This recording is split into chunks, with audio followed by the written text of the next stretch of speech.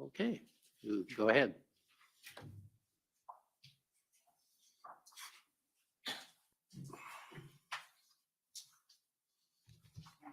Morning.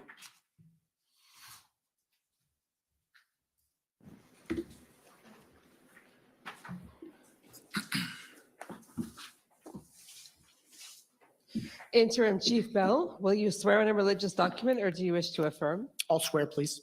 We have the Bible, the Quran, and the Torah available. The Bible, please. Good morning.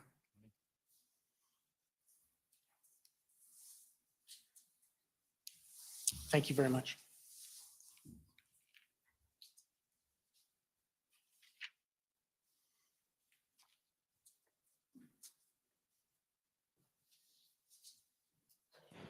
For the record, please state your full name and spell it out. Stephen Bell, B-E-L-L.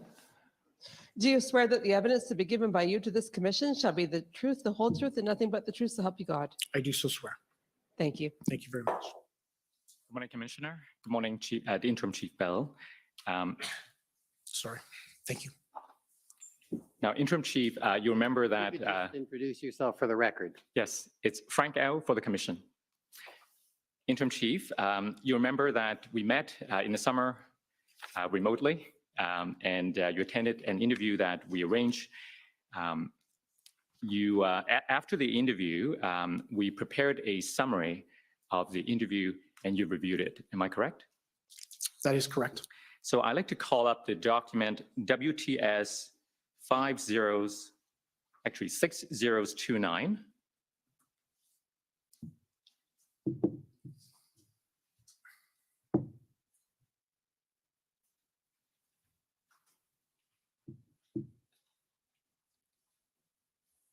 And this is a copy of the summary that you approved. If I believe so, if we could scroll through the document, please. Do we go scroll through?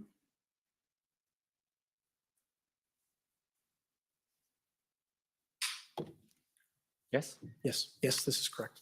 But from Okay. what I've seen so far, yes. Now, is there any correction that you'd like to make to this document? No. So you adopt these contents then? Yes, I do. Thank you. Now, Interim Chief, you've served with the Ottawa Police Service for some 26 years. Almost 27 now. And over those years, you've been in charge of many different portfolios.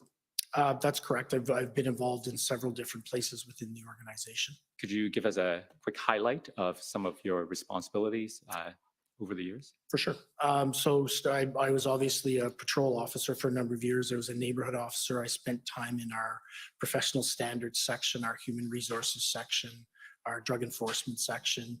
I've had the ability as an executive within the organization to work within all the directorates and now currently have the interim chief position. Mm-hmm. And in January of this year, you were deputy chief in charge of what Deputy Ferguson has described as the 3 I's. Those are intelligence, information, and investigation. That's correct. Now, for the purpose of this hearing, we're going to be focusing on intelligence. What were your responsibilities as the deputy chief in charge of the intelligence unit? So my responsibilities in terms of overseeing that section would have been to make sure that our intelligence unit was gathering, collecting, analyzing, and sharing information. And I would do that through what was an established chain of command. And I'm going to show you a document of the organizational chart. And perhaps you can explain some of the people involved in that unit. OPS 30-14925.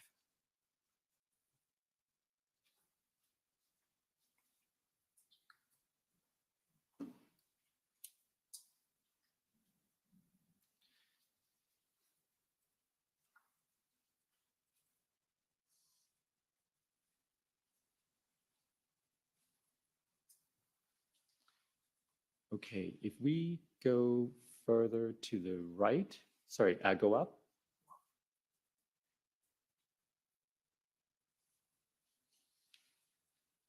Yeah, further to the right. I'm looking for Deputy Chief Bell. That's right. So am I correct that, well, we saw the former chief slowly at the top, and then underneath him at the executive levels, there were Deputy Ferguson, who was in charge of community policing, and then you in charge of the 3 I's. That's correct. And then going down that line under you, we see intelligence. So we need to go further to the right. Mhm. So now we see all 3 I's. And then under Intelligence Directorate, who was the superintendent in charge when around January and early February?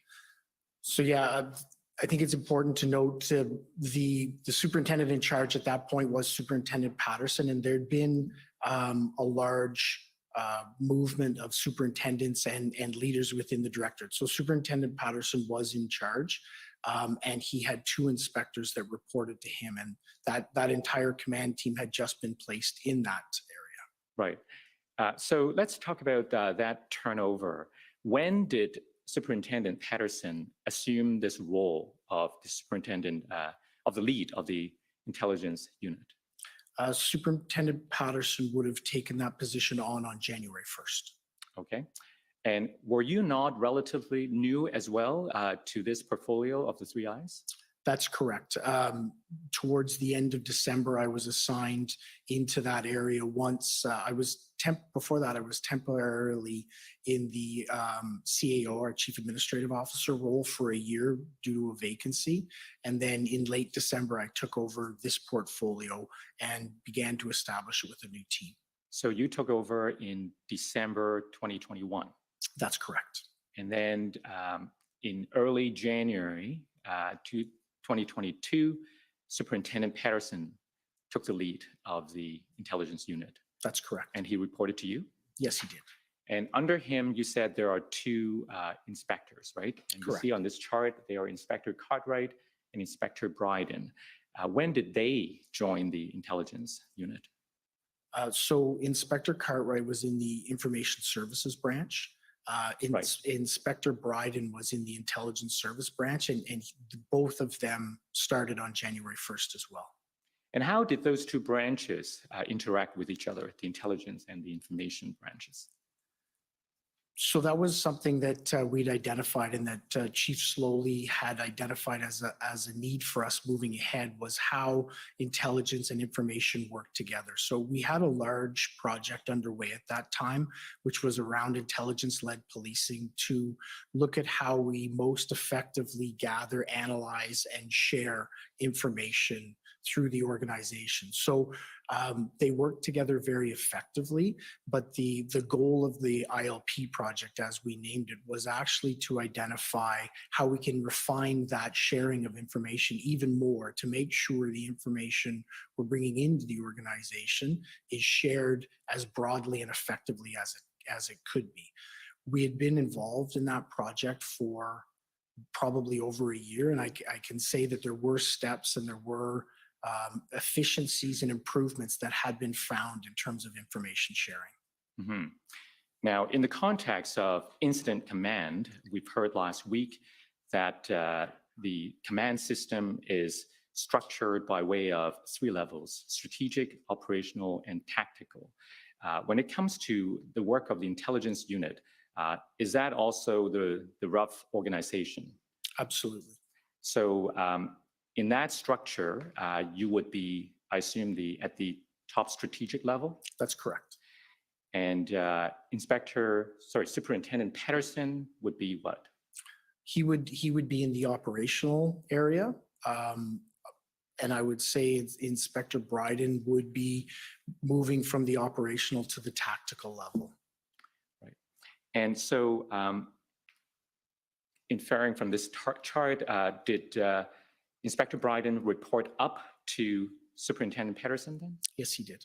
And they both report to you? That's correct. And okay, so let's first talk about that reporting process.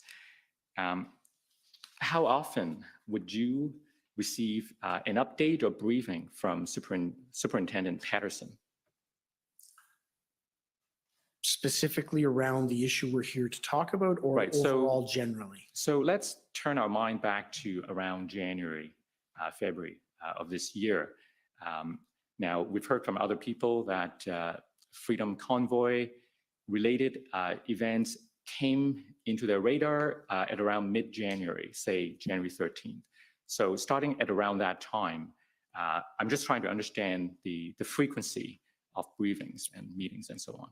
So we had regularly scheduled biweekly meetings that we called CTOM, Crime, Traffic, and Order Management meetings, that were run by the information branch and that were specifically designed to identify key areas of risk and our response to it within the organization. So that level and frequency of briefing to the entire executive command was on a biweekly basis as it related to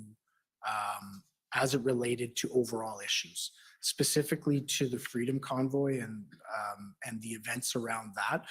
That was flagged, as you say, through a Hendon report around January 13th. Superintendent Patterson and I began having discussions on it in and around the 20th, and the briefings to me in terms of the activities that they were taking, ensuring that the information was flowing, would have been on a regular basis. I heard January the 20th. Did I hear it correctly? Would have been in and around that week. I can't say which Right. was the specific date through that week, but that's when it would have been flagged and raised in prominence that we did begin discussing it. Mm-hmm. Now, we've spoken to the former chief slowly, and I expect that he may give evidence that he became aware. Well, he was in receipt of the first Hendon report as of January the 13th, and he forwarded a copy of that report to you. What's your recollection? So my recollection is that I did not start receiving the Hendon reports until the 27th of January, and that was through discussion with Superintendent Patterson. So I don't recall, and I don't have in searches. I don't believe I received that report. Now, we've also spoken to Inspector Bryden, and during his interview, he informed us that he received a copy of the January 13th Hendon report from Superintendent Patterson. Do you have any recollection at all that you received any Hendon report before the 27th? No, I didn't. No, don't have any recollection. And we've searched to our database to identify when I did start receiving them, and it was on the 27th of January. Now, as one of the deputies assisting the former chief, and you were tasked with the intelligence responsibility, do you recall any discussions you had with the former chief about your specific assignment with respect to the Freedom Convoy events? Oh, absolutely. The chief slowly indicated when we began to discuss it. We also had morning command calls from 9 to 10 a.m. And during those calls, we would discuss issues that had occurred and emerging issues. The issue of the Freedom Convoy came on our radar in and around that week of the 20th. I can't specifically identify the day. And we had discussions, and there was clear discussion around intelligence responsibility to be involved and identify risks and threats and make sure that we were informing any sort of planning that was going to occur around our response. I understand that Mr. Slowly, the former chief, made it clear that he wanted all operations to be intelligence-led. Is that your understanding too? Oh, absolutely. One of the things that Chief Slowly was very firm about was that intelligence, and I absolutely agree with it, intelligence needs to inform the planning cycle, and it needs to be utilized to actually identify what our appropriate response is. And he assigned you the specific responsibility to ensure that appropriate intelligence were collected and disseminated to the planning team. That is correct. And so that would have been your duty as of around when? When do you recall that first discussion with Mr. Slowly took place? So again, I don't have a specific date, but it would have been in and around the week of the 20th. I'm not sure the specific date of it. Okay. Now, was a threat assessment eventually completed by the intelligence unit? Yes, it was. I want to take you to a threat assessment that the Commission has received. And the document number is OPS 404039.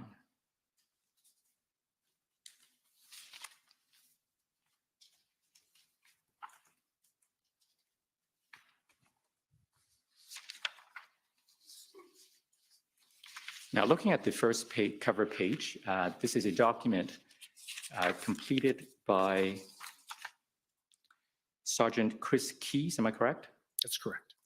It is dated January 28th, but the title is Freedom Convoy, Ottawa, January 29th, 2022. Is that right? That is correct. And is the title date January 29th because it was initially expected that the events would start on the 29th? That's correct, yes. But this version was completed on the 28th, right? Correct, and it's version 4. So there's been iterations of this as more intelligence has been received, gathered, and analyzed. Right. And I understand from earlier witnesses' testimony that that week in particular was a very fluid and dynamic week. Lots of things happened. That is correct. In any event, we have reached now the 28th, and this is the threat assessment. I'd like to take you to page 3. If we take a look at the second paragraph, can we enlarge the screen a little bit? Thank you. So you see that in the second paragraph starts with the most likely police matter at this time will be the vast number of vehicles on the area roads. The convoy will be able to stop and effectively shut down movement if they desire. That's the understanding as of the 28th, right? That is correct. And if we go down the page to the very bottom, the last sentence in bold says, these conditions create grounds for passionate emotions. And those conditions refer to the sentiment of the truckers. Sorry, I'm just reading the paragraph. Yes. Take your time.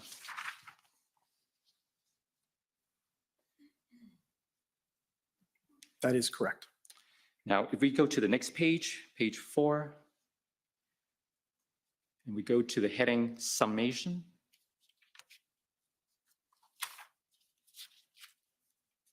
So the writer concluded that there is a quickly growing financial fund that can pay for food, lodging, fuel, and legal costs. This event is, as described above, less of a professional protest with the usual sad players, but rather is a truly organic grassroots event that is gathering momentum largely from the widespread population. And then in bold, read, expect very large crowds. Am I correct? That is correct. And then the next bullet went on to quote from a journalist to the effect that if we go to the last 2 sentences, when it finally meets a successful protest to air the grievance, there may be larger crowds and longer disruptions than was ever planned for, right? Correct, but I also believe there's pieces in here as well as in other intelligence reports that are missing that are very germane to the discussion we're having today. Mm-hmm. Large numbers, yes, we did see large numbers. What there isn't included in any of the intelligence that we've received is the community impact that actually occurred. There's nothing around the information that identifies the activities of the protesters when they actually arrive in the city. There's nothing that indicates that the protesters are going to use the citizens of our community as the leverage point to have their voices heard. In Ottawa, we manage multiple protests on a yearly basis. We've managed protests similar to this on previous times. We've never intelligence to indicate that it was actually going to be the leverage of the community and the activities of the protesters to use our community members through their activities as the leverage point to be heard. Right. You're talking about the reality that dawned on everyone once the convoy arrived as compared to what was known the day before. Well, that's correct. Well, and what I would say is what was known the day before was that a large number, and the day before, so if this is the 28th, the 27th, is we were starting to receive numbers on what the size and scope would be. Right. And that the overall activity of the group moving across was extremely lawful and extremely law-abiding. Right. But you agree with me that this is an assessment, and this is a summation part where the writer was trying to draw some conclusions, right? That's correct. It's not, the writer is not here just reporting various pieces of information. This is the conclusion, at least from this writer, having gathered all of these disparate sources of information, correct? Correct. And I would say the conclusion here is that large numbers could attend the city, and we accepted that. Right. That there could be traffic disruptions, absolutely, and that it could be emotions associated to it, but not anything that would relate to the activity that we ultimately saw on our streets. Right. Now, if we go to the next page, and we look at the third bullet. So the author is here saying that in 6 years of working, large demonstration events, from the intelligence point of view, the writer has never seen such widespread community action, which means three things for planners. Now, the third thing is redacted, but we can look at the first two. The event is likely going to be bigger in crowd size than any demo in recent history, possibly on par with Canada Day events, but more disruptive. Second, there is significant popular support for this event on a scale not seen in recent years. This means the protest groups have access to larger protester pools than they have ever had access to, which means there will be likely widespread disorganization and confusion. Now, the author seems to be warning here of something quite unprecedented, at least compared to recent experience. Do you agree? Yes, I would absolutely agree with that. So it may not contain as much detail about, some of the events that the residents subsequently experienced, but it's providing a warning here as to something quite significant, not seen before. Well, I would agree with that, and I would say that all of the intelligence gathering that we'd had prior to that indicated a very similar fact. This group had only come on the intelligence radar in late summer of 2021 and never actually materialized. As they moved across the country, they seemed to build support, but they seemed to build grassroots support. And all of the activities that we had seen them engage in prior to that had been very lawful, had been very pro-social. The amount of people that were supporting them, from my perspective, actually gave it more credibility that it was a grassroots initiative, not that we were going to see the violence that we saw on our streets. Right, and there's nothing here to suggest anything other than a lawful protest, but the author is pointing to the significant number and the likelihood of disorganization, or at least if not likely, there will be likely widespread disorganization and confusion. Now, if we go on to the paragraph underneath the third redacted point, the demographic of the convoy is very unusual. The protests globally are made up almost entirely of middle class, members of society, since the so-called silent majority is numerically much larger than the professional activists. As a result, law enforcement is being met with numbers of people beyond the norm. So it's just reinforced the theme that we've been on, right? That's correct, but I don't know that the numbers of people who attended from a pedestrian or from a protest perspective, were unmanageable, or had any sort of we had any sort of consideration about the activities that they would be involved in. Numbers on their own are something that we have managed in the past at different scales. This was large. This was unprecedented. Everyone realized it was unprecedented. But for us as a policing organization, what pushed it over the top was the activities that the people protesting were engaged in and the harm that they did to our community. A large protest that was lawful could have been managed, would have been managed. It was what was anticipated. The activities engaged in were never clearly identified. And from my perspective, that is exactly what made this unprecedented to any other demonstration that we'd ever seen. Right. Now, what Chief Slowly wanted was for you and Deputy Chief Ferguson to coordinate an approach with you, I mean your unit, the intelligence unit, providing the best intelligence to the planning team so that an effective response could have been developed before the convoy arrived, right? That's correct. And he took some oversight role in the days leading up to the arrival of the convoy, right? That's correct. You mentioned so an that- oversight role. He had a role as a chief of police. He was informed and briefed on the progression that was being made. So let's talk about those briefings. You're reporting up to the former chief. How often do those briefings occur? So we would have had discussions on this on a daily basis at our command team calls. And that's where I would be briefed by Superintendent Patterson, and that information would be shared on our command team calls.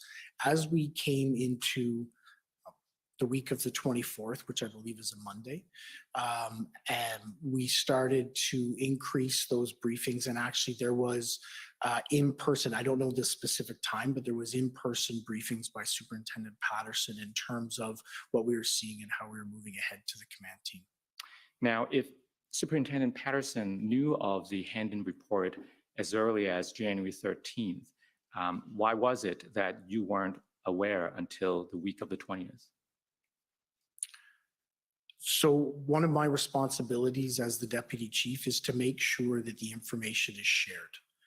And Superintendent Patterson and I had discussions around that. We had discussions around Project Hendon. And one of my responsibilities was through him to ensure that the information we were receiving was gathered by intelligence, but also shared with our planning team. And he ensured me that that was happening. And then briefed me on the information that was occurring. He identified that there was regular ongoing calls that picked up in tempo and intensity as the convoy moved across and came closer to Ottawa. And it wasn't until some point during that week that he identified that Project Hendon actually had an output in a formal report. It was unknown to me before that. And that's when I requested that he started sharing it with me, and he started to share it with me. Okay. Now, I want to ask you about the plan, the initial plan that was developed to respond to the Freedom Convoy events. That plan was also dated January 28th, right? So I would need to see the plan Yes. you're referencing, because there's different plans. Right. So can we call up the document OPS 404221.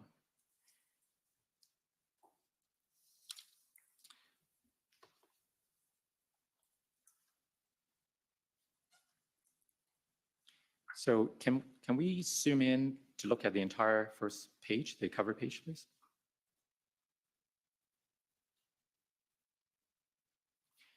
So this document is titled Freedom Convoy, Canada Unity, January 29th, 2022. So the title date is also 29th, but if we go down, we may need to enlarge it now to see the print. Here is noted that it's authored, actually the name of the author is redacted. Let me put we have the identical document in an unredacted fashion, and I've spoken to council about this before. Let's call up the identical document in an unredacted version, which is OPP 404262.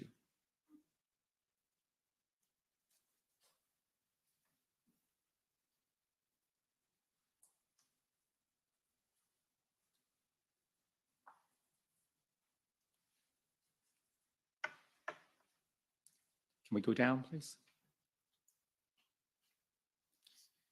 So here we know that the author of this is Sergeant Sean Kay, and is dated January 28th, 2022. Am I correct? That is correct. So that's the same day of the threat assessment that we saw earlier. That is correct. Now, if we turn the next page, the authorizing authorities, there are two here noted. The first one is Staff Sergeant Kevin Kennedy, and if we go down, and Inspector Russ Lucas.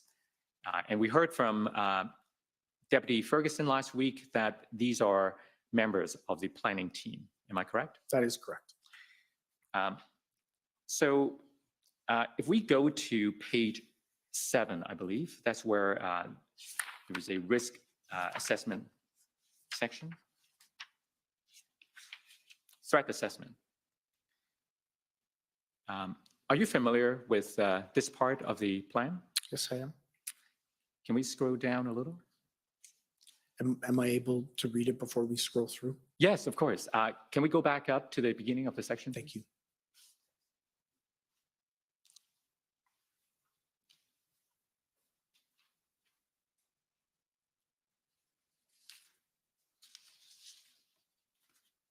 Thank you.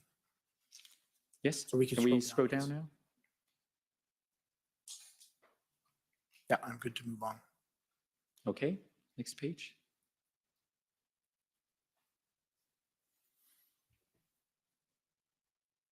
If we can, sorry. Can I just have you scroll up one there? Thank you very much.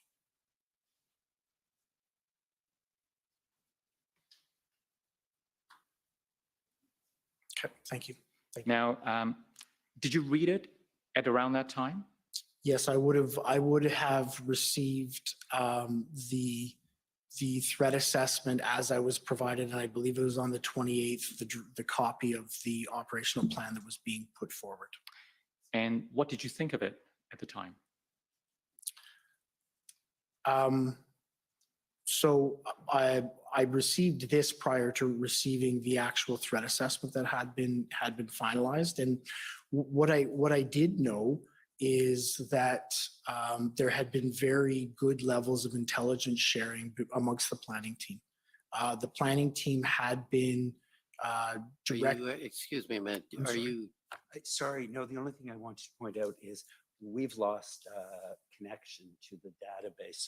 So it's difficult for me to see the screen from there. I gather some of my colleagues have also lost okay, we connection. have a, It's the Technical- internet that appears to be down, Commissioner. I don't think it's the party database. We've all lost internet connection, if that helps. so internet connection is gone for everyone, but not for me. Maybe there's something to be read into that.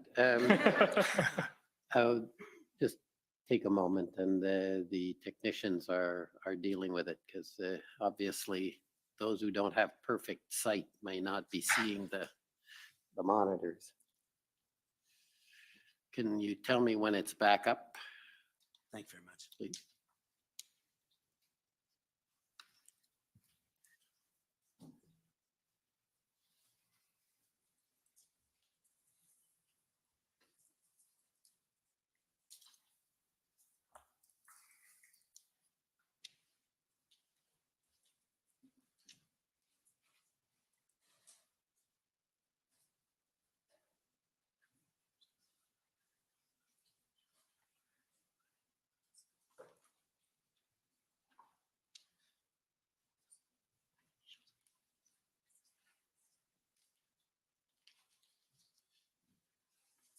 You want me to take a break while you fix it? Okay, we'll take a 10-minute break. and come back. Sorry about Thank you, sir. that. No, that's fine. Thank you, sir. The commission is in recess for 10 minutes. La commission est levée pour 10 minutes.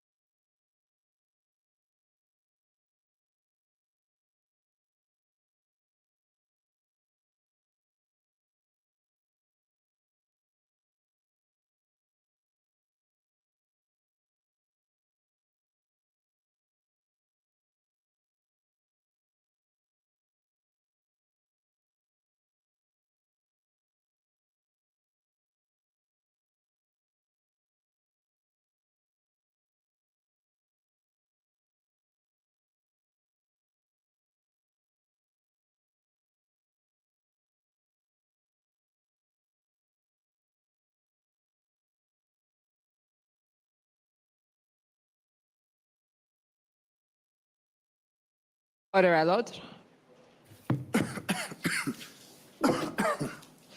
The commission is reconvened. La commission reprend.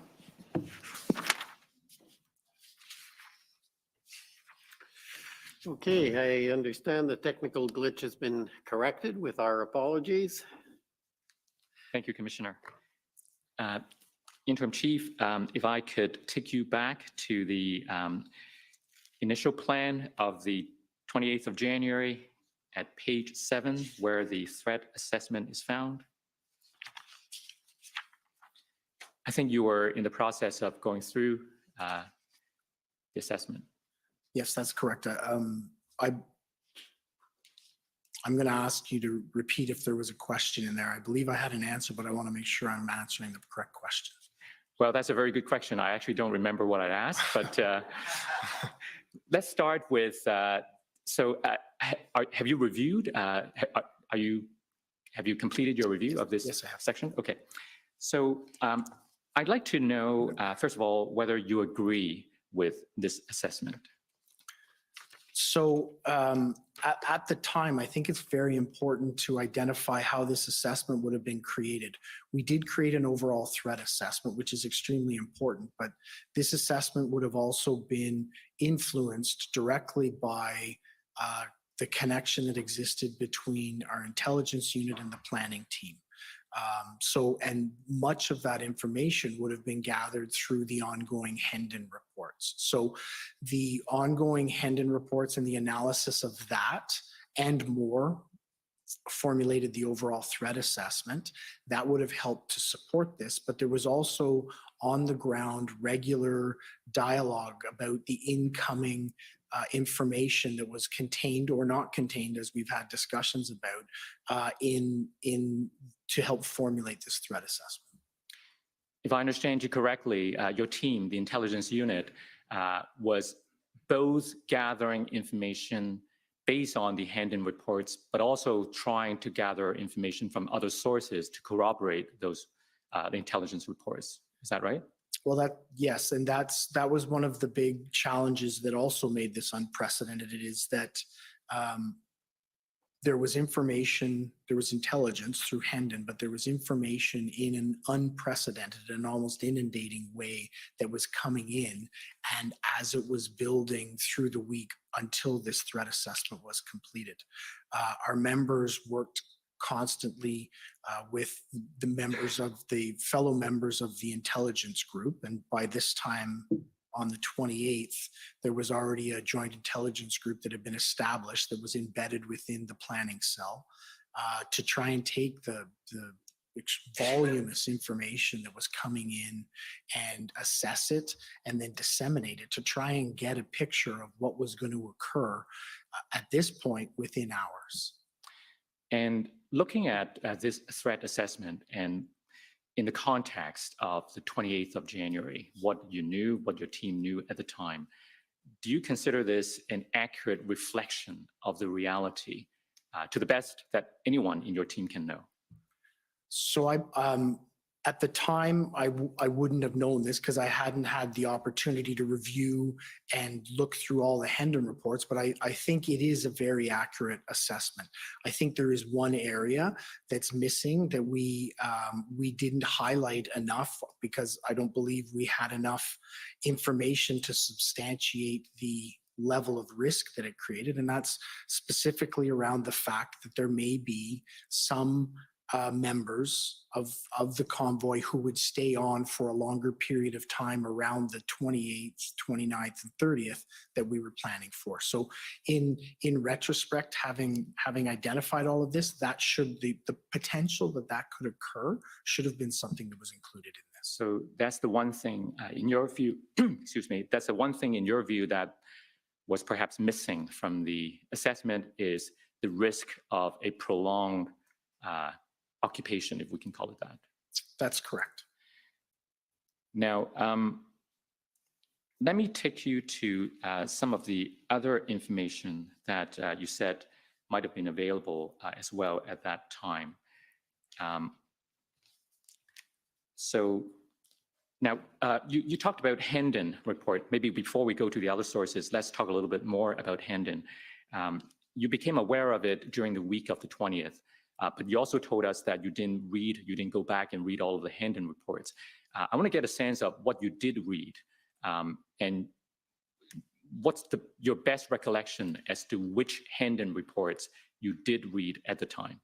Well, I received them and would have read them on an ongoing basis, as well as receiving all, like I said, we were inundated with other information. So we were receiving lots of information at that point. And as I received it, I was trying to ensure within my role that we were funneling it to the right area so it could be properly assessed. So if I got information, and I regularly did, whether it be from concerned community members, counselors, all sorts of different sources, I would ensure that that information was funneled through our joint intelligence group for assessment, analysis and action.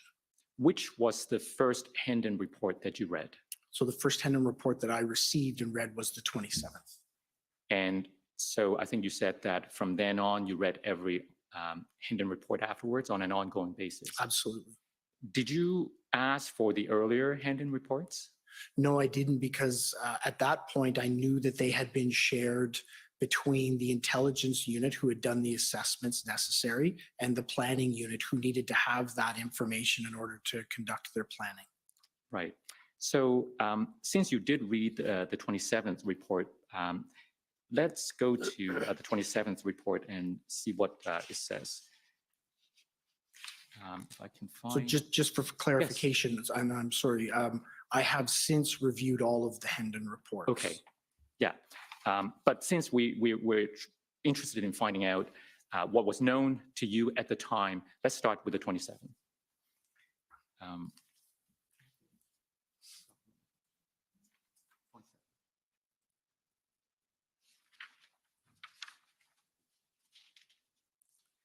I believe it is OPP 401331.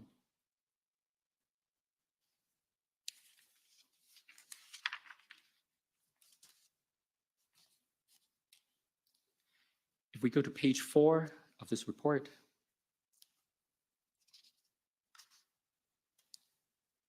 go down.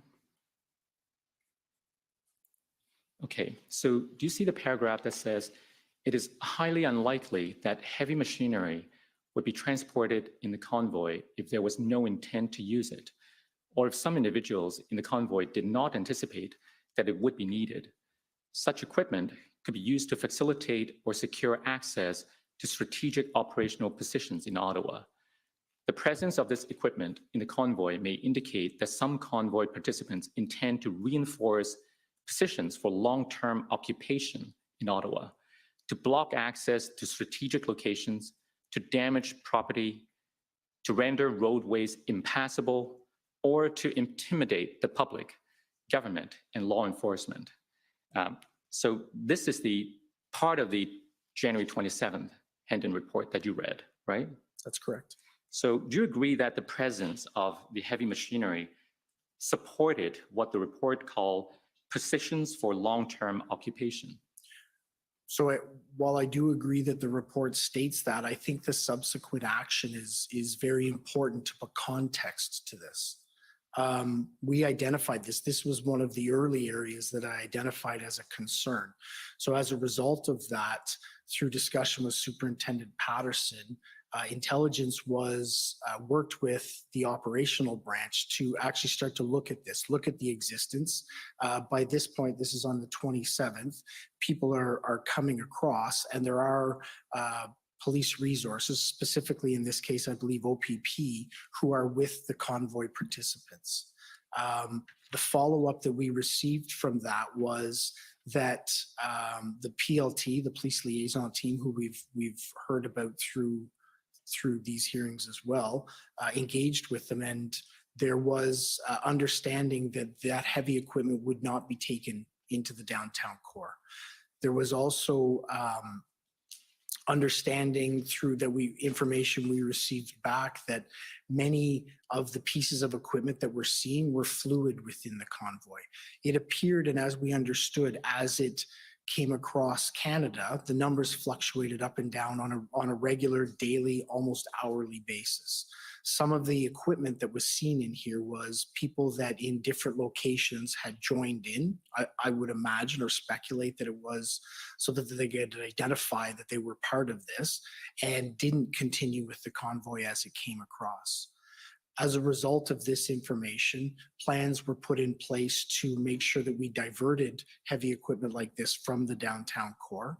But discussions were had with the people who had this, and from my understanding, it will be a question better posed to Inspector Lucas, but from my understanding, all of the equipment identified in here or any other trailer-based equipment never made it into the red zone footprint. So although this is concerning, it's something that we identified, action followed up on and mitigated.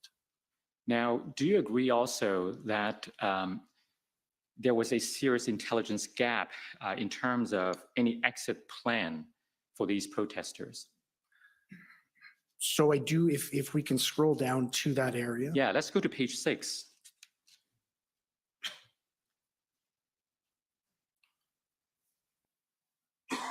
So I do understand, and I know this is in black and white, but there is bolding there around priority intelligence gaps.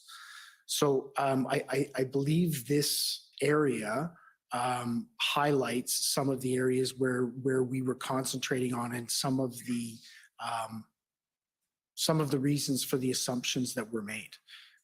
This is, by this date, this is third or fourth, I can't be for sure until we pull the other ones up, where the intelligence and information had clearly identified a 3-day event. All of the discussion was around the 28th, the 29th, and the 30th. There had been through the reports passing reference, regular, but passing reference to the notion that a small group of people, a group of people undetermined, could stay for longer periods of time. But predominantly, the intelligence identified it as a 3-day event. And the top 5 areas in here are identified in red as priority taskings. Mm-hmm. The plans for departing Ottawa was something that was a concern and was identified, but based on the fact that it was believed to be a small group, was obviously not identified as a priority tasking. And as part of our planning, the plans, the egress plans for the demonstration to leave Ottawa, based on the fact that there was the concern about how they would get out of Ottawa, was built and developed into our plan. It just never materialized once the groups dug in and decided to stay in the city. Now, there are obviously many hand-in reports. This is just one of them. And the information continued to evolve, as you pointed out earlier. But Superintendent Morris from the OPP did testify here last week as to the likelihood of a weekend event. And he said that he did not recall, I quote, he did not recall any information which could lead to the induction that this will only be a 3-day event based on his review of the hand-in reports. Do you share his view? So I have ultimate respect for Superintendent Morris. I think he's an incredible intelligence leader in this organization, in this country. But when I read these reports, the specifics around the 3-day event are very clear as it moves ahead. There is references that some small numbers would stay beyond that, but all of the information being gathered, even in terms of the priorities for the intelligence gathering, is specifically around that 3-day period. Okay. Now, let me ask you along this line about the fact that many of these truckers were coming a long way from the west, right? That's correct. And you knew that. So, for example, you understood that a group of participants from the Western convoy would stay. Well, let me give you the reference. If I could take you to your summary at page 6. So this is WTS 6029.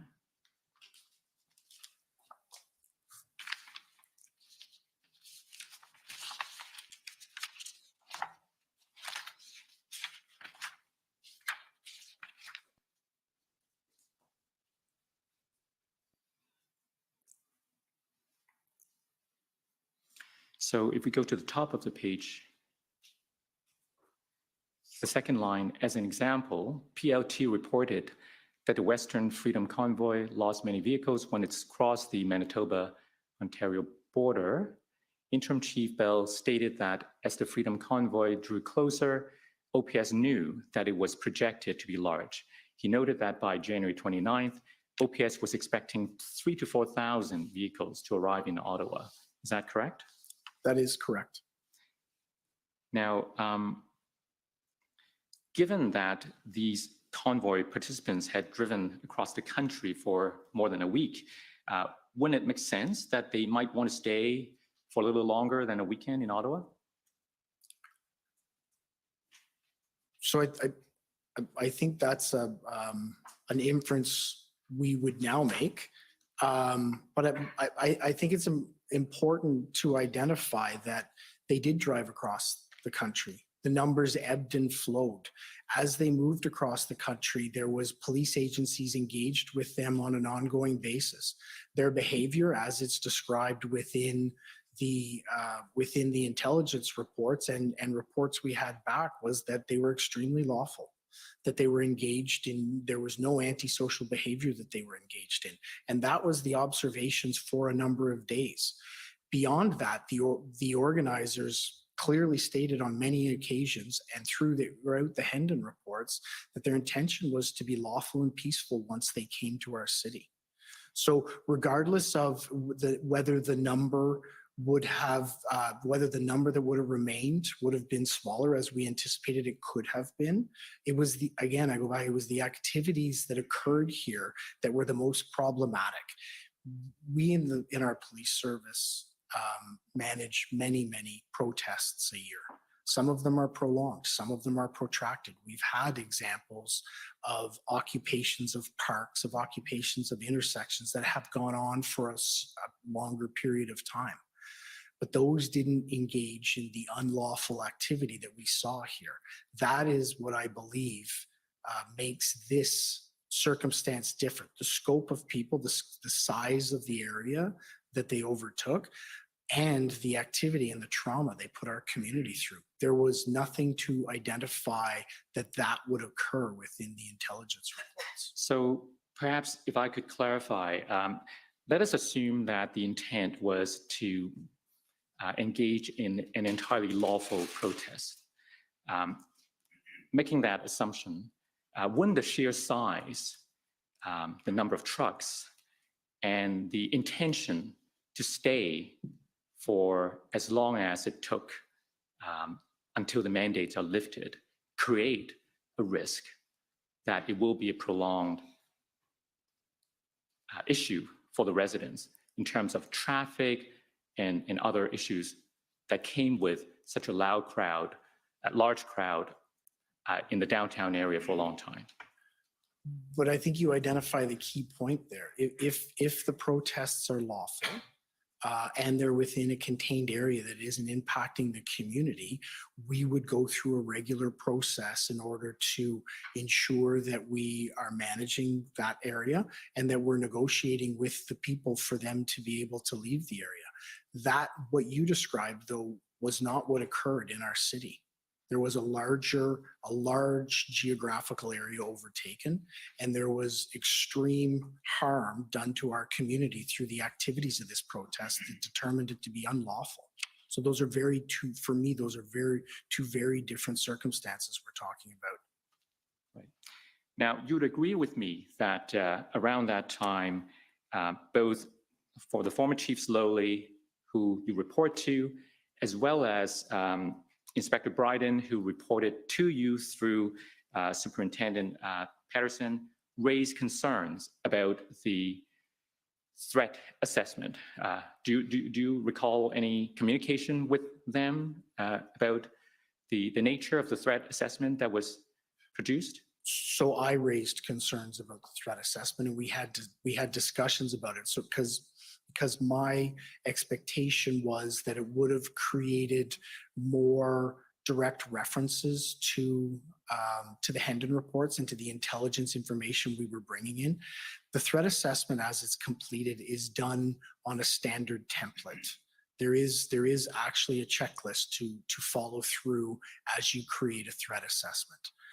We were trying to become more mature and advanced in our collection and dissemination of intelligence information. What wasn't included on the checklist was direct references to actual intelligence information that existed. So I was looking to make sure that we had that included in that threat assessment, or at least references to the mechanisms that we were drawing that intelligence from. Now, it would appear that the former chief was concerned that the threat assessment reflect the actual reality. And in the days leading up to the arrival of the convoy, if I could take you to some of those documents, OPS 403073.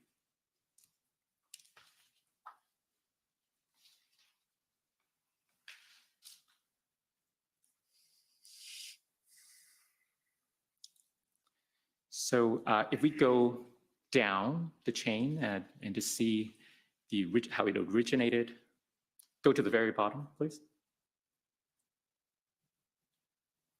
So somebody go up. So it appears that keep going. It appears that the former chief received information sent to him about some potential threat. Go up. And he passed that information on to you. So let's stop here. So somebody sent information to the former chief directly. Somebody wrote, "I lay awake tonight as I read Twitter posts from the extreme right vowing attacks on Rideau Hall this weekend. Some are calling for action akin to the happenings in Washington on Capitol Hill. I understand the right to peaceful protest, but I'm writing as a very concerned citizen, as we're not hearing any reassurances from the city or policing regarding the safety of residents surrounding these vulnerable and targeted spots." So we go up now. The former chief forwarded that to you. Sorry, can Yep. I finish reading the content? I Oh, wasn't at the bottom. Sure. All right. If you can just scroll down a little more, please. Okay, great. Thank you very much. Thank you. Is that good? Yes, sorry. Okay. I'm sorry. Thank you. Sorry, about I didn't mean to No. cut off your reading. If we go up now, it appears that the former chief forwarded that email to you and to Deputy Chief Ferguson. And he said, the email below from an Ottawa resident who's seeing online postings from what he calls extreme right-wing elements calling for violence in the event. We go further down. Sorry, if you can just, Oh, there's one okay. at the All bottom. I didn't hit number 3 yet. I will try and read more quickly. no. Take your time. Okay, thank you. So he was outlining the concerns from the citizen. Yep. And then he went on to say, yet our briefing note as of last night says there is no intelligence to indicate that this demo straying will be violent. Please review all available information, intel, incidents, and ensure we have the most accurate threat assessment and the most appropriate operations plan for the event. And he sent that before your briefing scheduled at 9. So you agree with me that the former chief was taking an active interest as you got closer to the event, and he wanted to ensure that the threat assessment reflects the most accurate information the intelligence could provide, right? Can we scroll up on the date? I'm just looking. Yes, at the date on I this. believe think this it's is the 26. 26th. No, so in answer to your question, absolutely. We were all taking an active interest in. I think it's important to note here that the information received by the chief was funneled to our intelligence unit and our joint intelligence unit for assessment. The Hendon reports on these days, on the 26th, would reflect that there was no anticipated violence to occur. So we were continually briefing on the violence picture and making sure that all of this information was funneled in to our intelligence unit and then into our planning team. It makes specific reference to activities or actions that could occur at Rideau Hall.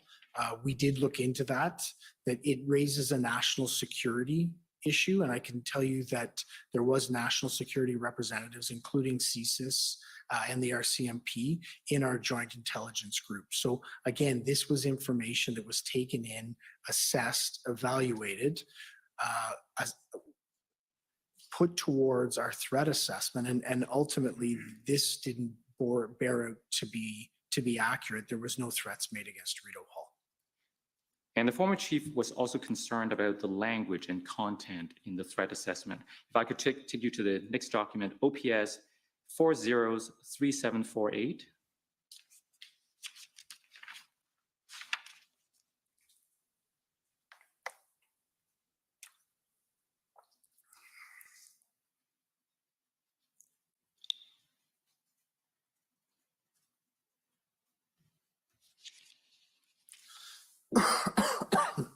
So you see that this is an email dated the 28th of January. It was directed to Deputy Chief Ferguson, but you were copied on it. The former chief said, "Trish, thank you for sending this draft operational plan. I assume this is the 28th plan that we've just seen. It is well developed considering how fast moving and fluid the situation has been. I provided you with feedback on this draft report at our 9:45 a.m. meeting in your office. Review and improve the language and content in the threat assessment. Explicit expansion of operational scope to include parallel demonstrations, risk beyond the Freedom Convoy, explicit adherence to uniform conduct policy for all participating members." Do you know if that was done?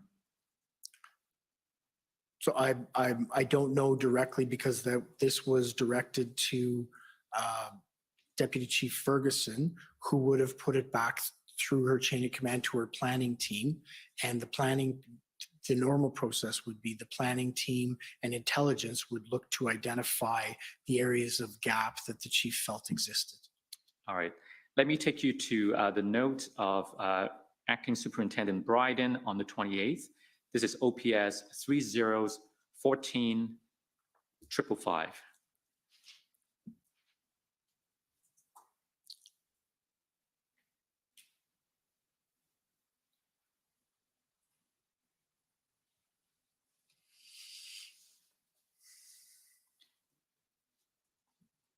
Can we go down?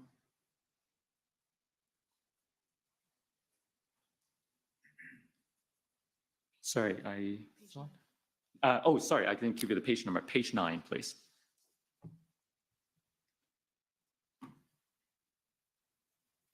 So TA issues, is that the threat assessment issue? I would believe so. So the notes of Inspector Bryden said, narrative around convoy, but need more info on activist. If we go further down, you see the bullet? I haven't. Yes, I'm sorry. I'll let you read it.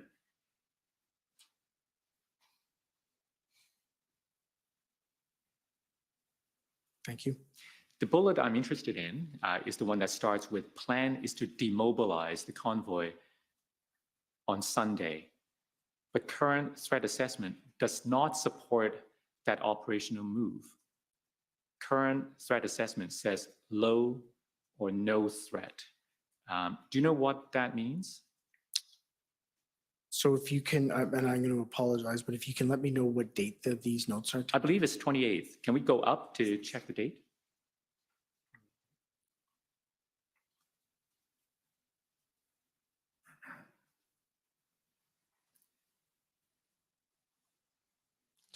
Friday the 28th. So I think it would be, if we can go back down to the notation so I can see what I'm speaking to. It's a little farther down.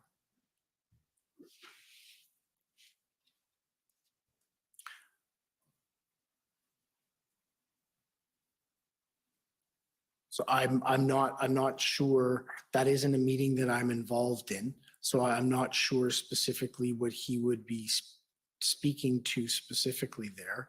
And I would say that we would need to cross-reference with the Hendon reports and whether there was any reinforcement around heightening our concern that the convoy could be longer than the 3 days.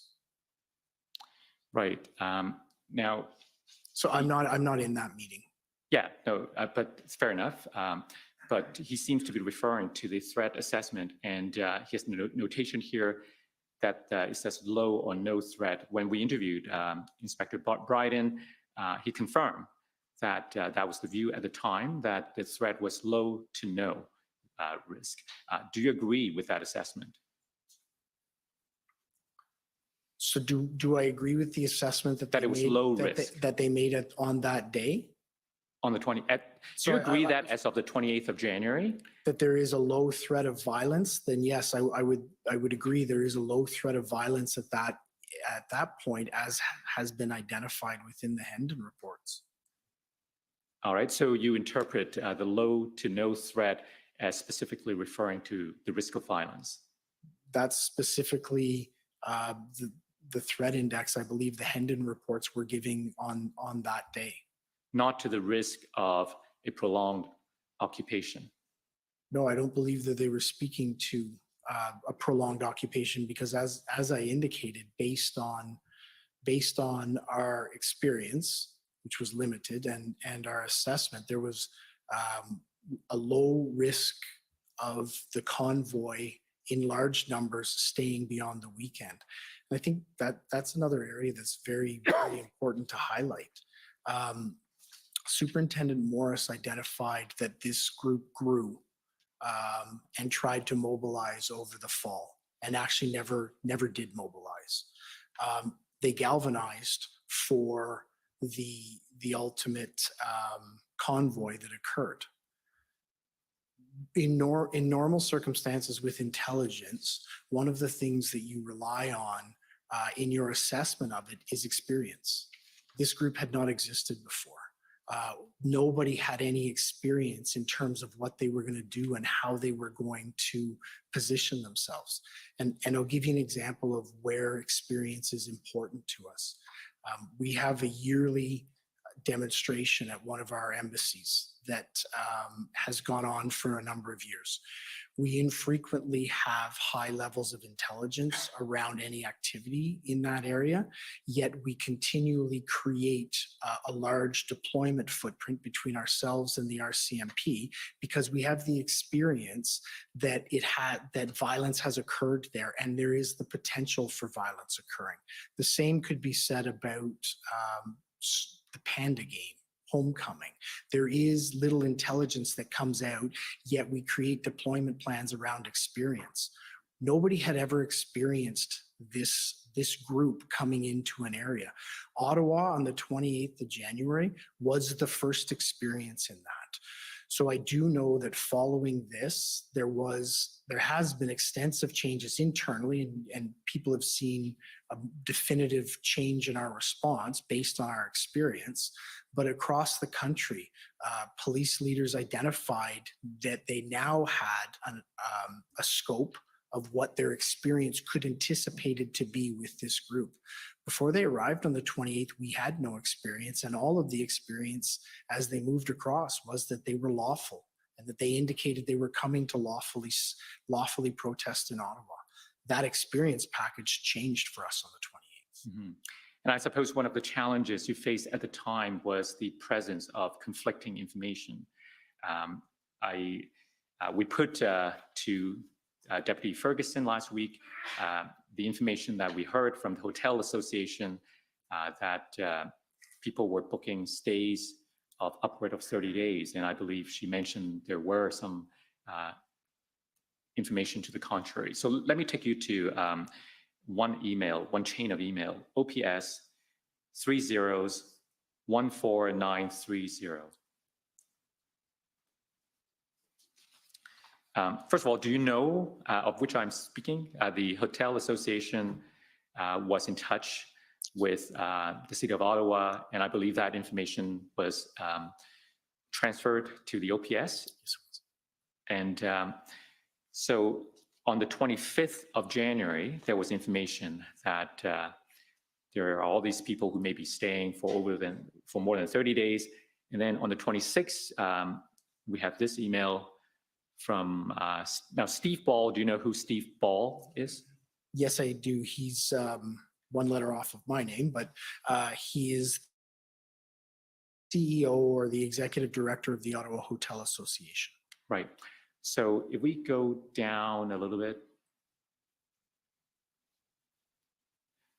So it appears that this is, do you know who Matthew Gravel is? Yes, Matthew Gravel is a member of the mayor's office staff.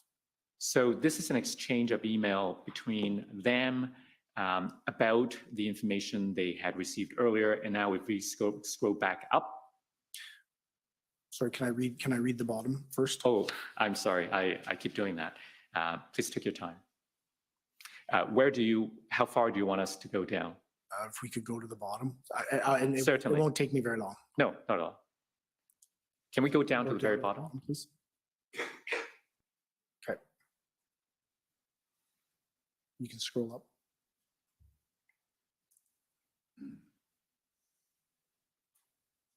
Thank you. You can scroll up. Okay. Good to move up.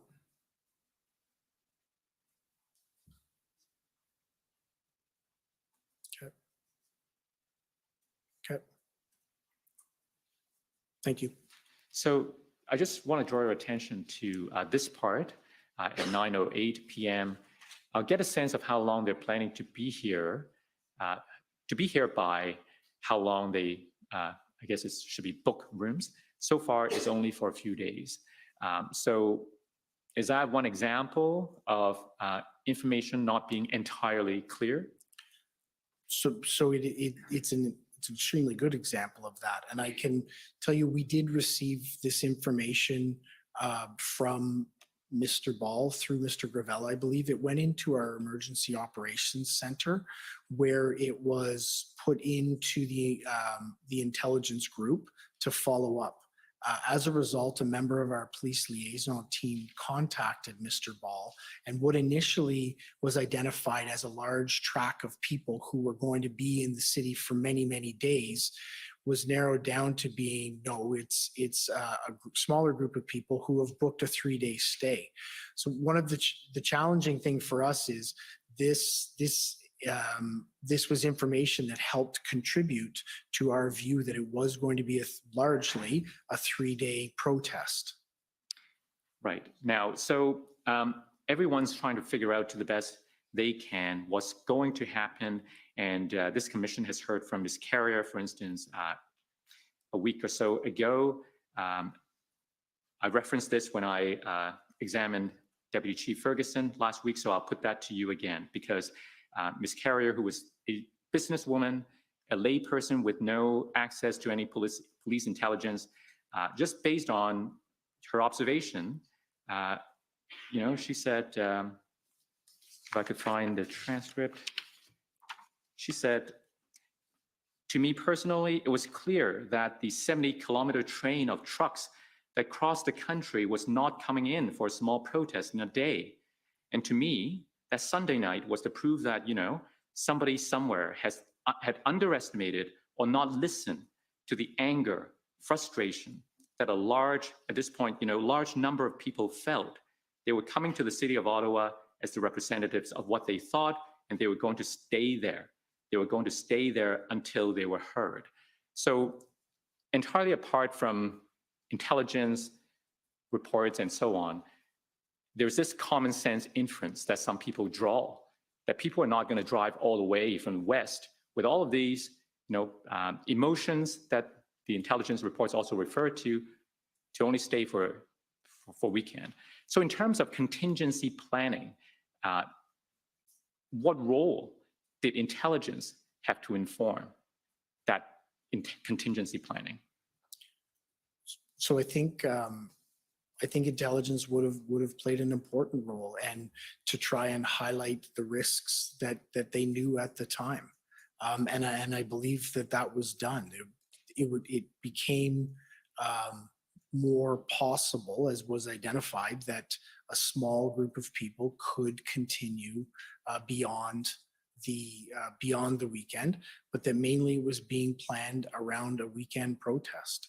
All of the activities that we took, including this one with the Hotel Association, led us to believe that that's what it was. The intelligence, as we read it, talks about large protests, but the numbers that are necessary for planning didn't start to come in until the day before. And that, please don't hear that as a fault of anyone. It was just very difficult because of how fluid and dynamic the situation was for us to be able to gather through our partners real-time intelligence. So intelligence continually stayed on, continually fed the planning team of what they knew at the time with the best information.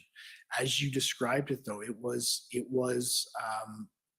fluid week. It was a roller coaster that week in terms of information coming out and refining down. And ultimately, the numbers, the size of it weren't fully refined until the 29th and the 30th, when it was already upon us. And I'll go back to it again because I don't think it can be understated. The real impact of this protest was the community harm that was created. That was what the problem and the consequence to our community was through the activities of these protesters. There wasn't any information that identified that. And that, for me, is what created the emerging need for us to make sure that we had the action plans in place as we saw that emerge. Our community were dramatically exposed to violent activity over that period of time. Now, this may be open to debate, but one may argue that the combination of the large number of people in trucks with the expression of an intent to stay for some time until the mandates are lifted logically lead to this risk of social trauma if large number are going to stay here for a long time. Do you agree? So, and I think that goes to exactly what I talked about experience. The other piece you need to add in there is experience with the group that you're gathering the intelligence on, to actually assess it and then to see how they are engaging in activities. The experience we had until this point was you were exactly right. They were people moving across the country, determined to be heard, but they were peaceful.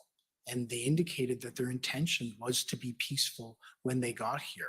That isn't what materialized, and that isn't what caused the consequence to our city. People protesting in an area lawfully is something we can manage and handle. People creating an occupation that traumatizes our community was something that no community had ever seen, was unprecedented, and was the situation we're facing when we began to get the experience of these people.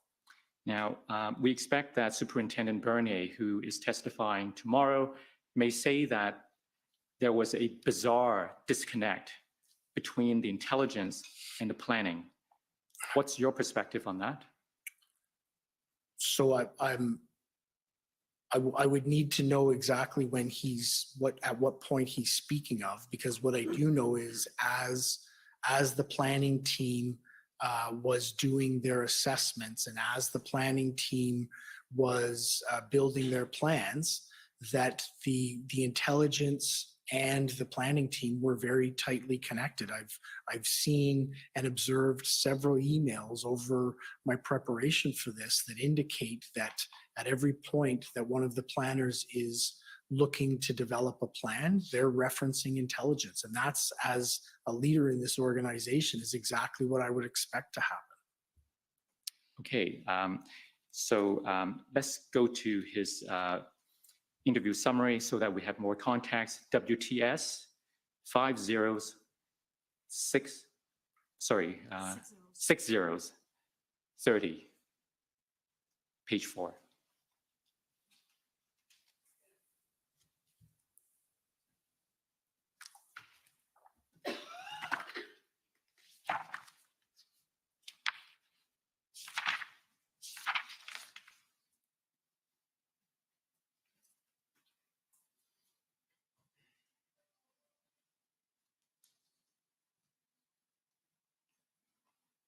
So we go down.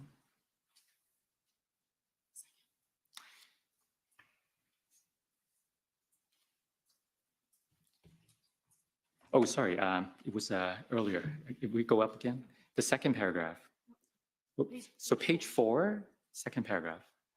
Superintendent Bernier also shared his concerns about the Freedom Convoy with his supervisor, Superintendent Drummond, on the 27th of January. He told Superintendent Drummond that there seemed to be a bizarre disconnect between the intelligence contained in the Project Hendon reports and OPS's preparations.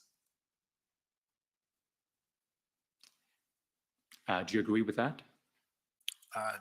So those issues were never highlighted to me. I don't know what would form Superintendent Bernier's opinion on this, but those issues were never raised. And I would hope at that point they would have been raised if somebody felt that there was such a disconnect between them. But the question I guess I put to you is not whether they were raised, but whether you saw a similar disconnect between the information contained in those reports and the way the OPS was preparing for the arrival of the convoy.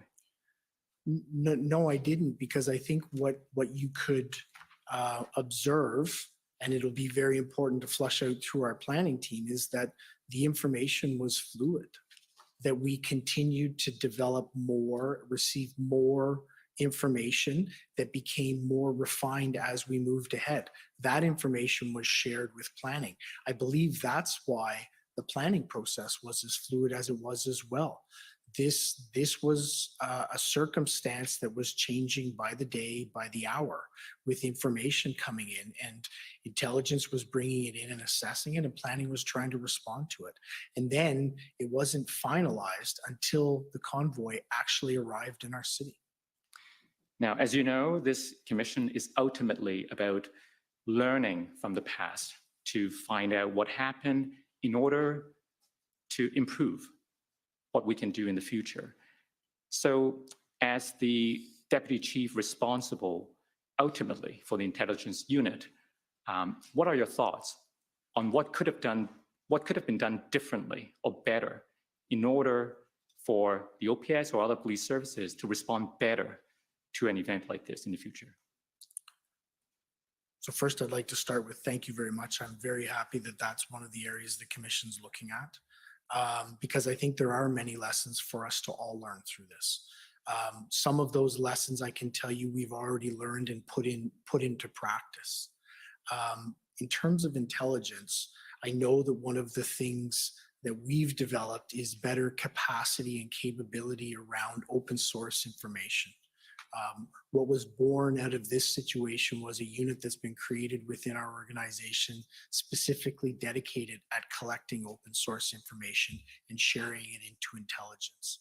I think the opportunity around intelligence is to ensure that intelligence, open source, and police liaison team information is more readily shared so that it can be cross-referenced. We've seen that develop within our organization.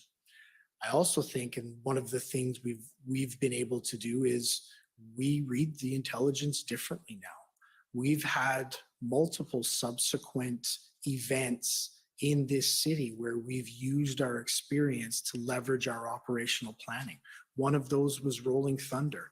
And when you look at the intelligence, there was the identification that it may not have been a large risk event for us, but we used our experience to apply towards that intelligence and created a deployment model that actually ultimately did, I believe, prevent a subsequent occupation to our streets. So I think from an intelligence perspective, the coordination and cooperation and it has always been good between ourselves and our partners. I think this identified that we need to expand that and that we need to broaden the sources of information that we're bringing in and properly leverage them in our operational planning with the experience we have. All right.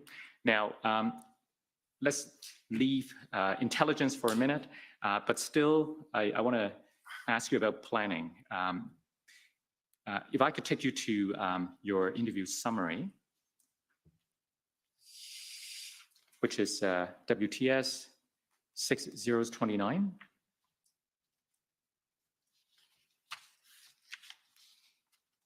If we go to page 4.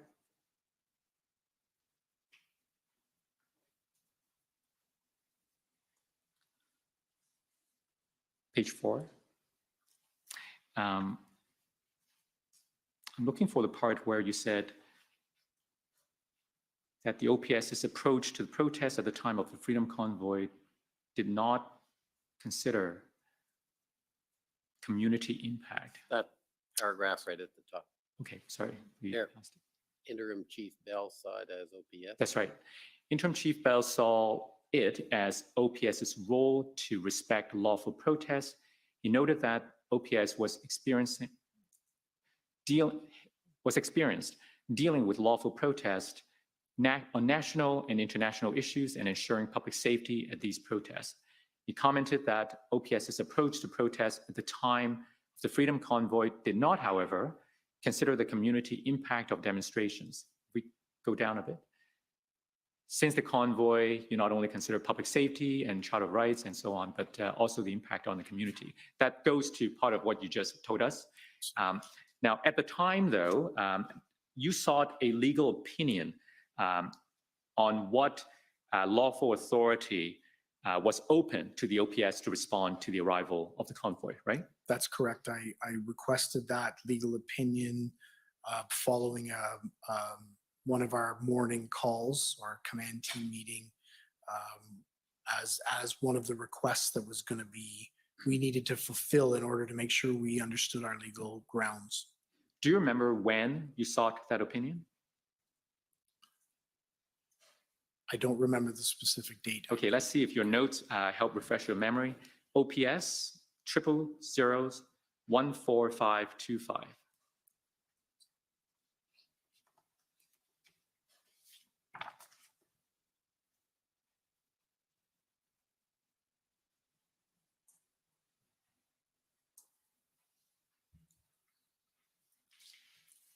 So it says here January 27th, and you have a note, convoy plan will develop legal opinion on how we will be able to end the convoy. Does that help refresh your memory? Yes, it does. Okay, so on the 27th, yeah, you sought the legal opinion. Do you remember if you got an opinion back Yes, I believe I received the legal opinion on the 28th, the next day? the next day. So let's go to that Can we now. scroll down on my notes just to make sure I'm not missing anything? That's it. Thank you. Yeah. So if we could go to the next document, OPS 403692.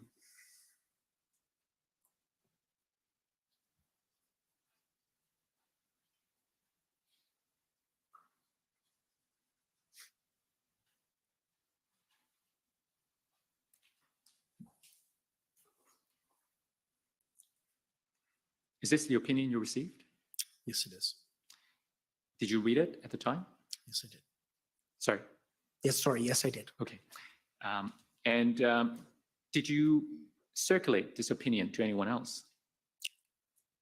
Yes, because it was requested at one of our morning calls, I would have shared it with the entire command team, I believe. That But I don't includes- have independent recollection that I did forward it on. Okay, but you believe you did? I believed I did. I collected it on behalf of the executive team, so I would have shared it with the executive team. And just to be clear, by executive team, you meant? So it would have been anyone who was present. So it would have been with legal counsel who would have done this. Deputy Chief Ferguson, CAO Dunker, Chief Slowly, the Chief's Executive Officer, Kevin Maloney, and others. I just don't have recollection of who I forwarded it to. Okay, so let's take a look at this opinion. Staying on page 1, if we scroll down, the paragraph that starts with while the convoy, we could go up. Yeah, that's good. While the convoy has not yet reached the city of Ottawa, various considerations will need to be assessed and reassessed to determine the appropriate response, including the balancing of competing charter rights, impacts to public enjoyment and the right to mobility, impacts to health and safety, impacts on obstructing emergency vehicles, and impacts to public safety generally. So I want to ask you, in preparing for response, how did you and your executive team consider these bullets, including the impacts to public enjoyment and the right to mobility, And the last point, impacts to public safety generally.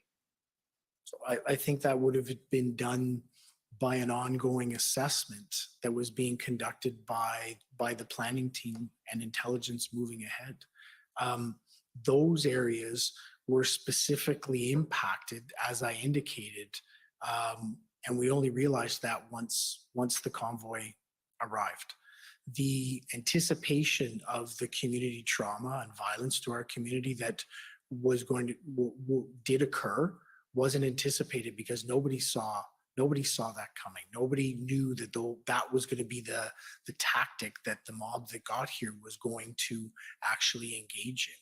So that is something that we look at. We look at public safety. We look at Charter of Rights and Freedoms and all of these index, but we had never taken the view of making sure that the community and the surrounding areas, we were as responsive to their needs. We take that into account more than ever now, and that's what you've seen as we've responded to Rolling Thunder, responded to Canada Day, to make sure that we interpret our intelligence with our experience, but also make sure that we identify potential hazards or concerns that could occur within the community and put that absolutely front and center in our planning. The reason I highlight that is the one thing that I hear consistently after the removal of the occupation, and very rightfully, is that we didn't put enough emphasis as a police service on our community and the impact that it caused to them in the very early days.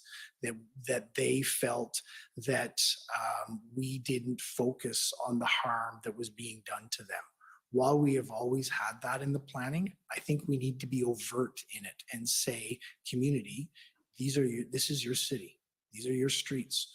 We will conduct ourselves in order to protect you within this community and protect you within those streets. So I think the emphasis that I'm playing is that we need to always have charter rights and freedoms in our mind. We always need to have community safety, but we need to make sure that we bring the community impact to the front of everything we do, because it was the area that was most violated during this event.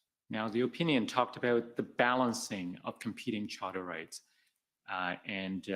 Perhaps many of the residents felt that there was an imbalance.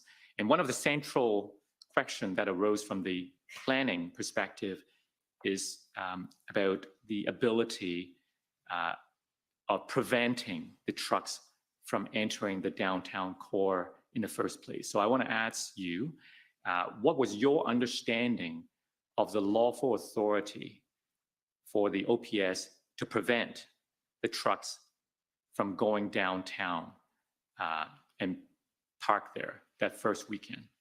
So I believe that we do have the ability, and I think we've exercised it several times since then, to prevent the vehicles from going down.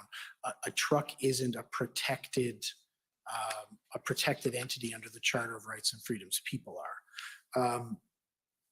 That is something we had not exercised prior as an organization. When we had vehicle-borne demonstrations, protests, or events in what is the downtown core, we had always allowed them because our experience was they had come and they had left, and we had managed them. And that was a regular occurrence for us. So that happened many, many times, usually many, many times a year.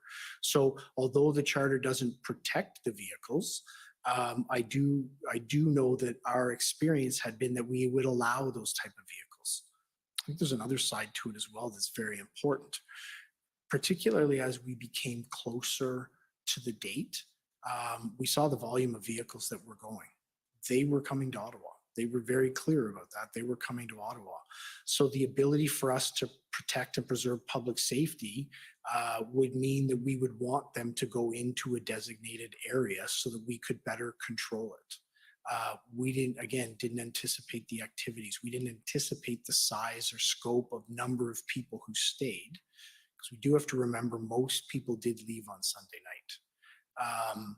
So the ability for us to manage the protest and demonstration in a core, as opposed to people coming and have blocked off downtown core and leaving their trucks on the 417 or trucks dispersed around many different areas. It was going to be more manageable for us in a centralized area.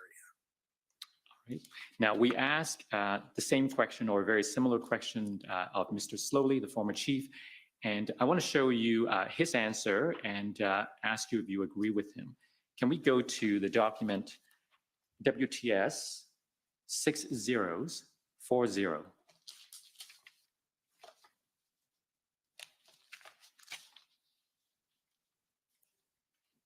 And if you could go to page 15, please.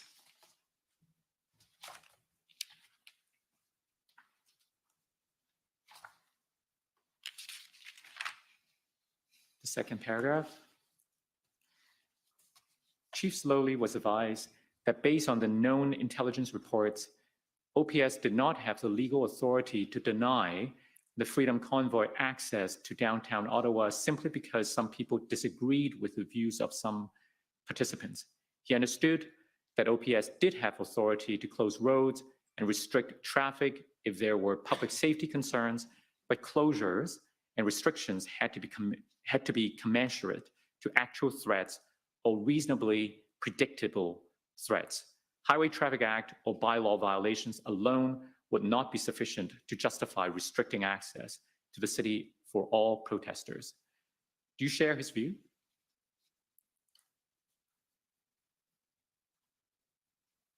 So I think it's important. There's a lot packed in there, so I think it's important that Take your time we go through it. to reflect upon it. So I would say I would absolutely agree. Based on the intelligence we had, we didn't have legal authority to deny the protesters from a protest. All of the activity had been lawful and peaceful, and there was no indication of anything contrary to that. Let me ask you this, in the subsequent events, Rolling Thunder and so on, did you have different intelligence assessment to suggest a more violent event or higher risk in other aspects? No, we had experience. We had experience in exactly what had occurred. We had seen and learned from what had occurred during the Freedom Convoy, and we had worked with our city partners and policing partners to identify different mechanisms to actually restrict access to an area. So, in other words, it's not the nature of the anticipated protest that changed the planning. It's the experience of having been through what Ottawa went through in January and February that caused a different planning approach. Absolutely, and I think that experience that I talk about is something that you saw across the country as people planned and responded to similar incidents. Toronto Police Service and the City of Toronto had a much more successful intervention in a protest in subsequent weekends to what we had initially. And Chief Ramer's been clear in identifying it. Part of that was because of the experience that they saw occur in Ottawa, that they identified different threats in different ways and built a plan around the experience that they saw us endure. Would you agree then that the only thing that's changed is the appreciation of the potential risk?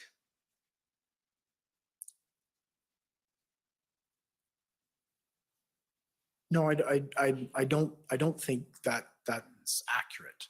I think what's changed is we have an understanding of what these groups are capable of when they come together.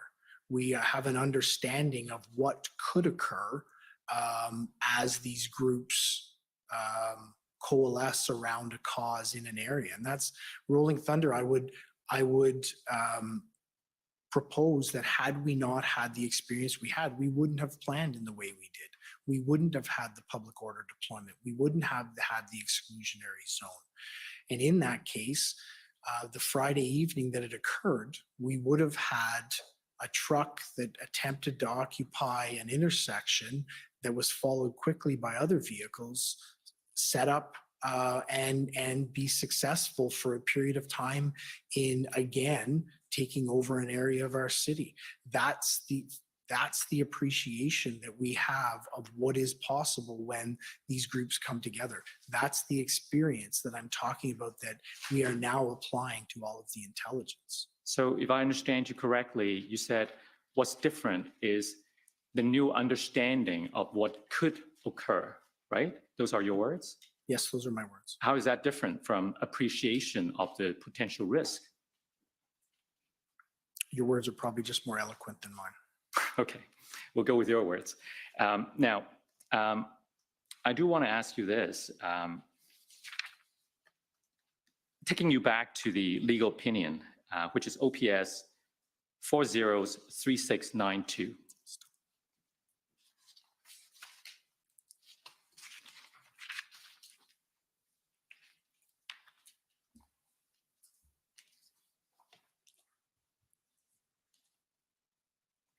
If we go to page 4, go down. That's right, the paragraph that starts with therefore. Therefore, while the case law indicates that those who wish to protest have a charter protected right in doing so, it is not without limits. These limits, as the courts have recognized, prevent threats of violence, acts of violence, and unlawful conduct. Moreover, these limits also prevent demonstrators from obstructing travel on roadways. It is worth noting, however, that there has been at least one decision where it was found that a blockade for a very brief period only constituted a minor inconvenience and was therefore permissible. So what this memo is saying here is that there are limits to the charter, and part of the consideration, apart from potential threats of violence, is the prospect of the demonstrators obstructing travel on roadways. That was your understanding too, right? Yes, it was. And when you have a large crowd of protesters and the trucks being brought to the downtown core with no exit strategy, why is that not a suitable consideration for road closures in order to achieve some of the bullet points we saw earlier in this memo? So, and I think this goes back to how we have and how we had addressed these types of protests in the past. We live in Ottawa. We're at the seat of Parliament. Protesting is something that lawful protesting is something that our community accepts, and I believe our community appreciates. And they have an expectation on us to be able to appropriately manage and facilitate those protests. So for a large demonstration to come into the downtown core in and around the seat of Parliament and protest for a number of days would not be abnormal in this city, even with the traffic disruptions that would occur. What was abnormal in this situation was the volume of vehicles that came and the area that they actually occupied. What was particularly, and I've said it and I will say it again, what was particularly different in this event was the interactions of the protesters between themselves and the community. We had never seen that before. That was unprecedented. Okay. Commissioner, I'm about to embark on a new area. I don't know if this would be an appropriate time for a break. Okay, so we'll take the morning break. We'll take 15 minutes and come back, I guess, a little after 22. Thanks. The commission is in recess for 15 minutes. La commission est levée pour 15 minutes.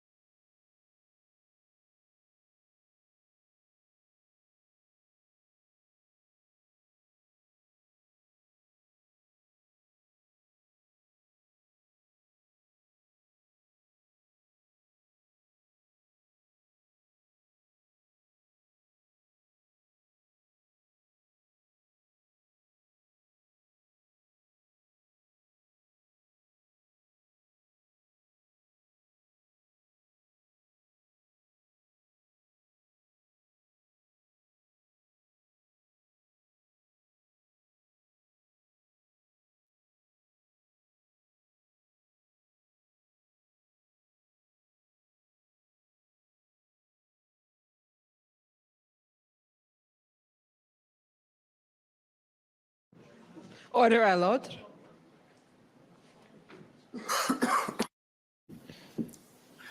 The commission is reconvened. La commission reprend. Good morning again. Morning. So before the break, we were talking about intelligence and other aspects of pre-arrival planning. I'd like to take you now to the events after the convoy has arrived. And during our interview, you explained to us that the events after the convoy arrived could be broken down into different phases. So I'd like to take you to those different phases, and perhaps you can first explain to us what those are. And it may be helpful if we go to your interview summary first. For sure. So could we call up the WTS 6029, please?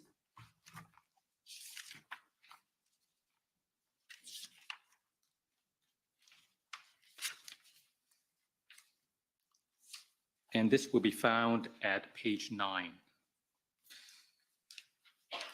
So Interim Chief, you told us that broadly speaking, the events after the convoy arrived could be broken down into 3 phases. The first, roughly from January 28th, which was a Friday, to February 4th, another Friday. Now you separated the weekends from the weekdays because you said the weekends are very different. First of all, why are the weekends so different from the weekdays? So what we found during the course of the occupation was during the week time, it was the people that were here.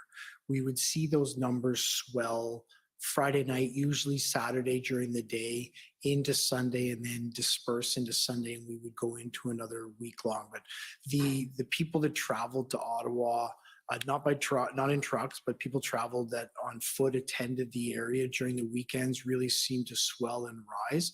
And the week was more of a stagnant, stagnant's probably not the right word, a period where it was the people that were dug in and sitting there and remaining. Mm-hmm. So phase 1 from January 28th to roughly February the 4th, I believe you call that a period of orientation or adaptation after the convoy's arrival. Tell us what you meant. So during that period, several key things occur. So on the 28th, the convoy arrives.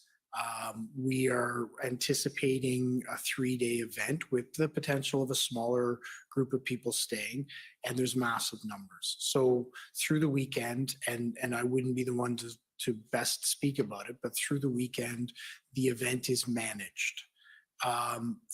Sunday night, so I believe that's the 30th, we then anticipate most people leaving. Many people left, but we still had a very large red zone that we identified it with lots of trucks, with antisocial behaviors that are targeting our community. So we start to then move into the Monday where we're seeing an entrenched group who are actively demonstrating, protesting, and targeting our community. During that phase, so on the 30th, as we're looking at going into Monday, demobilization planning, as it's called, is being identified by Deputy Chief Ferguson. So there's direction that's being put out by Deputy Ferguson. Okay, so always the potential of them, some staying. We have a very large footprint now. What are our potentials to actually remove people from this area if we need to go there? So that's tasked out on the 30th. So during that week, we're starting to orient ourselves. So I wasn't present at it, but on the 1st of February, so 31st is Monday, 1st of February is Tuesday, there's a meeting that occurs between Deputy Chief Ferguson, Chief Slowly, and the large public order unit commander table to start looking at options for a tactical resolution to this. So that group then is tasked out with coming up with options that could be used. That public order team then brings back options to Chief Slowly, myself, Deputy Chief Ferguson, and other senior leaders to identify the three options that they had identified on the 4th of February. So that would be I believe that's the Friday. From that optioning solutions that have come out, there's 3 that are identified. The command team has the discussion with them as we go through, weigh all the benefits of each of them, and ultimately an approach is then identified on the 4th. So that takes us through the first week. So the orientation is figuring out what's going on within the environment, making sure, trying to get the resources that we require or assign the resources that we require to hold the red zone in a safe manner, try and manage public safety issues in the way that we can with the limited capacity we have, as well as then start to develop planning or at least identify strategic concepts around how we're going to approach this moving ahead. Right.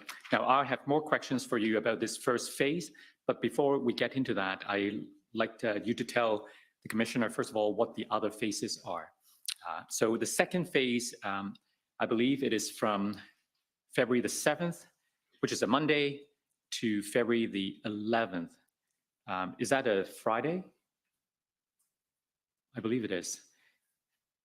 I'm sorry, I don't know. This is a block of time to me, the days. I'm not sure of what that day is. Okay, but in any event, from the 7th to the 11th, right? I believe the 7th, the 4th is, so The 7th would is be a a Monday, Monday, and the 11th would be the Friday. the Friday. Yeah, so during that period is the time that we're looking at doing, it was the strategic concept that was developed and approved was to look at taking off bite-size or chunk-size pieces of the demonstration to decrease its footprint, to ultimately resolve it. Keep taking bites out of it until it's actually fully resolved. That week was orientation around developing targeting lists, for lack of a better word, identifying how it would be approached and developing smaller operational plans to do operations to try and limit or shrink the footprint. So that's the period when you call it the period of ad hoc responses, right? That's correct. And then we move to the third phase, which starts on February the 14th, which is a Monday, and carries on to the end of that week, the 18th. And I think you described that as the week when there was a focus on the development of a long-term plan to end the protest or occupation, right? Yes. So because we've only counted weeks, I think I would move that date of when the long-term planning started back a bit. I think it was the 11th or the 12th. Right. Well, these dates aren't exact, but it gives us a general sense of how events progress.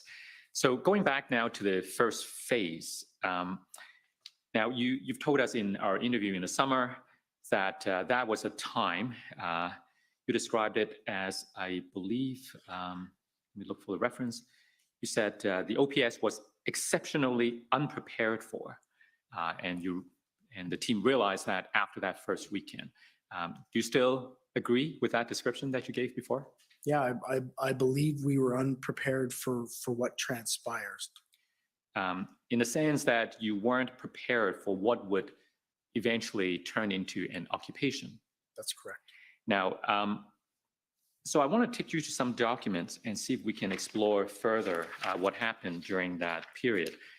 Superintendent Abrams from the OPP testified last week that he had a conversation with you on, I believe, the 31st of January. That would be the Monday after the first weekend. And you told him that the OPS is now looking for a 4-week sustainability plan. Do you recall that conversation? Yes, I do. Tell us more about that conversation. So as we transitioned from the Sunday night of the 30th into the Monday morning of the 31st, the reality of what we were facing was much more clear. Although there continued to be dates through intelligence that we'd received that identified there might be an actual date where the group would pick up and leave, we identified that that may or may not come to fruition, and we needed to start to engage in our planning. Engage in the planning to ultimately remove the. So one of the things that we did at the very early outset in a command team meeting, I think it was actually at our morning call or a specific briefing around the convoy, I can't remember which one it was, but we established for the purposes of planning what would be a long window of what we could potentially be looking at for sustainability perspective.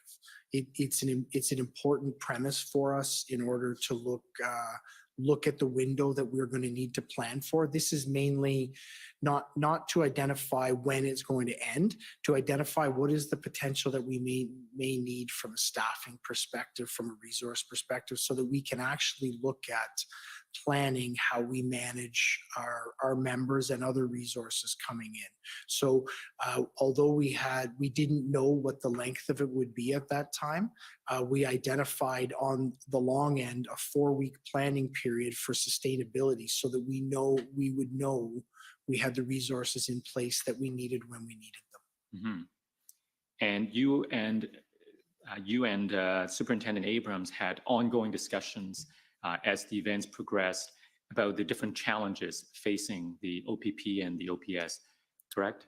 Yes. So one of the things that we agreed to, because there were so many tasks at that time, there was a lot going on, that I would support Deputy Ferguson by being the conduit to the OPP to either ask questions at a strategic level or get input or questions from them. And that's the role that I played. And that's the context that I had my conversations with Superintendent Abrams. Right. Now, if I could take you to Superintendent Abrams' summary of the events around that time, perhaps you can tell us if you agree with his description. Could we go to WTS 6013, please?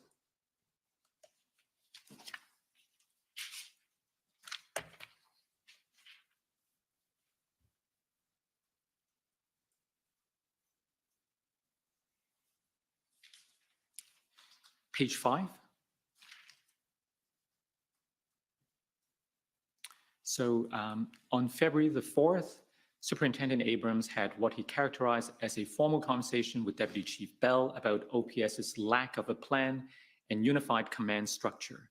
He explained that by unified command structure, he meant that OPS needed to be unified within itself because it was not at the time.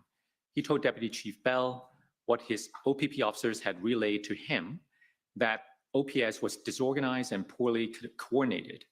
He also told Deputy Chief Bell that OPS's maintenance of multiple command centers at the 245 Greenbank Road, OPS office, where OPS's MIC, that would be Major Incident Commander, Superintendent Patterson was based, the OPS headquarters on 474 Elgin Road, and at the NCRCC in Orleans, where OPS's incident commander was based, were contributing to these problems.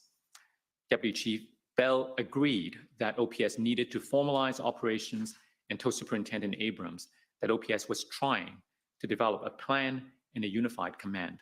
In characterizing the conversation, Superintendent Abrams explained that it was an uncomfortable situation, but he felt compelled to raise his concerns and offer advice. Now, there's a lot here, so let's unpack it. First of all, he mentioned that there are multiple command centers, and I believe there are at least 3 locations there. Is that what happened at the time, that there were multiple command centers within the OPS? So there was different areas where work was being generated out of or coordinated, but the NCRCC, the National Capital Region Command Center, was the dedicated command center for this event. The Major Incident Commander, Superintendent Patterson, did originally work out of his office at 245, but I believe he regularly attended the NCRCC. I'm not sure, that we'd have to verify that through Inspector Lucas. There also was there another one there? Based The on headquarter on Outland 474. Road. 474 was where the executive command was. So the NCRCC was our command center. That's where all operations were resourced out of. That's where our joint intelligence group was. That's where our incident commander was.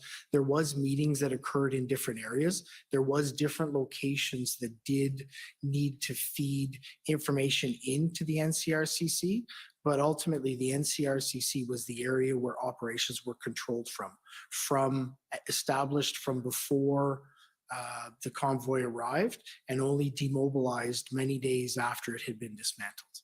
If the NCRCC was where all the actions were, where the command post was, do you know why Superintendent Patterson was operating initially, at least, from a different location? I can't comment on that. I don't know. Okay. Superintendent Abrams also pointed out that there was a lack of a plan and unified command structure. Do you agree with those concerns? So we would have had a command structure that that was based out of a unified command that was based out of the NCRCC, the Ontario Provincial Police, the Ottawa Police Service, the RCMP, PPS, Parliamentary Protective Services, were all co-located in that area. So there was the unification of all of those resources there. From a strategic level command, no, I would absolutely agree with Superintendent Abrams' assessment that we needed a better, more integrated strategic level command. One of the learnings for me from this is, even though it was assigned to me, it wasn't necessarily more helpful for Superintendent Abrams from a strategic command within the operation perspective to come to me instead of managing directly through Deputy Chief Ferguson. So those are some of the issues we identified and continue to rectify, particularly as we moved towards our integrated planning team and our unified command. Right. Did Superintendent Abrams not also raise some issues with you about the difficulty for the OPP officers to integrate, in the sense that the OPS, in his view, had failed to provide deployment instructions to his officers? So Superintendent Abrams identified several different issues that were relayed to the incident command, and I know one of the issues in the early days was the tasking of a number of Ontario provincial police officers who had actually the lack of tasking of a number of Ontario provincial police officers who had attended to assist. That was relayed to Deputy Chief Ferguson, and it is my understanding, would have been my expectation, that she would have moved that down to the incident commander, Inspector Lucas, who would have rectified it with his partner at that time, the OPP incident commander, who he was sitting across the table from at the NCRCC. Is it your understanding that there were, in fact, OPP officers physically situated in Ottawa who were just sitting around and not being effectively deployed, notwithstanding the lack of resources on the part of the OPS? So I do understand that there was an occurrence of that did happen, that was raised to me, and it is my understanding that it was immediately rectified and didn't occur again. And was there not also concerns that in terms of the planning, there were OPP planners provided to assist the OPS, but they couldn't really do their job because they were getting conflicting directions from the OPS? So I don't believe that was a concern that Superintendent Abrams raised to me. Okay. Could we go to page 4 of this document?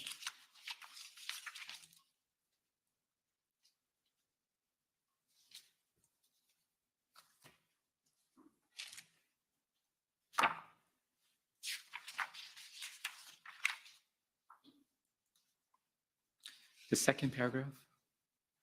Superintendent Abrams also reported that OPS planners and the OPP planners assisting them were receiving contradictory directions. At OPS's request, OPP assigned 2 members, Inspector Yunin and Staff Sergeant Govan, to help OPS develop plans. Chief Slowly had requested plans for 3 scenarios. Went through the 3 scenarios. On February the 3rd, Superintendent Abrams was advised that OPS instructor Michelle Moran had informed the OPS planners and the OPP planners assisting them to scrap the 3 scenario planning because Chief Slowly wanted a new, different plan, and that Inspector Moran's intervention had left the planners confused as to what they should be doing. Superintendent Abrams contacted Deputy Chief Bell, who informed him that Inspector, I don't know if it's Marin or Moran, lacked authority to issue planning directions, and that the planners should be reporting to OPS Superintendent Jamie Dunlop, who was leading planning, even though Superintendent Patterson was serving as the OPS MIC. Does that help refresh your memory? Yes, it does. Thank you very much. Tell us what was the nature of the problem or perceived problem? So, and this highlights where some of the challenges, I wasn't involved in any of the tasking that was going on around as not the major incident commander. So my understanding of what occurred here is, and I do recall Superintendent Abrams calling me and saying that Inspector Marin had come in and given a direction that was contrary to what we had expected to come out of this planning table. That's why I then directed him to Superintendent Dunlop, who was assisting in that area and would be the person who would be able to provide direction as being involved directly in our morning briefings in terms of how we were moving ahead. I don't know what occurred to have Inspector Marin engage in that way with that direction, but I did highlight to Superintendent Abrams that if there was any questions in that planning area or in that public order area, that it was Superintendent Dunlop who was best equipped to answer them, and he would be the only one that could give directions in that area. All right. Now, let's move on then to the second phase, as you've described it, the phase of ad hoc responses. This would have begun on around the 5th, although you separated the weekends from the weekdays, so probably the 7th, right? So I want to ask you about a number of events that occurred during this period and get your perspective on whether they might be problematic from your point of view. First of all, on the 4th of February, I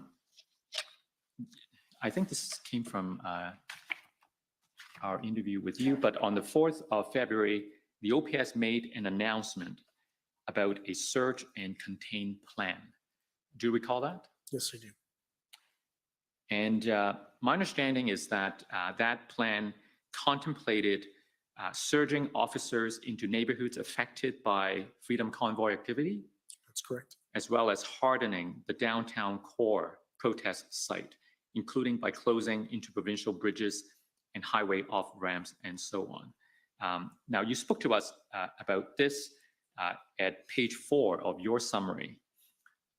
So I think what's on the screen is Abrams' summary. Can we go to Interim Chief Bell's summary, please?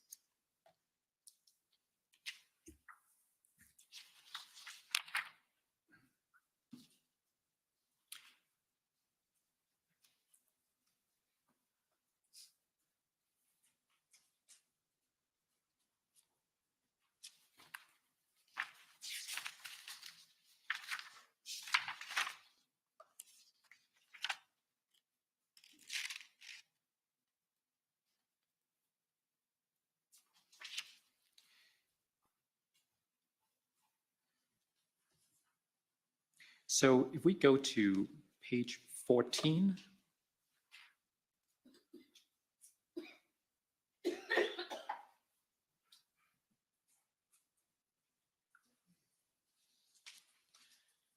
On February 4th, during an 11:40 a.m. press conference, Chief Slowly announced that police would close highway off-ramps and interprovincial bridges to prevent convoy participants from entering Ottawa. Now, first of all, I don't know how precise the wording is, so I want to ask for your best recollection of what was announced during that press conference. So what was announced during that press conference was that the Ottawa Police Service would take into account all options, including consideration of closing of the off-ramps and of the interprovincial bridges. So there wasn't a definitive statement saying we are closing the bridges. It was a statement by Chief Slowly indicating we can, and we will consider it if it's appropriate. Now, if we carry on, Superintendent Abrams called Interim Chief Bell and informed him that OPS had not consulted OPP. On February 5th, during a 10 a.m. briefing meeting, stay where we are. On February 5th, during a 10 a.m. briefing meeting that Interim Chief Bell attended, Chief Slowly directed OPS officers attending the meeting to close off-ramps and bridges. First of all, is that accurate? Yes, it is. Chief Slowly directed OPS officers attending the meeting to close off-ramps and bridges. Interim Chief Bell stated that his understanding was that OPP, not OPS, was responsible for closing off-ramps and that OPS lacked authority to close interprovincial bridges. Could you explain the authority to do any of these things to us, please? So the ability to close off-ramps is normally attributed to the OPP, the Ontario Provincial Police, because they are the police of jurisdiction responsible, or the police responsible for the 400 series highways through Ottawa.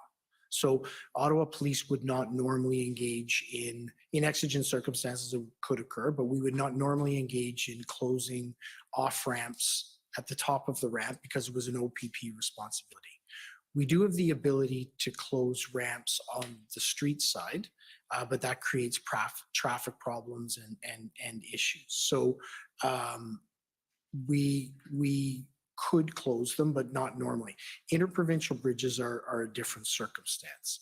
Interprovincial bridges are much more challenging to close, particularly in a preventative way. In exigent circumstances, as things are occurring, they may be closed. And the first weekend, the second weekend, and even in the third weekend, you saw that happen when the threshold for us to do that was met by the operational commanders.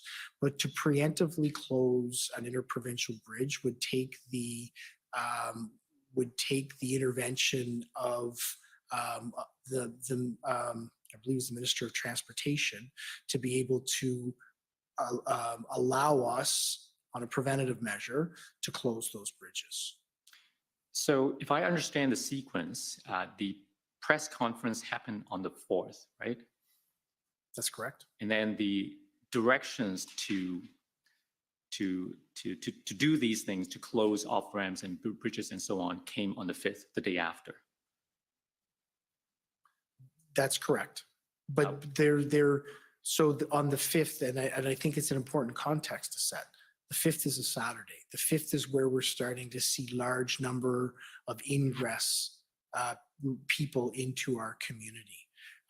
The intelligence and the information we have around convoys is starting to come in again. So this is, I believe that this is the chief responding to the increased threat that we feel we may be under as we move ahead.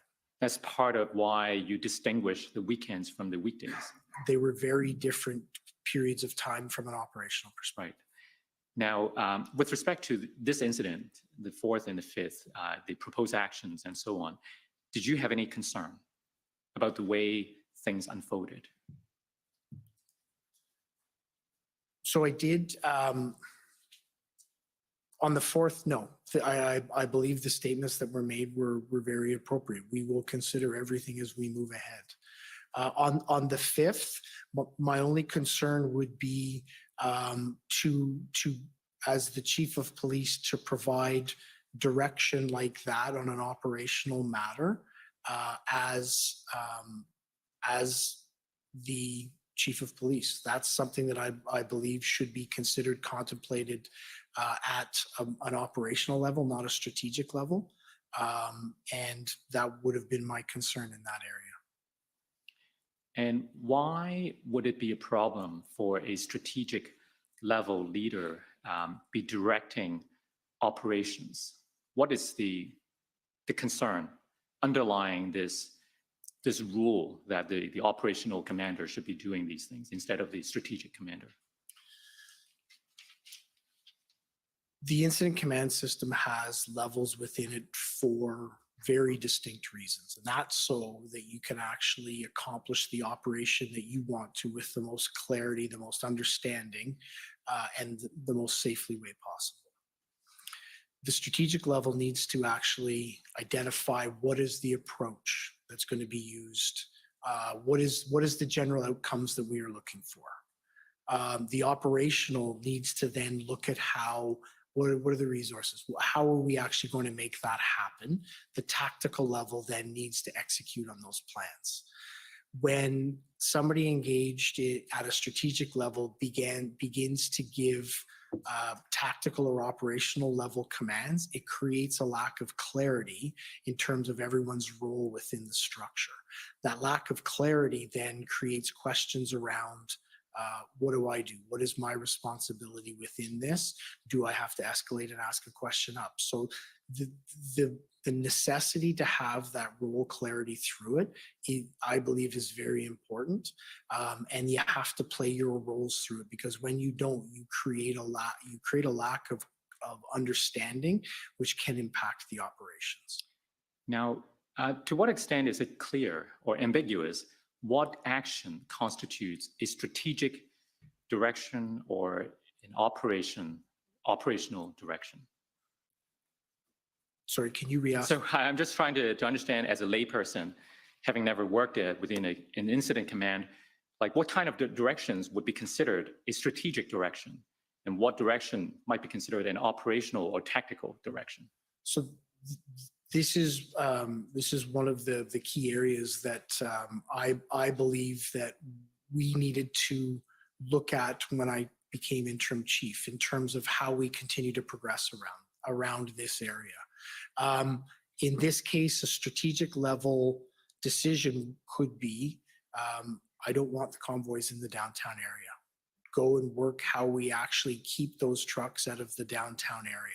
An operational level decision, in my perspective, is close the ramp so convoys don't come into the downtown area. But I think it's also important to note there is no rigorous system that identifies exactly where each of those thresholds land. And if there is a rigorous system, there is 4 different accepted systems within Canada that could be used in this area. So it's an area that I believe is something that probably hampered us somewhat in this, with the lack of clarity. No fault attributed to anyone, just there was not clear clarity across the services, across ourselves, in terms of what constituted each of those decisions. So I believe that clarity needs to be struck and needs to exist. And that's one of the things that in the early days of me taking over the operation as interim chief, that I spent a considerable amount of time doing. So the people that I was working with, Deputy Chief Ferguson, Superintendent Bernier, had a really clear understanding of what I felt was a strategic role and what I felt was an operational level decision. Mm-hmm. Now, in this paragraph that we just read, it would appear from what Superintendent Abrams said that the OPP was not consulted before the announcement was made on the 4th, because he heard it from the news. And since you explained that the OPP would have been responsible for the highway off-ramps and so on, would it have been important to consult the OPP before the announcement is made? So if the announcement was we will be closing ramps, I would say yes, it would be extremely important. If the announcement was we will consider that, I would say not as much, and only because the OPP at this point is integrated within our NCRCC, our command center, and those would be operational level decisions that would be made. There would be tactical responses developed within that area to be able to respond to the issues. Mhm. So this is the weekend of the 5th and the 6th. And if we go to the following weekend, and if I could take you to your summary at page 20.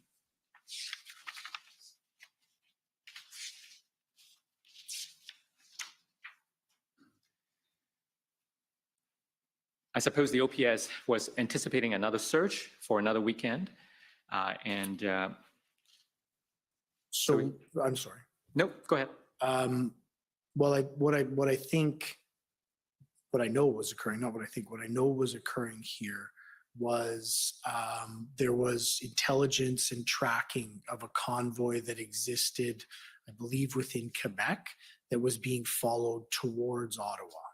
That would have been the early morning intelligence briefing in terms of what was to occur. This is a Saturday as well. This is the second final Saturday. So we are continuing to build, monitor, maintain the area, but we are tracking a convoy at this point.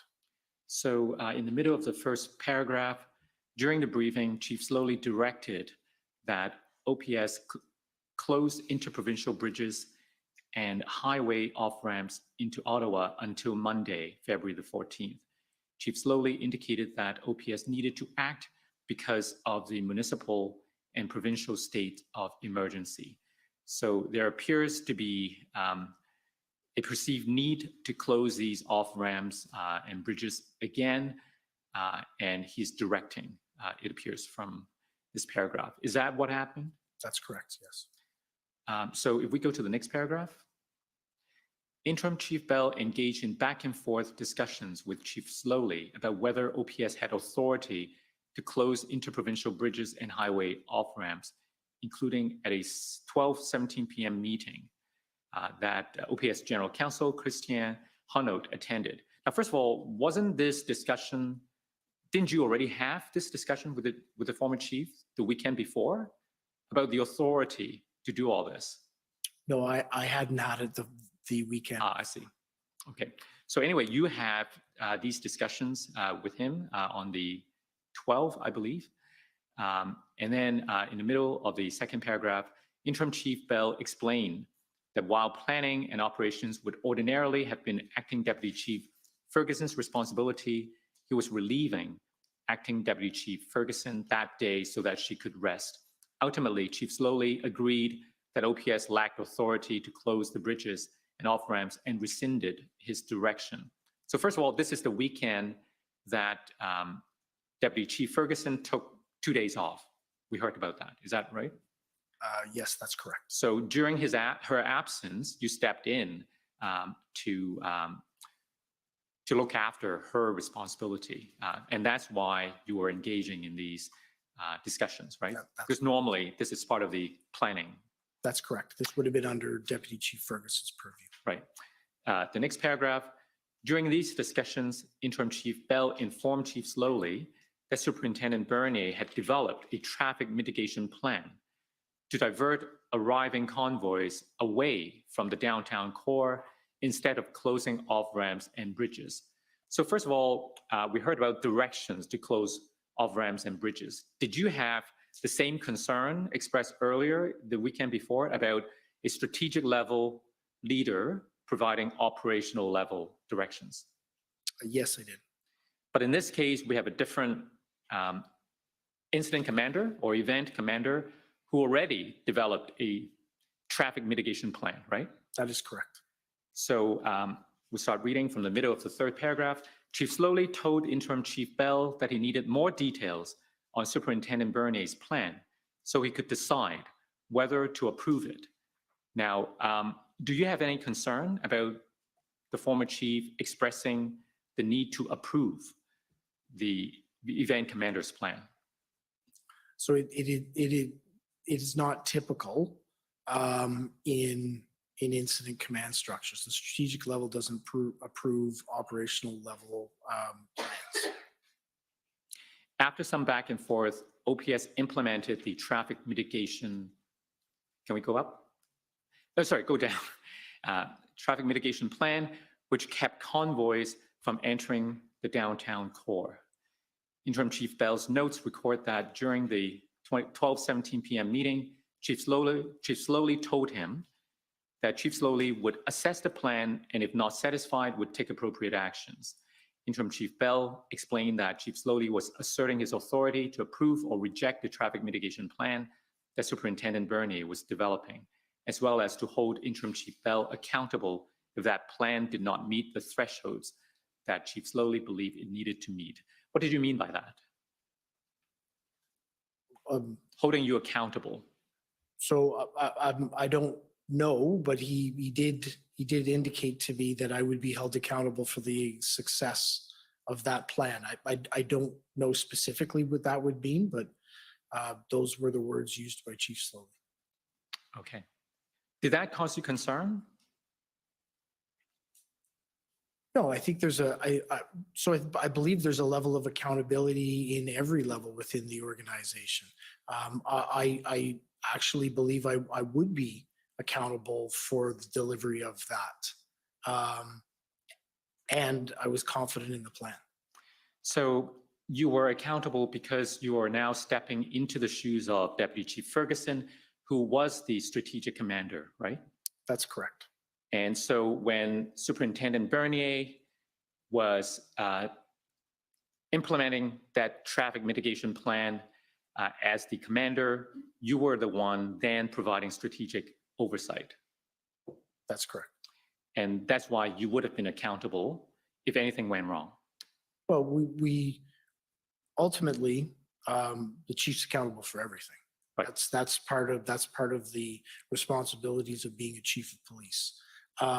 The delivery of this day and the diversion of this convoy would have, from a strategic level, come to me, and from an operational level, come to Superintendent Bernier, who developed a very effective plan and had teams that executed those plans very well, that kept them out of our downtown core. So was that an example of you trying to protect the autonomy of the operational commander? Yes, I would believe yes, because I strongly believe in the autonomy of the operational commander. And I believe at the end of the day, the strategic intent was clear here: keep convoys out of the area. Superintendent Bernier and his team took that away and developed a very strong plan to manage that. Members of our organization and other organizations executed that plan very well, that ultimately did result in those convoys not attending. That is how strategic, operational, and tactical level decision makings are intended to work. Mm-hmm. Now, I want to turn your attention to another aspect that happened during the convoy events. If we could go to your summary at page 13.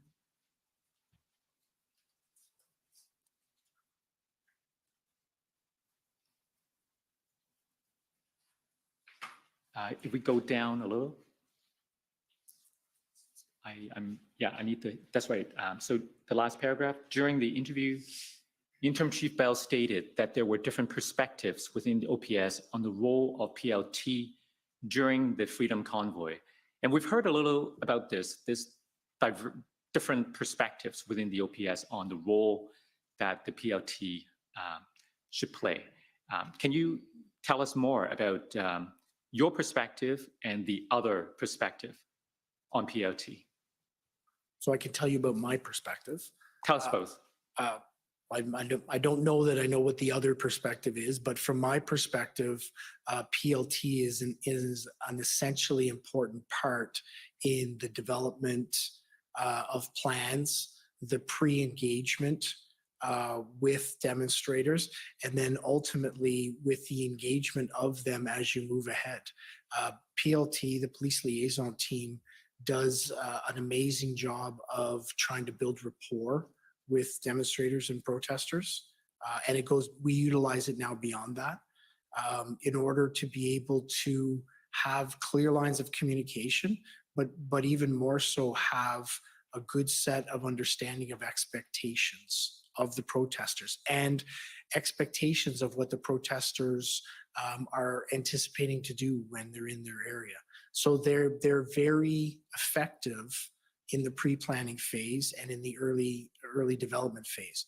They're also extremely effective in the demobilization portion because effective PLT utilization can actually result in usually through small sets of concessions, through finding common ground with demonstrators and protesters in order for them to be able to successfully and peacefully negotiate an end to a demonstration.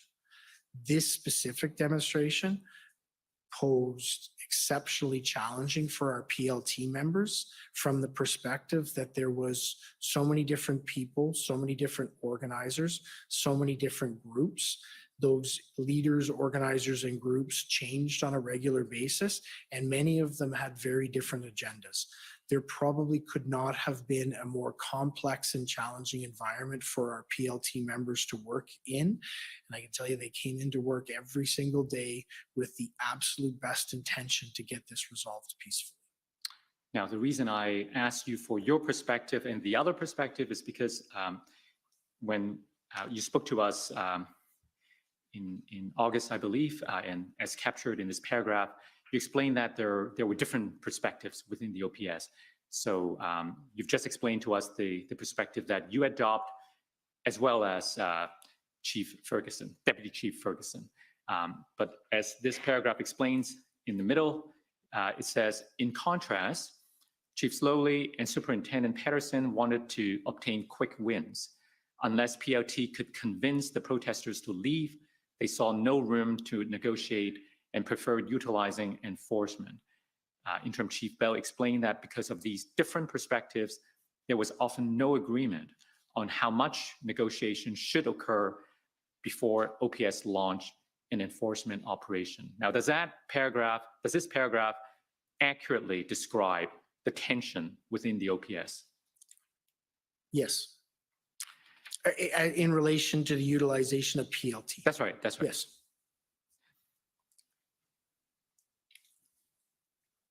Now, do you recall that on February the 6th, on around the 6th of February, that you had a conversation with Superintendent Abrams from the OPP, and he said that the OPS needed to give more PLT autonomy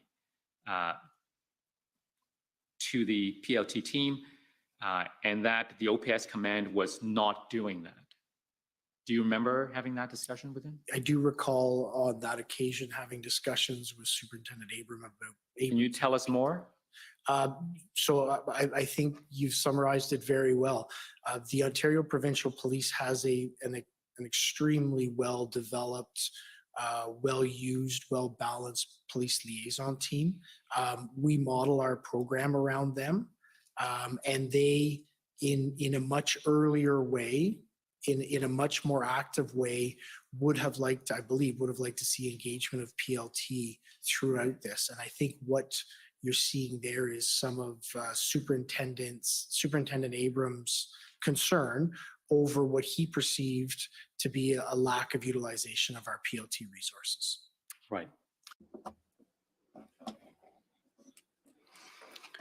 Donc, à l'intérieur de la deuxième page de cette réaction de réponse, nous avons entendu différents témoins parler d'une rencontre le 9 février après l'arrivée du groupe de planification intégré à Ottawa. Le chef Party et son équipe ont rencontré l'équipe de commandement de la SPO, du SPO. Donc, c'est sur cette rencontre le 9 février. Mais avant que le groupe de planification intégrée a rencontré votre équipe. Vous étiez déjà impliqué. Meeting with the chief and Deputy Chief Ferguson, right? That's correct. And I want to take you to page 17 of your summary about your recollection of that meeting. Excuse me. So the first paragraph, after the briefing ended, Chief Slowly met with Interim Chief Bell, Acting Deputy Chief Ferguson, and OPS Chief Administrative Officer Blair Dunker at 9:15 a.m. During this meeting, Chief Slowly told the attendees that the integrated planning team had come to judge OPS to take control or command of the situation, and that they would base decisions on whether to send RCMP and OPP resources on whether the OPS had plans. Chief Slowly expressed the view that OPP and RCMP were not there to help and were taking directions from their political masters. Does that accord with your recollection of what happened that morning? Yes, it does. What do you understand? Sorry, excuse me. What do you understand to be the reason that the former chief expressed those concerns? So I don't know what the reasons would be. I don't know what Chief Slowly's experience would have been with the OPP, the RCMP. It was surprising to me because up to that point, all through this and continuing on, I've had the ability to work with both the Ontario Provincial Police and the Royal Canadian Mounted Police, and they have been exceptional partners, and they were exceptional partners to us through this. Now, in terms of the timing, so this is February the 9th, and we've heard that a day or 2 days earlier in the Ottawa City Council, there was a motion. I can't remember who was the councillor who brought forward the motion, but effectively to ask the RCMP to take over.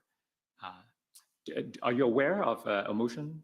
So through this, there was many motions. I think you're specifically speaking about a motion on February 7th that was forwarded by Councillor McKenney in relation to asking the RCMP to engage in takeover policing of the parliamentary precinct.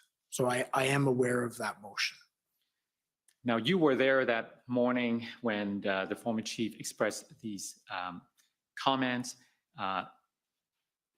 Did you understand his comments to have anything to connect with the events before, such as the motion in the council? So again, as I indicated, I don't know what motivated these comments by Chief Slowly. What I do know is that in relation to that motion, we had identified that it actually wasn't grounded in law. The Ottawa Police Service is the police jurisdiction in the city of Ottawa. So in all of the city of Ottawa, including the parliamentary precinct. So we had provided a letter to the city to indicate that. So it wasn't grounded in law, that motion. I don't know whether it contributed to these comments. That's a question better suited for Chief Slowly, but I do know that the motion as it was put forward wasn't grounded in law. Now, you mentioned that you did not share the same concerns as expressed by the former chief. In the next paragraph, you explain why. Now, I don't want to take too much time reading through your summary, so I'm going to take you now to the afternoon meeting with the Integrated Planning Group. And if we could go to a different document, OPS 30-14454. I understand these to be minutes taken by the scribe at that meeting. If we could go to page 131, please.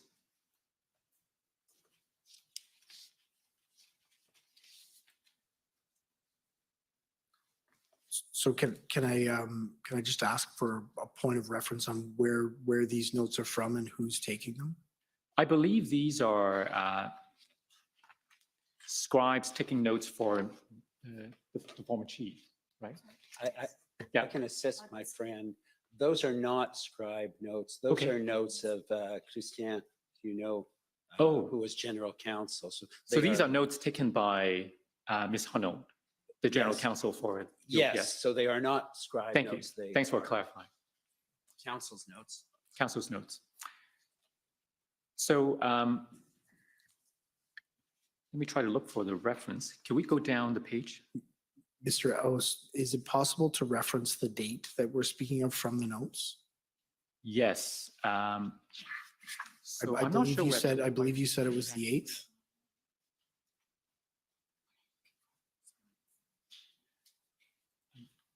Moments, indulgence.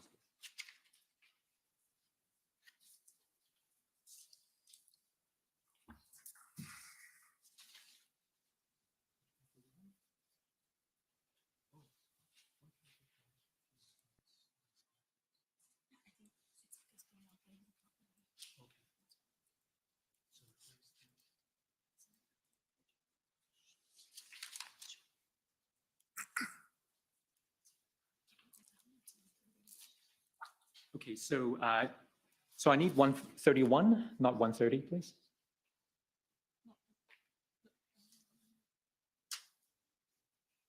Keep going down. Oh, was it early? Sorry, can we go up again?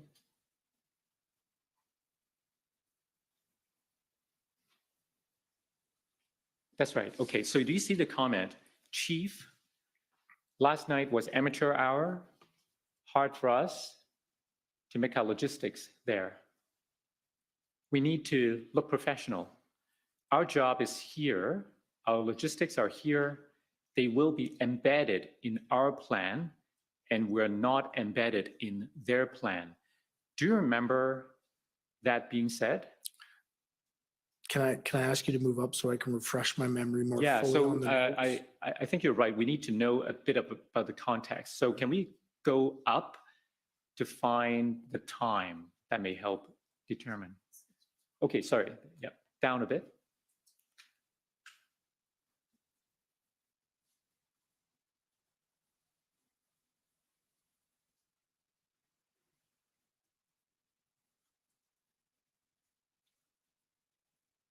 Sorry, can I just read that portion? Can you go back up a little, please? Thank you. So it appears that this is a meeting that started at around noon, Okay. right? And then if we go down a bit, you see the comment from Trish Ferguson, I want us to limit politics. We've heard from her that those were discussions at the meeting itself. I recall this meeting now. The chief said last week we didn't have an incident command. Everyone was running around with confusion. Now we know our roles as of noon. And we go down. Some of us did our jobs last week in what our teams needed. We need to stay focused and stick to the plan. Trish, they're here to help. Not sure why we're forcing them to arrive here. I believe that was a reference to their attending at the headquarter location. That's correct. So getting back to the question I wanted to ask you, what did you understand the former chief to mean when he said, our job is here, our logistics are here, they will be embedded in our plan, and we are not embedded in their plan. What's our plan and what's their plan? What I understood him to mean is that we would maintain command and control of the situation, and that any plans that would be developed by us or with us at the head of the table. And did you understand why that was important to the former chief? No, I did not. Did you share that concern that the team, the integrated planning group, should be embedded in the OPS plan rather than the other way around? No, I wouldn't share that concern. Okay. Now, if I go back to your summary. So switch back to the summary, please. WTS 6029.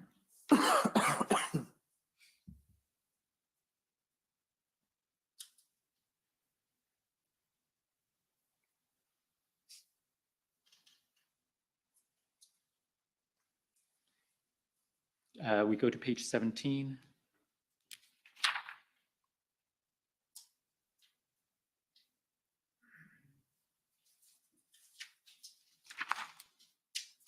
You see the paragraph at the very bottom.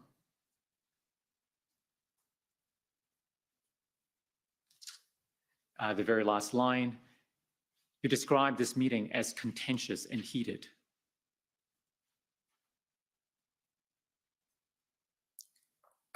The very last line. I believe you're talking about a different meeting. The meeting we were just last talking about was in the morning. This is a different meeting, I believe. No, sorry, I thought there was a meeting within So we the had OPS team. I'm sorry. Sorry, I'll let you explain. There was a pre-meeting Yeah. before we went down and met with the integrated planning team. Right. The notes that you had just taken me to were notes that referenced that meeting that Deputy Chief Ferguson, myself, I don't recall who else was there from the notes, had with Chief Slowly prior to all of us attending the integrated planning team meeting. So before the meeting with the integrated planning group, there was that discussion to ensure that the plan was to meet with them and ensure that they will be embedded in the OPS plan. That was the comments and And directions. then the OPS command team met with the integrated planning group.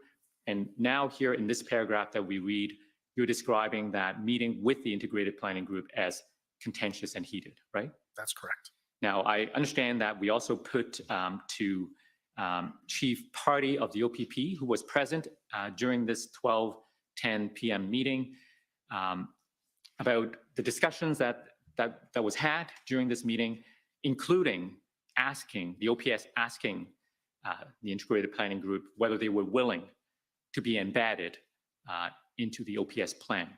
And he responded, yes, they were willing to do that.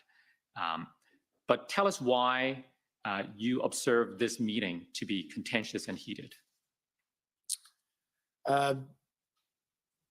Well, Chief Slowly, as this meeting went on, expressed reservations about the reasons for which the OPP were present. He identified that he had concerns with them about a couple of things. One of them was about the recording of numbers of OPP members that had been provided to us. And another one was whether they were here to help or to assess and potentially overtake us was my impression. It was a contentious meeting that did not, I don't believe, formed a good start first meeting in what I believe needed to be a very strong partnership. I see. Now, after this meeting with the integrated planning group, there was a kind of debrief within the OPS command team, right? Do you remember that? If you can bring a set of notes up, I believe. Okay, I'll try. So this time we go to OPS 30-14454. So this is again notes taken by Ms. Hunold, the OPS General Counsel. And I want to take you to, let me find the right page.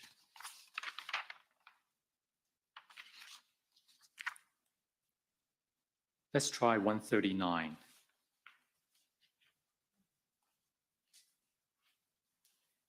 Do you see references to OPS debrief from meeting with OPP RCMP?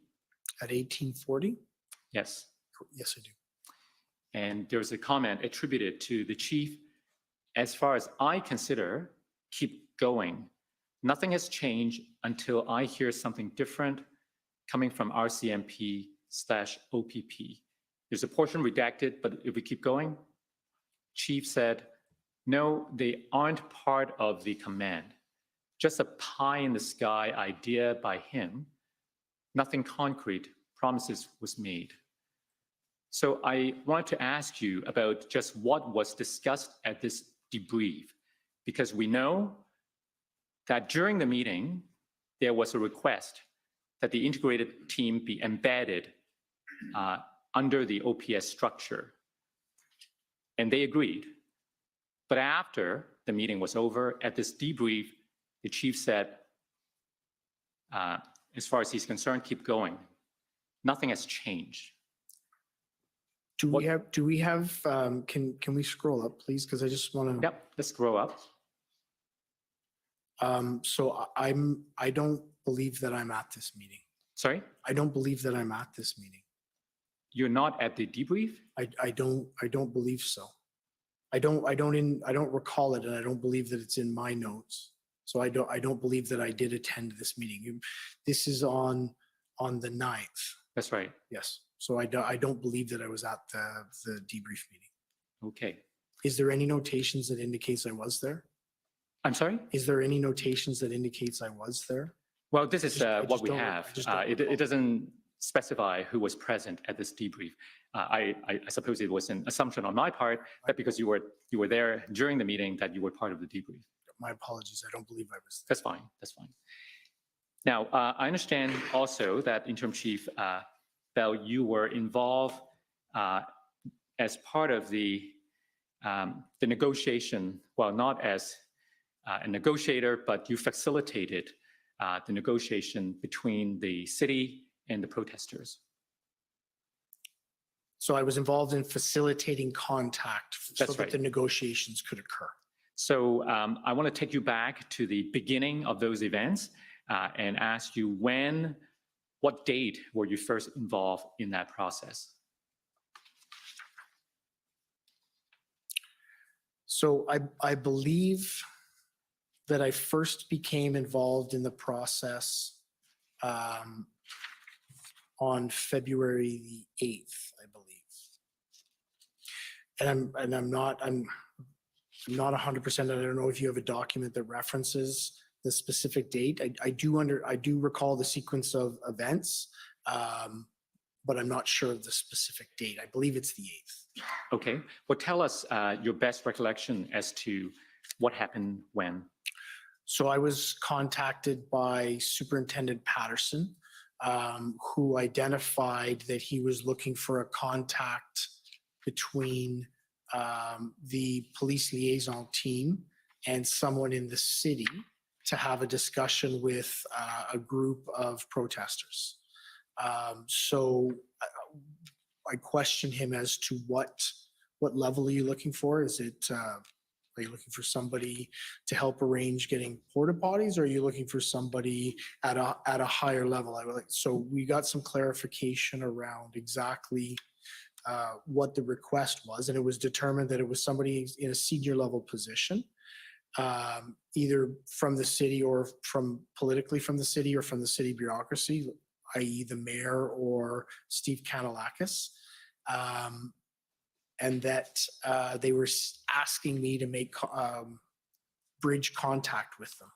I contacted Mr. Kanalakis and arranged for members of our PLT to attend and have a discussion with him. And then ultimately, I created that bridge, and I believe they directly contacted after that.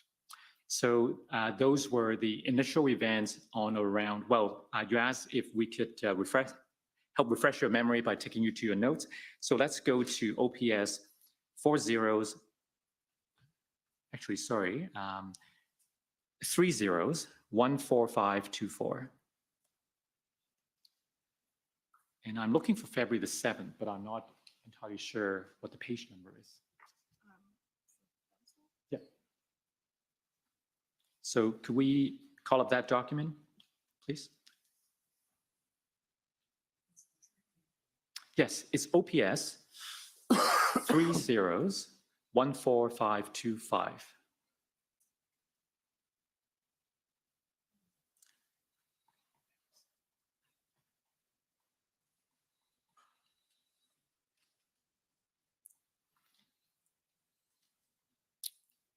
So my understanding is that, can we scroll down to February 7th? Page 25?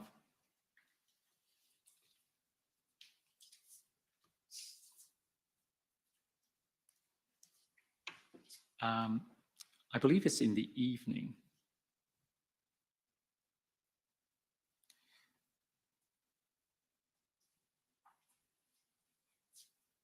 Keep going.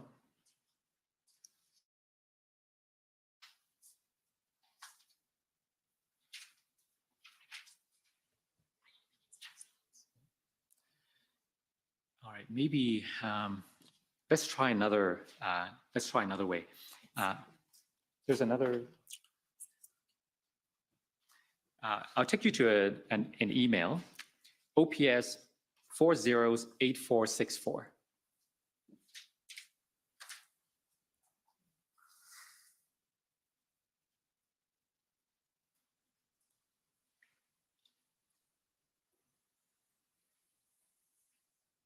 Now, if we go down to the very bottom,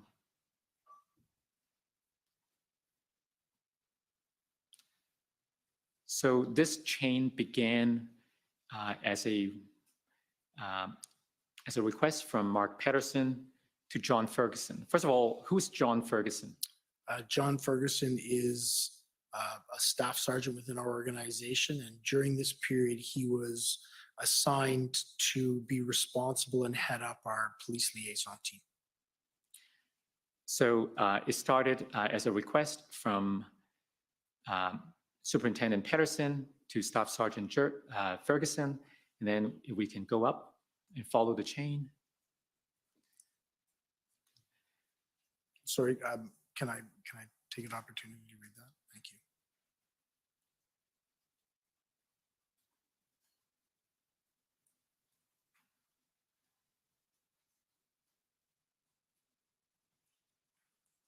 Okay.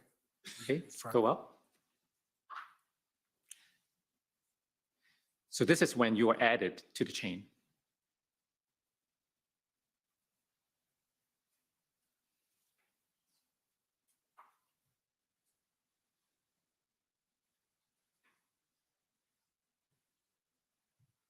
Okay. So does this help refresh your memory as to the date? Yes, absolutely. February 7th. My apologies. I said the 8th. It is actually the 7th. Okay, and the events are essentially as you've relayed. Can we keep going up? Go down a bit, please. Sorry, can I see the rest of that? Go down, yeah. Thank you. Thank you. Now go back up.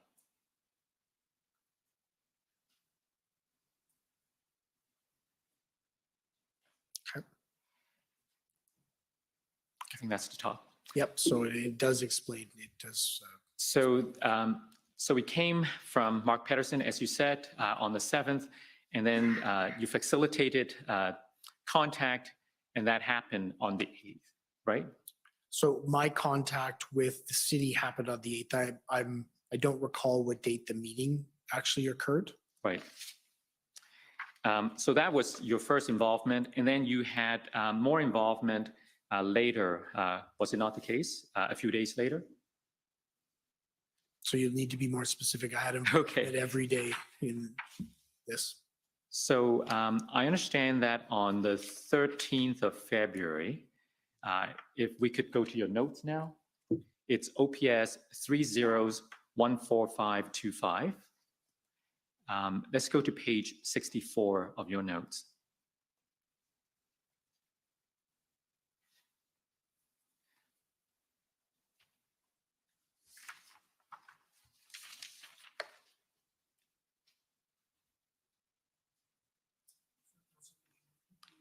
Yes, page 64.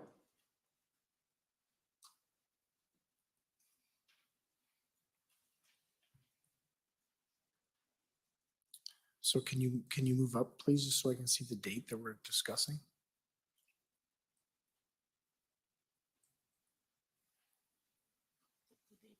I believe the date is February 13th. Okay. So okay, yeah, okay. February 13th? Yeah. Okay. So let's go to 12 p.m. Mhm. So it appears that there was a briefing and in which you were told of a deal to move the trucks. Do you recall that? Yes, I do. What can you tell us about that? If you can go down so that I can refresh my memory, okay, if you can go down more, please. Go down, please.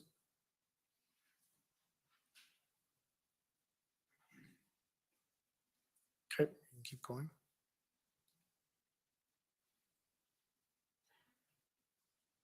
Keep going, please.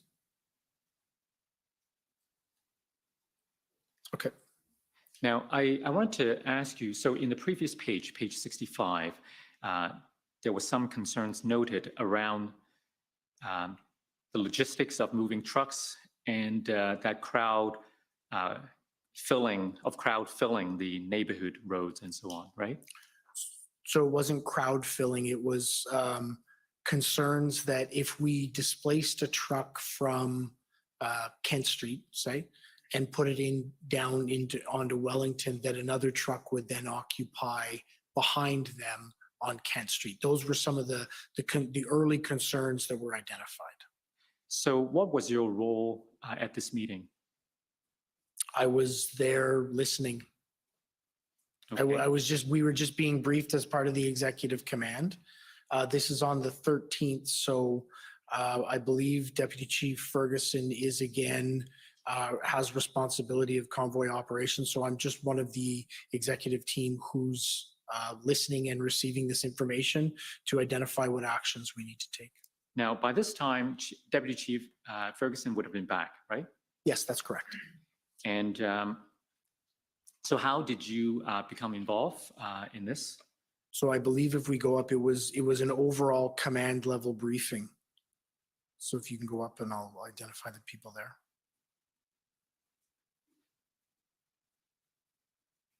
Yes. So a little higher, please. Yep. So Chief he called the meeting this way. He's not identified. John Steinbeck's, Christiane, Kathy Burns and Vicki Nelson's are scribes. Steve Box, who's the chief of staff for Mr. Kanalakis and Mr. Kanalakis. So it's a command level briefing for us.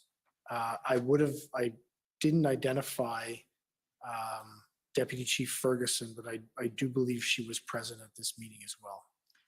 So we understand that there will be evidence that later that day,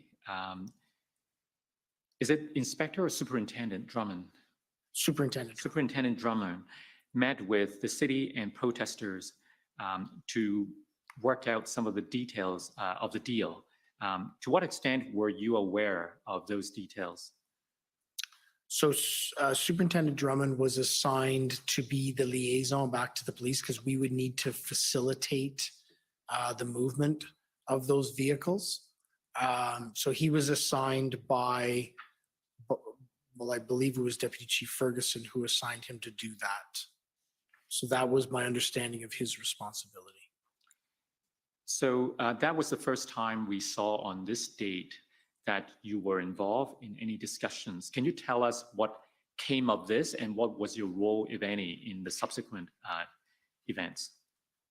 So I didn't, I was continually briefed. I didn't have a specific role. At this point, we'd ensured that the chief had ensured that Deputy Chief Ferguson was the single point of contact for the convoy operations, and I was responsible for things that included our enterprise project management change projects. So I wouldn't have had any direct role in it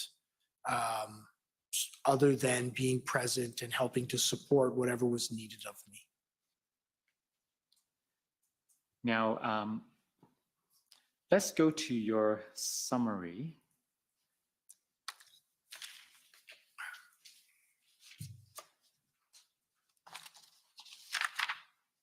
We're near the time for the lunch break, so just if you could be sensitive to when's a good time. Well, it may be a good time now, and we can come back and finish it. If it's convenient. Yes, it is. Okay, so we'll take the lunch break for an hour. Sure. The commission is in recess for 1 hour. La commission est levée pour 1 heure.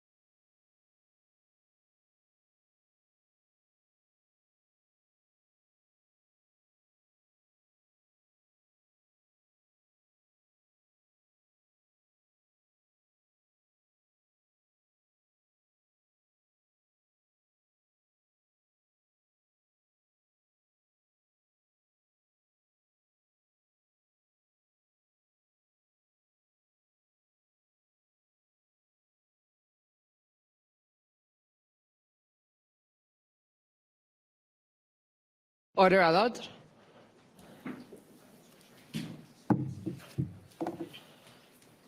The commission is reconvened. La commission reprend.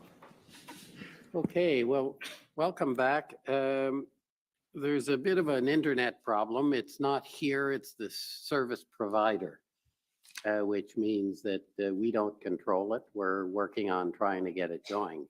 We have two choices. We can continue and all of our functions continue, the webcast and the access to the documents, but you will have not access on your laptops. You may be able to tether to your phones, but that's an issue. So the question is whether we should or should not proceed on that basis. We can delay. I'm looking for a consensus or a response. I obviously don't mind because it doesn't affect me. So that's what I'm canvassing. If you could, I'm told you have to introduce yourselves because they're having trouble in the transcripts when there's an objection. There's no objection. Sir Brendan Miller for Freedom Corp. I can advise that the other internet connection works. It's LAC, guests, back, invites, fully works. It's just not the one that we typically use. Very creative. Obviously, there's a lot of organization in the convoy organizers.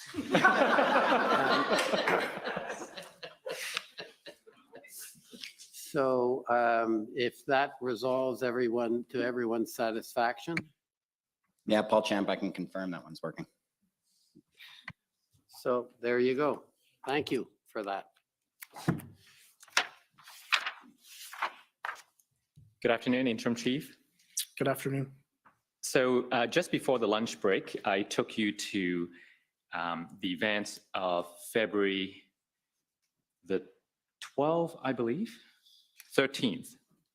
And I took you to your notes.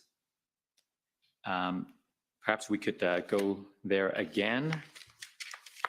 OPS 3014525.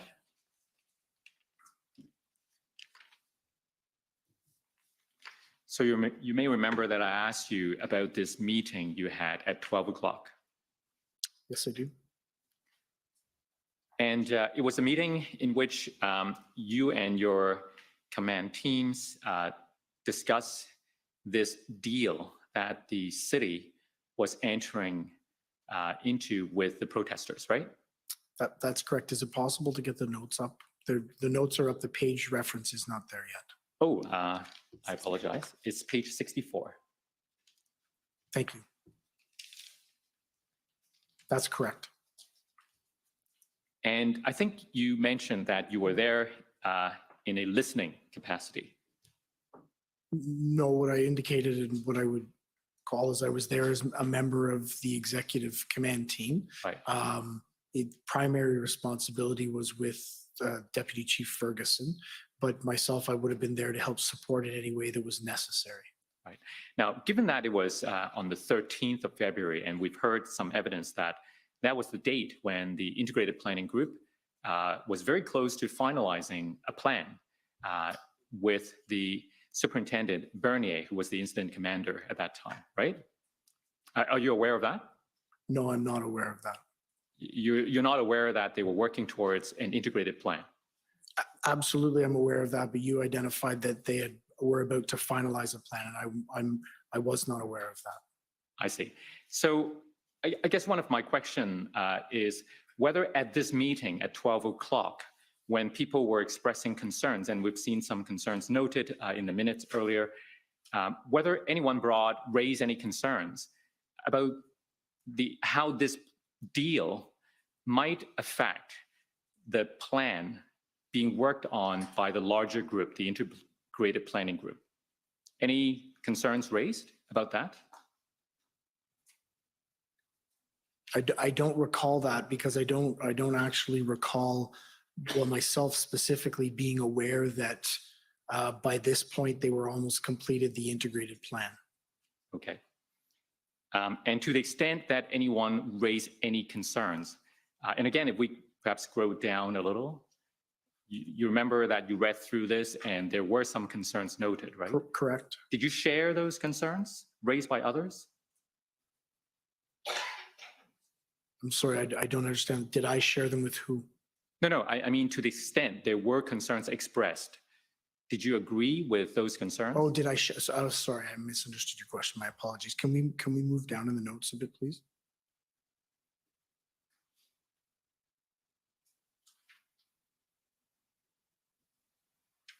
Keep going, please.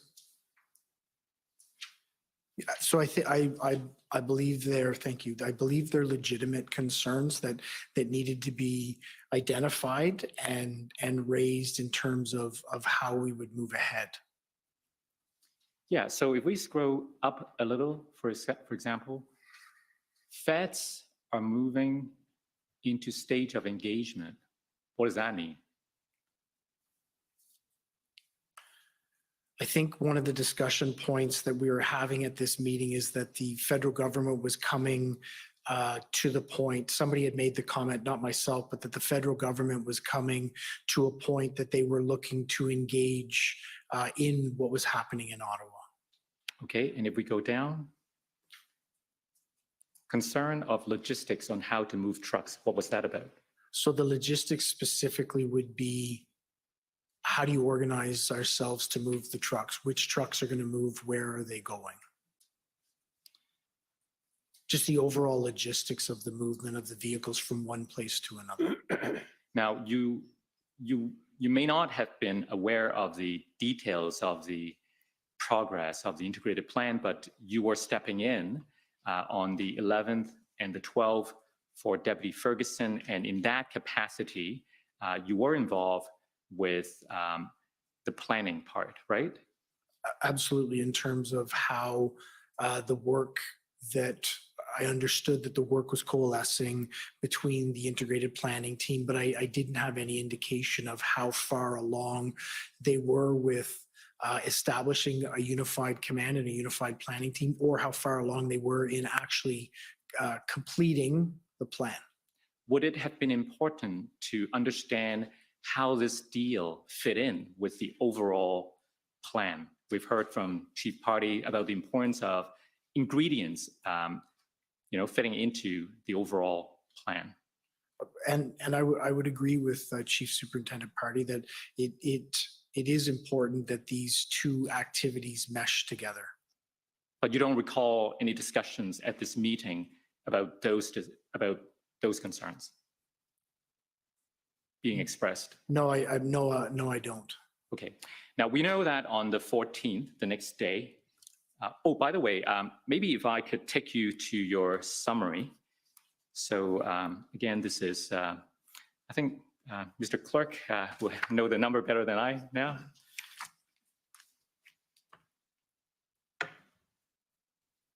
So I want to take you to your summary at page 23, because this may also help refresh your memory.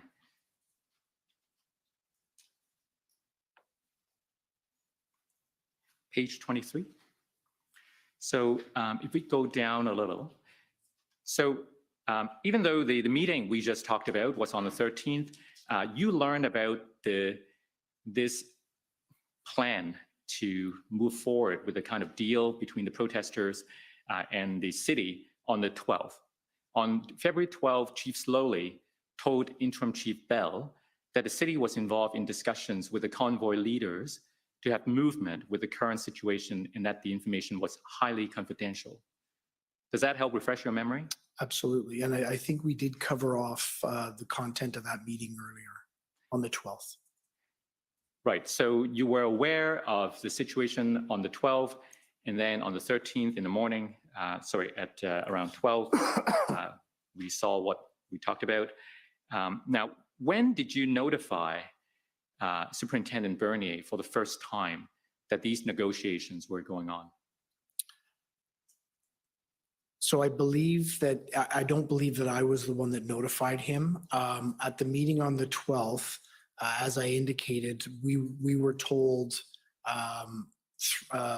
through the city and through the chief that these negotiations were highly confidential and that they shouldn't be shared. So I don't believe it was shared until the 13th with Superintendent Bernier. Right. Now, I understand the sensitive nature of these discussions, but wouldn't you agree that if anyone needed to know, it would have been the one responsible and had the authority for the overall plan, right? And that would have been Superintendent Bernier at that time. I would absolutely agree that we could have handled that notification better, and it should have been done earlier. So when you became aware as the strategic commander on the 12th that this was going on, it would have been preferable that Superintendent Bernier be notified at that time. Yeah, I would agree with that. Now that didn't happen, and he found out later.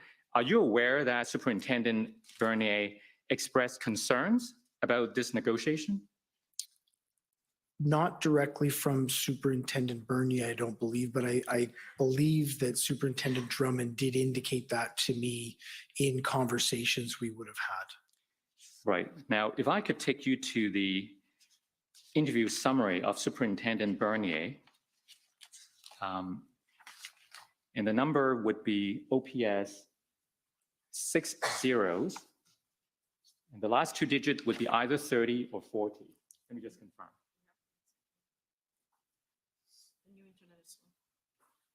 I'm told the new internet is slow. Isn't it? Could we try 30 and see if I have 1 in 2 chance of guessing right? 30, yes.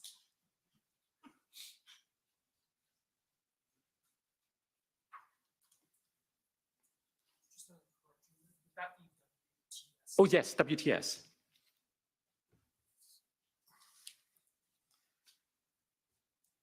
So if we could go to page 17.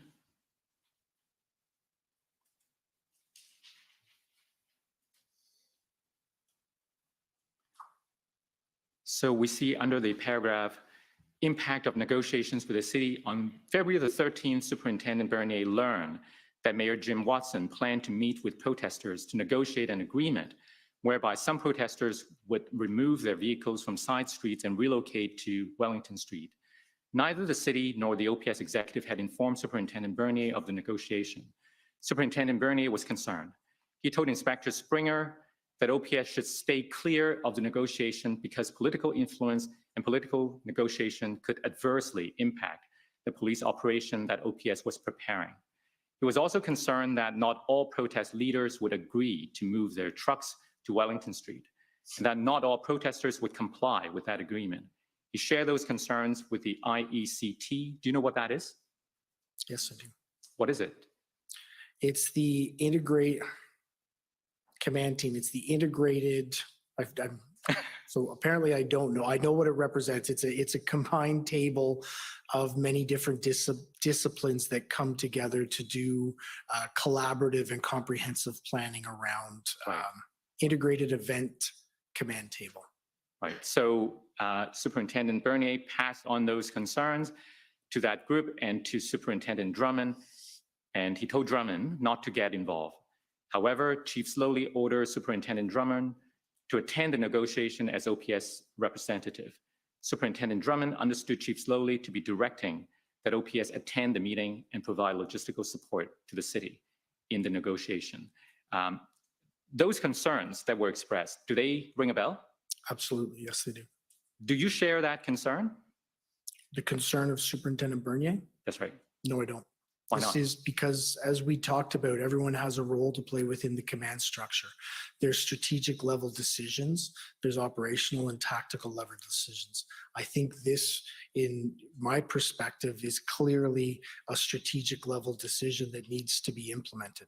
There's a superintendent who's been asked to go to a meeting. That is by the chief. I think it's very appropriate that that person attended.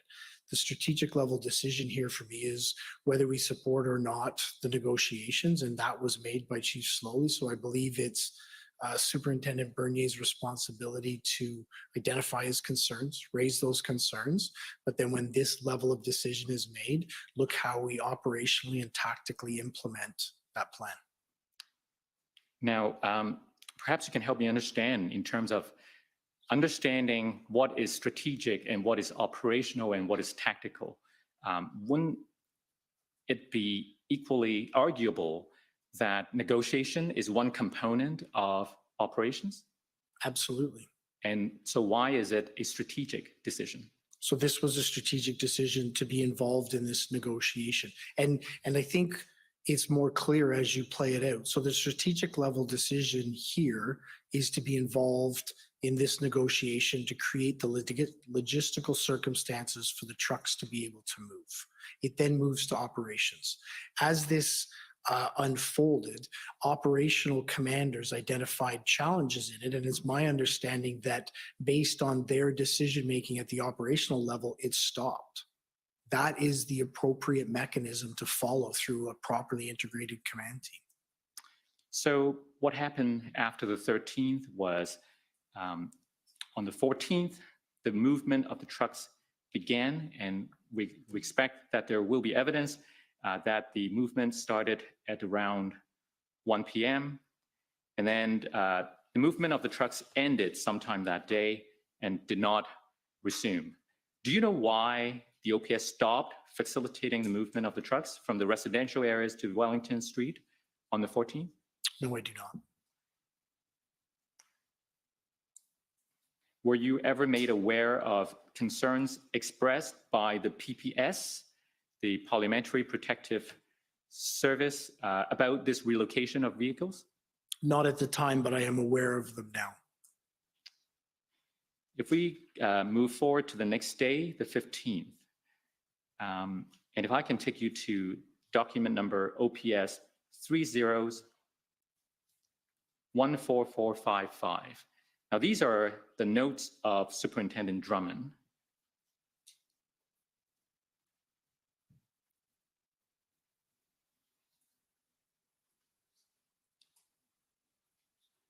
If we go to page 59, and let's go to 11:20 a.m. Now, you see the reference, call from Steve Bell. Direction, continue to provide safe, not sure I can read that. Safe passage for trucks to Wellington as per the city agreement with Freedom Convoy. So he's suggesting here that he received a direction from you to continue to provide safe passage. Do you recall giving that direction to Superintendent Drummond? Yes, I do. Tell us about the circumstances, why you gave this direction. So I believe this is in relation to conversations Superintendent Drummond and I would have had or been having during the day for him to arrange the logistical movement of this agreement that had been reached. He had identified with me that there was concerns from Superintendent Bernier, specifically around, as I recall it, the political nature of this negotiation. So this is the point at which I advise Superintendent Drummond, yeah, I understand there are concerns, continue to operationally move ahead with it. And I think there's important context to this agreement that we lose the story if we don't actually talk about it. So this is on the 14th that these notes are correct. The 15th. This is the 15th? Yes. So the 12th and the 13th are the weekend. The 11th, 12th, and 13th are the weekend. I remember that weekend having extreme concerns for the safety of our members, for the safety of our community based on the volatility and escalation in violence, in direct confrontational interactions with our members as it relates to them trying to manage the area or conduct any enforcement in it.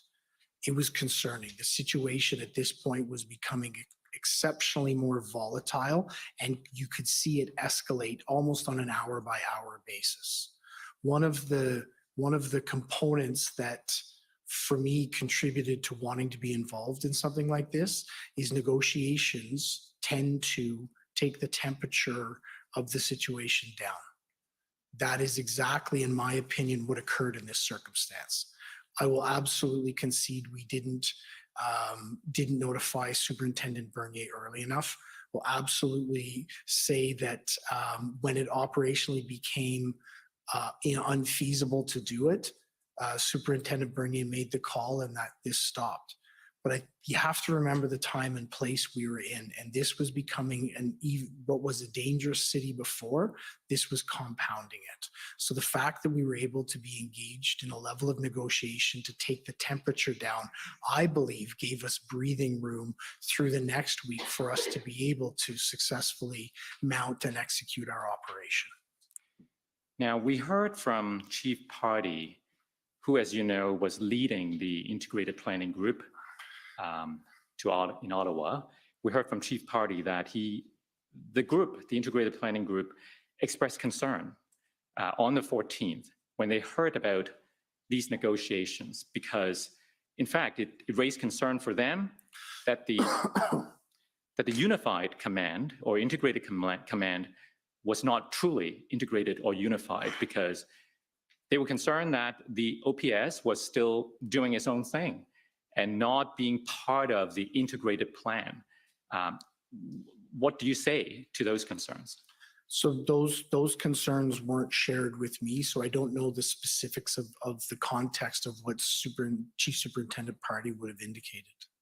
But you told us earlier about the need for autonomy of the operational commander, and that would be Superintendent Bernier now working in concert with the integrated planning group.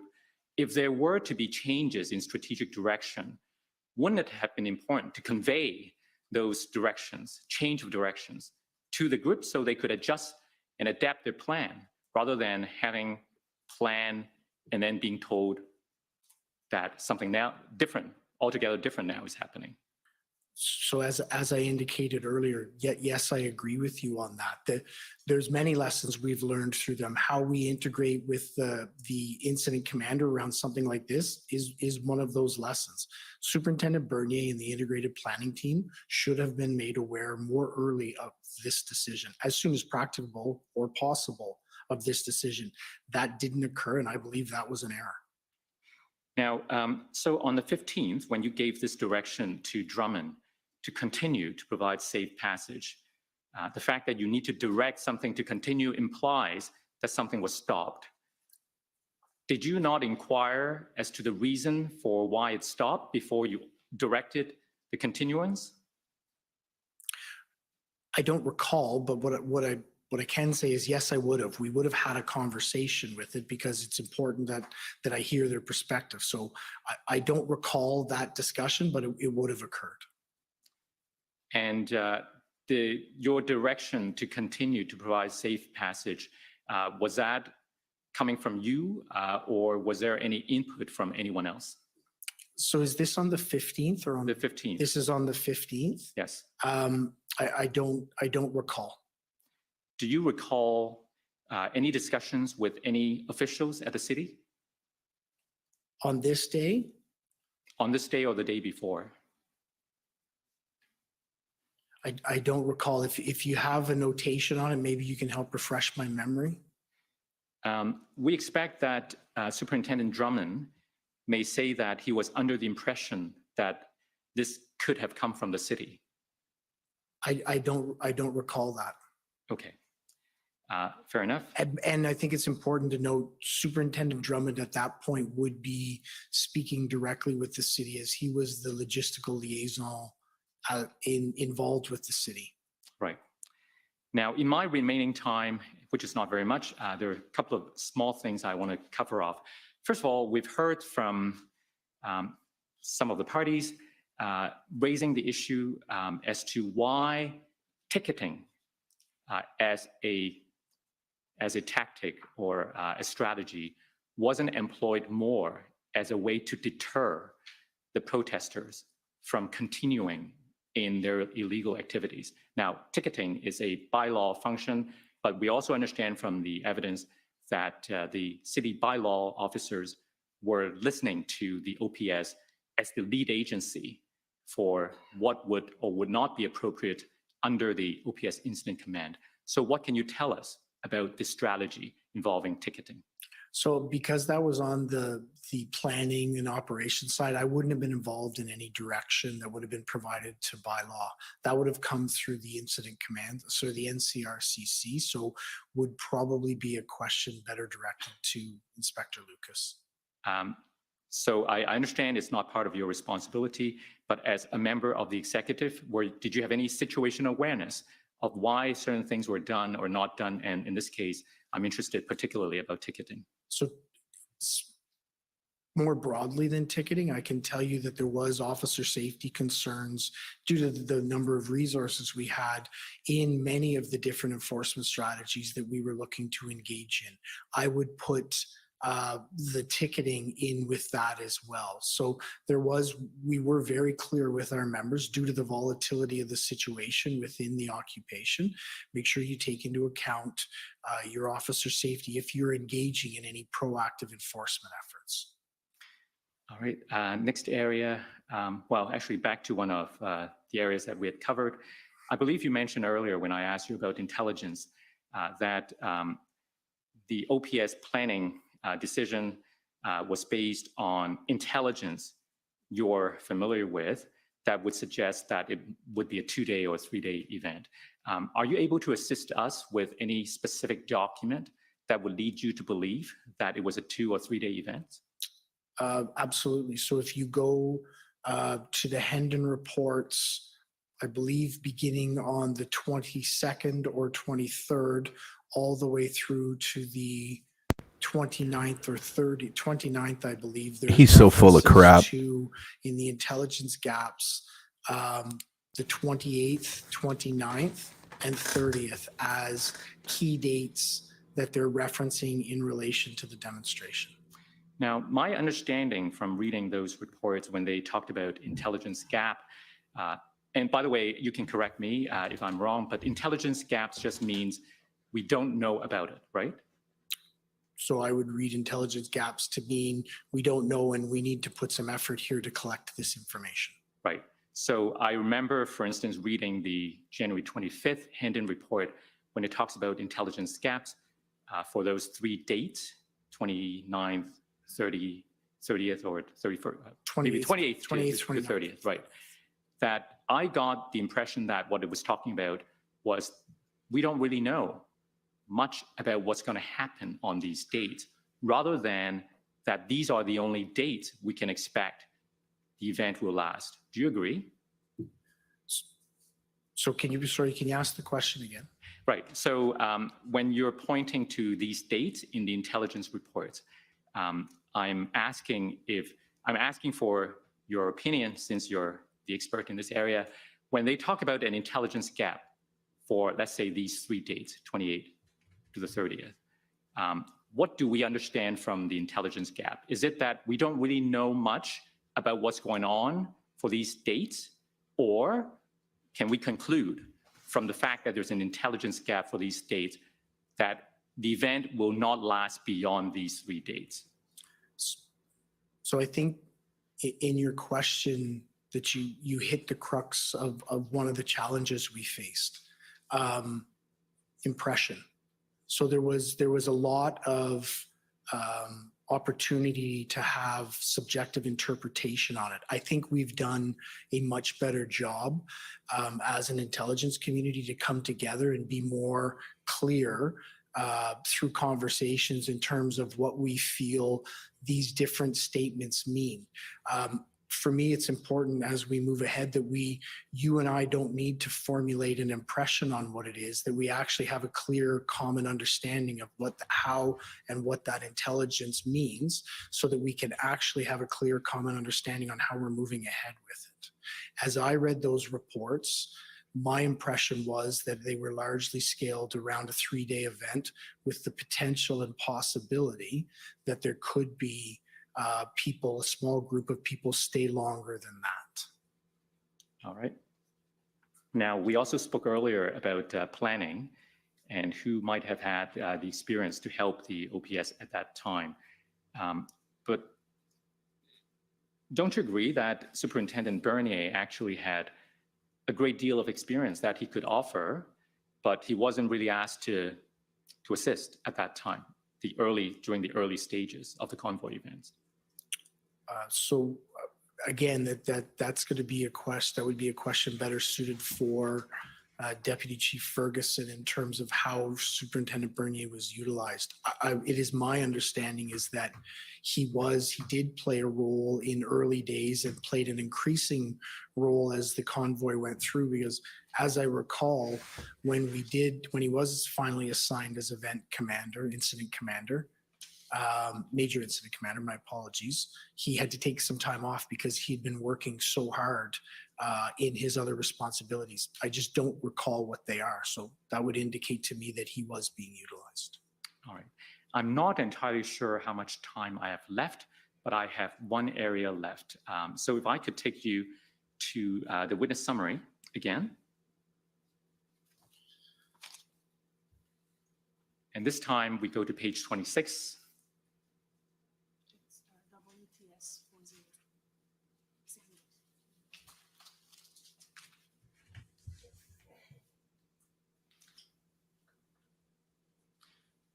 I want to ask you about the impact of emergency declarations.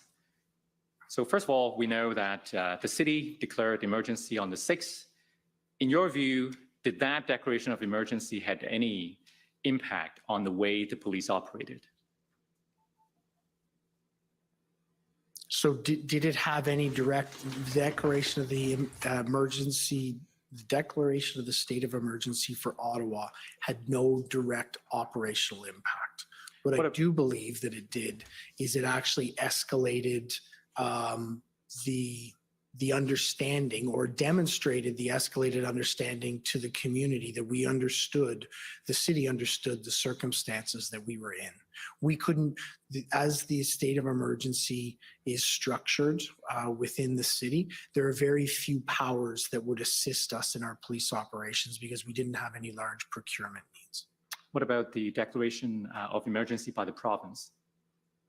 I would say absolutely that, and when I talk about the benefits of it, I talk about it from a unified command perspective, because I know that the EMCPA was mainly utilized around traffic and mainly utilized by our OPP partners as they developed their part as they developed that highway part of the plan moving ahead. Okay, and then if we scroll up, or sorry, scroll down. So finally, any impact of the federal declaration of the emergency on the 14th of February? Yeah, I believe there's probably 4 key areas that benefited us. The first one is around allowing us to streamline the swearing in of members coming into the city from other provinces. It's a challenging, sometimes cumbersome process that has multiple stages to it. So the ability to not go through that process with many different checkpoints in it allowed us to more streamline and effectively create operational bodies with members coming in. Second area would be around tow trucks. So the tow trucks, real or perceived, was always a challenge for us. I do understand that in the planning, the integrated planning team had identified a number of tow trucks to come, but they hadn't yet begun. I think the Emergency Act took away any of those barriers. The third area would be around the financial investigations, mainly conducted by the RCMP. And for me, the main benefit that it provided to us was it created a very stable, solid legal framework for us to be able to operate within to ultimately carry out our takedown. It allowed for us to very clearly articulate to our frontline officers what their powers were and what the legislative framework that those were based around, so that they could understand what to do and how to execute it. Sorry, I thought you said there were 4 areas. That was 4. Oh, that was the 4. That was Okay. the 4th. And the time is up. So thank you very much, Interim Chief. Those are my questions. Thank you very much, Mr. O. Okay, thank you. If I could call on the counsel for former Chief Slowly, please.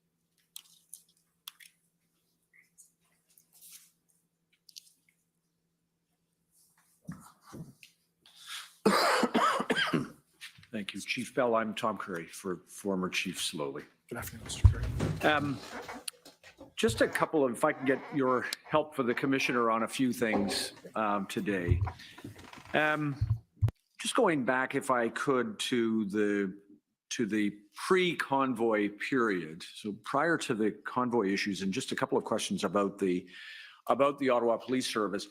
We have had some other evidence about the circumstances of the service and the strain on resources prior to the convoy's arrival. Did you also experience that? Most definitely. I think it was very real for us that through 2021, we hadn't had any new hires come in for attrition or for years of past growth that we hadn't achieved. So as we came into 2022, we were in a deficit position in terms of resources. So even before we had something that was taxing and overwhelming, we were deficit in terms of resources. In addition to that, and perhaps it's subsumed in what you've described, but we understood that you had lost some experienced personnel to retirement. So yeah, absolutely. I've heard testimony as the commission has gone on around the excellence that Ottawa Police had in planning. And I truly believe that. We managed large demonstrations, large protests over a number of years with our partners, and we were seen as one of the best at it in the country.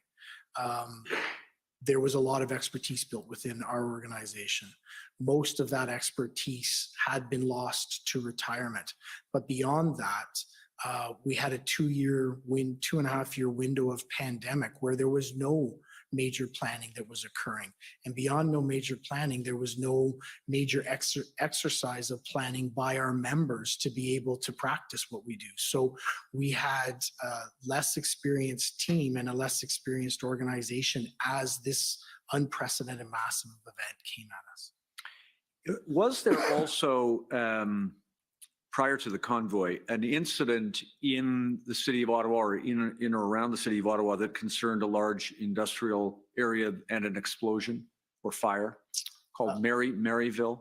Yes, that's correct. So there was an industrial area, Maryville, which is in southwest end of our city, where there had been a large explosion. A number of people had died through it. And as a result of that, we'd been involved in our partners with the fire department to be involved in incident management of that event. Now, I raise that because there were, during the time that the senior command in the service during the time of the convoy was Chief Slowly, as you've described, Acting Deputy Ferguson and yourself.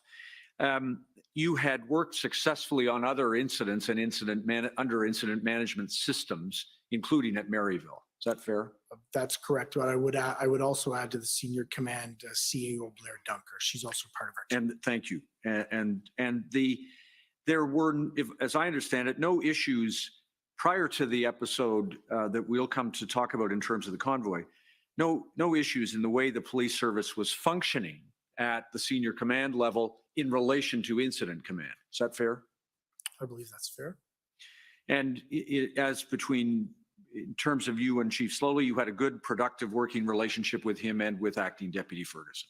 We've had a professional relationship, absolutely. You told the commissioner that there were command meetings amongst that group that you just described every morning, including during the convoy. Yes, those meetings came into effect. They would have been in effect for probably 2 years at that point. And during the time of the convoy, it's no exaggeration to say that at the Ottawa Police Service that it was truly all hands on deck. That is absolutely not an understatement. Leaves and time off were canceled. That's correct. Shifts were extended. Yes, but I think so. the way the question's based is around the command team, and I think it's very important to extend it well beyond that. We had members of our organization working long hours in very extreme weather and doing an exceptionally professional job. So I would never want to leave the perception that it was an exclusive hardship for any one group like the command team. Our membership was out there every day trying to resolve things. And that's what I should have been clear. That's what I meant. Beyond the command team, leaves, as I understand it, whether they be holidays or if for any other reason, perhaps other than illness, were canceled for your members across the entire service. Everyone was required to stay on duty effectively. Absolutely. And when we speak about shifts being extended with the Ottawa Police Association, the service reached an accommodation to provide the resources that it needed to get through this protest. Yeah, we reached an agreement to lengthen the shifts and reduce the number of platoons that we had in order to be able to make more resources available throughout the day.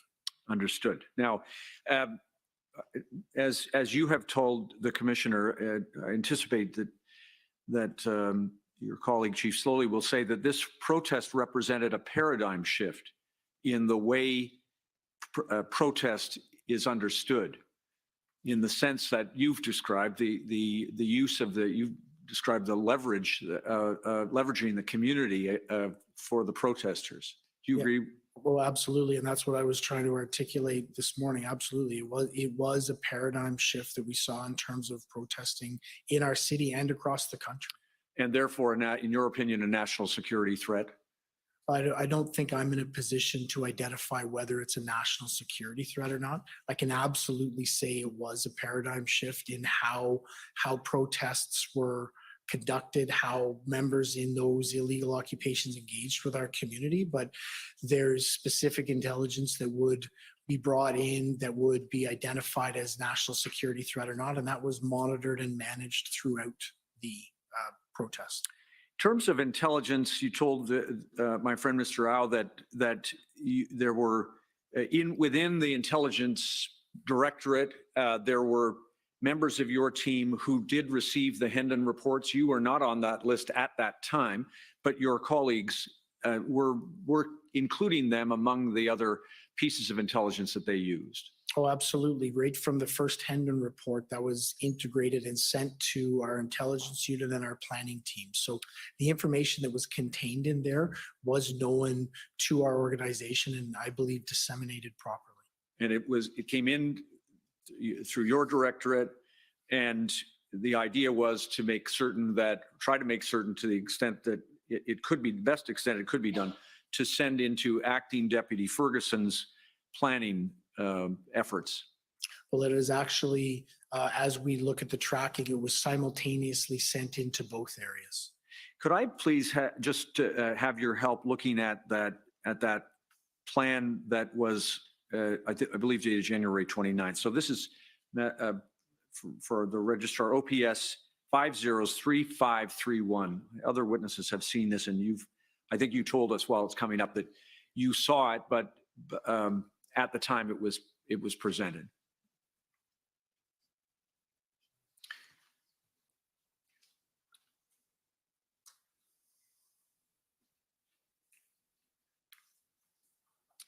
Thank you.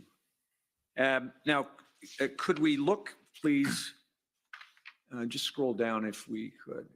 I want to get your help.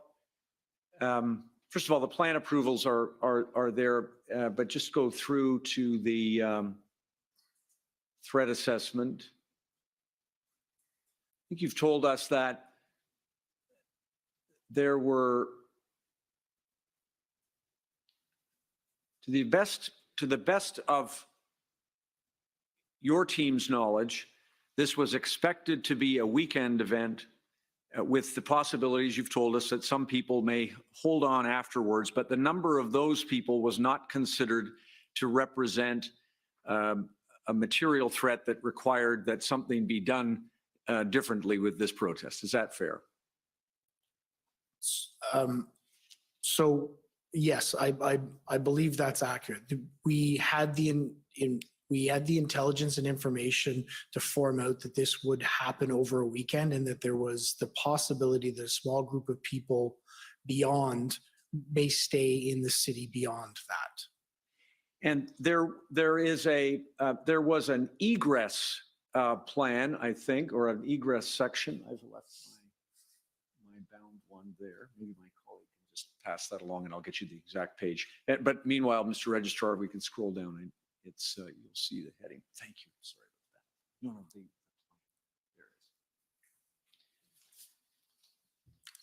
it is. What I want to show you, thanks so much, is section 3.2, please. It's under the heading event stages. You'll see, do you see that? And just, I'll let you just have a look at it, but I want to,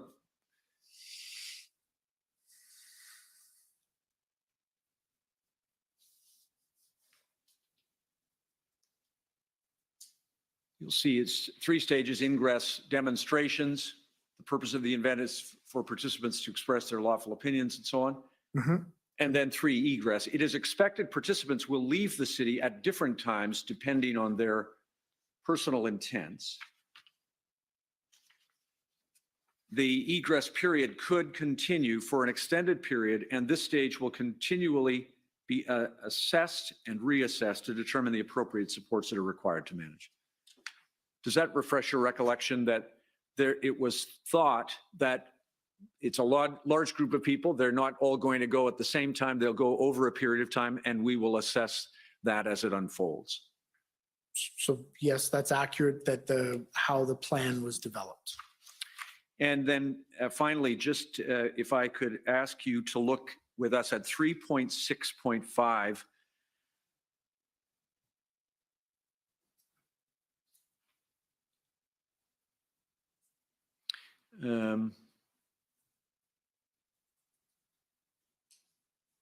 Do you see contingency staffing for a prolonged event? Due to the unknown nature of this event, staffing will be revised.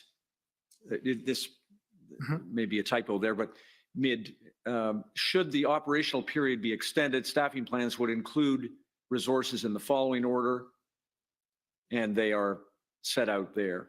So there was, again, some thought given to the possibility that this event may be prolonged and additional staffing needs could arise. Is that fair? Yes, that's fair, based on this section. Now,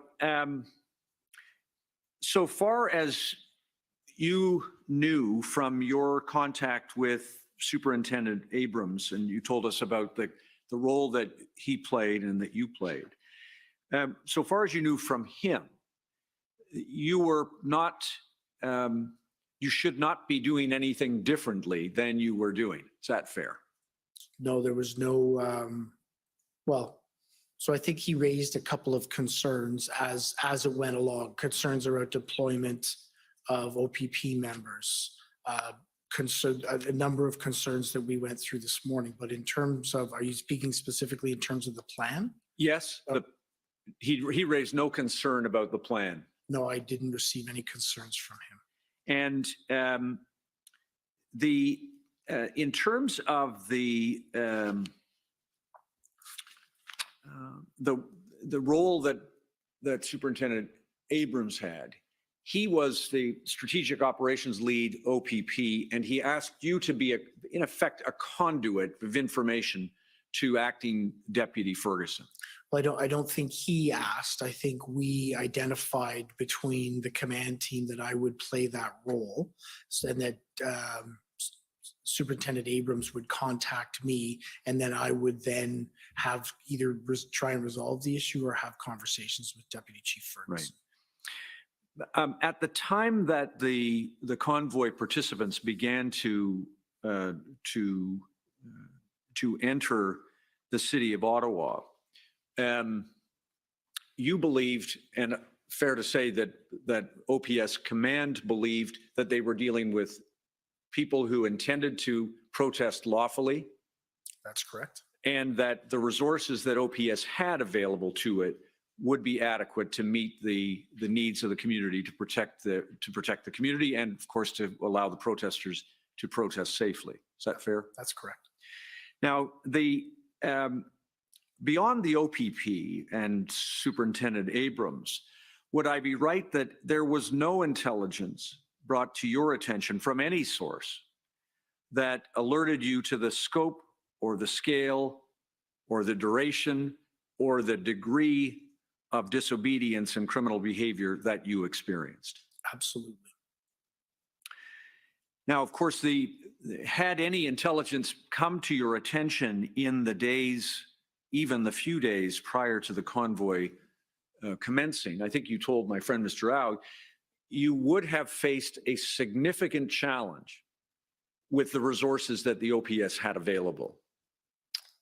That's correct. And like I said this morning, and I would want to reiterate it, what we didn't see in any of the intelligence, what was never brought to our attention was the actual activity that the protesters were going to become engaged in all the way across Canada, through almost every policing jurisdiction in Canada. They were monitored, traveled with, and always lawful and always acting in pro-social behavior. So there was no indications to us about the activity that was going to happen. Right. The number of commercial vehicles, trucks in particular, that came to the city would have presented a significant challenge in terms of logistics as to where they could be diverted without cooperation from the operators. Is that fair? So what I would, and I've contemplated this, I believe that it would have taken the scale of operation that we would have had with the number of resources and the detailed planning to remove the protesters that we did over the weekend of the late February, to divert them from coming into the area. So it would have been a massive undertaking. It would have been on scale with what we had to execute at the end of February. That's what I wondered, and you could provide the commissioner with assistance in this respect. Put another way, had the protesters adopted the perspective and defiance, I'll use that word, that they demonstrated in refusing to leave when requested to do so towards the end of January, then the 1,800 plus, I suppose it was maybe closer to 1,900, service personnel would have been required to manage them prior to their arrival in the downtown core of Ottawa. I would fully agree with that. And indeed, would you go further to say that some of the extraordinary powers that were available to be used as a tool would also have been required in the event that they resisted cooperating with direction or lawful orders? That's difficult to say because that's not a plan we ever contemplated. So we didn't actually get to the planning perspective of that, but it would have been a massive undertaking with massive planning requirements and massive resource requirements to undertake keeping them out of the downtown core. Fair to say that there was no time to have drawn the plans that you're talking about or to have made the resource requests of the OPP, RCMP, and other municipal police forces in the short time that you had available prior to the protest arrival in Ottawa? So I would say that there is always time to do planning. We would have been under tight restraints. It would have been very challenging, and I don't believe we would have had the level of detail or specificity. I think the big challenge would have been trying to access resources without having the level of plans that we know we should have to be able to bring resources in. One of the things the commissioner has heard is that there is perhaps a fair question about whether resource requests should proceed ahead of plans, or plans should be in place before resource requests. In this case, do you agree that once the protesters arrived and you saw what you were dealing with, as you've described it, that the most urgent thing that this city required was resources? So I think there's a balance to that question. I think you absolutely need the plans to be able to drive the specific resourcing requests that you're going to have, the type of specific skills that you're going to require.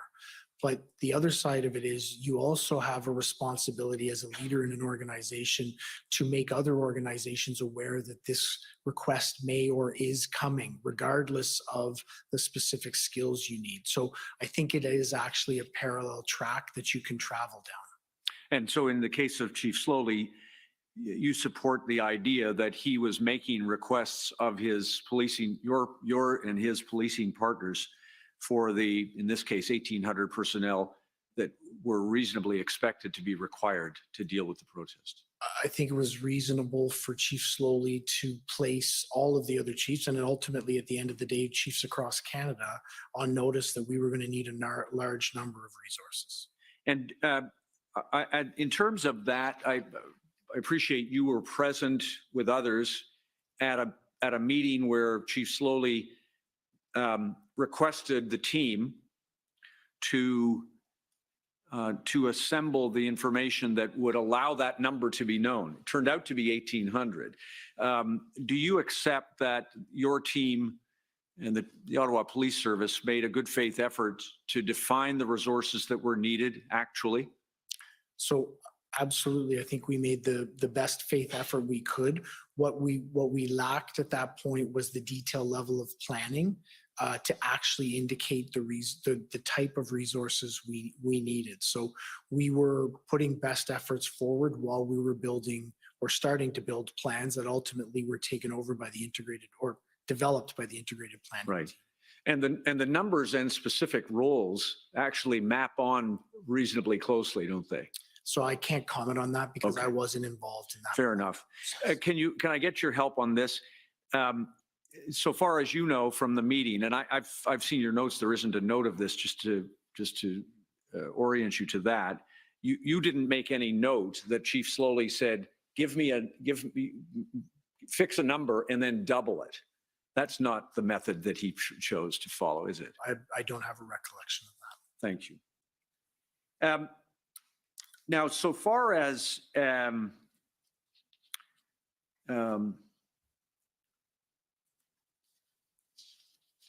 couple of other things, if I can, make sure I get this right. I understand the Ottawa Police Service, or perhaps the city, has an arrangement with the Government of Canada to provide policing services in and around the parliamentary precinct that are beyond the parliamentary police services, and that there is an MOU or another arrangement that by which the Government of Canada pays the Ottawa Police Service the sum of $3 million for those policing services?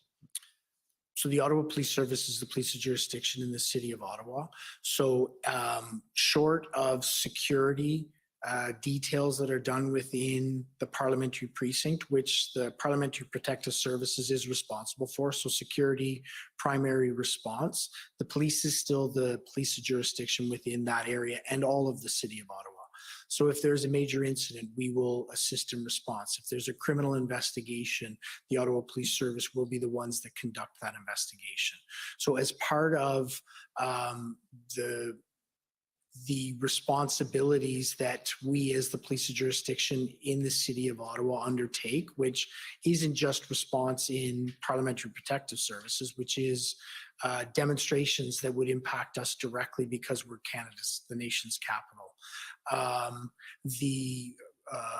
The need for us to be engaged with embassies and have a different level of response or different level of training as it relates to diplomats in and around our area is something that we've come to an agreement with the federal government to compensate us $3 million a year for extraneous costs such as Canada Day or other events. Right, understood. Is that under review after this event? Yes, it is. A couple of things about incident management systems, IMS or ICS, Incident Command Systems. You mentioned that was a process that is well understood and had been used in the city of Ottawa by the Ottawa Police Service. So within the city of Ottawa, they would use the provincial standard of the incident management system.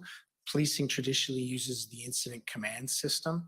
There is also another gold, silver, bronze for major events that has been adopted by the RCMP and been utilized in some circumstances by the OPP. So there is a hodgepodge.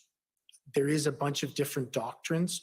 They basically boil down to a very similar set of circumstances. You have strategic level control, operational level control, and tactical level control. And you described to the commissioner that the border zone between strategic decisions, operational decisions, and tactical decisions is not, these are not bright lines.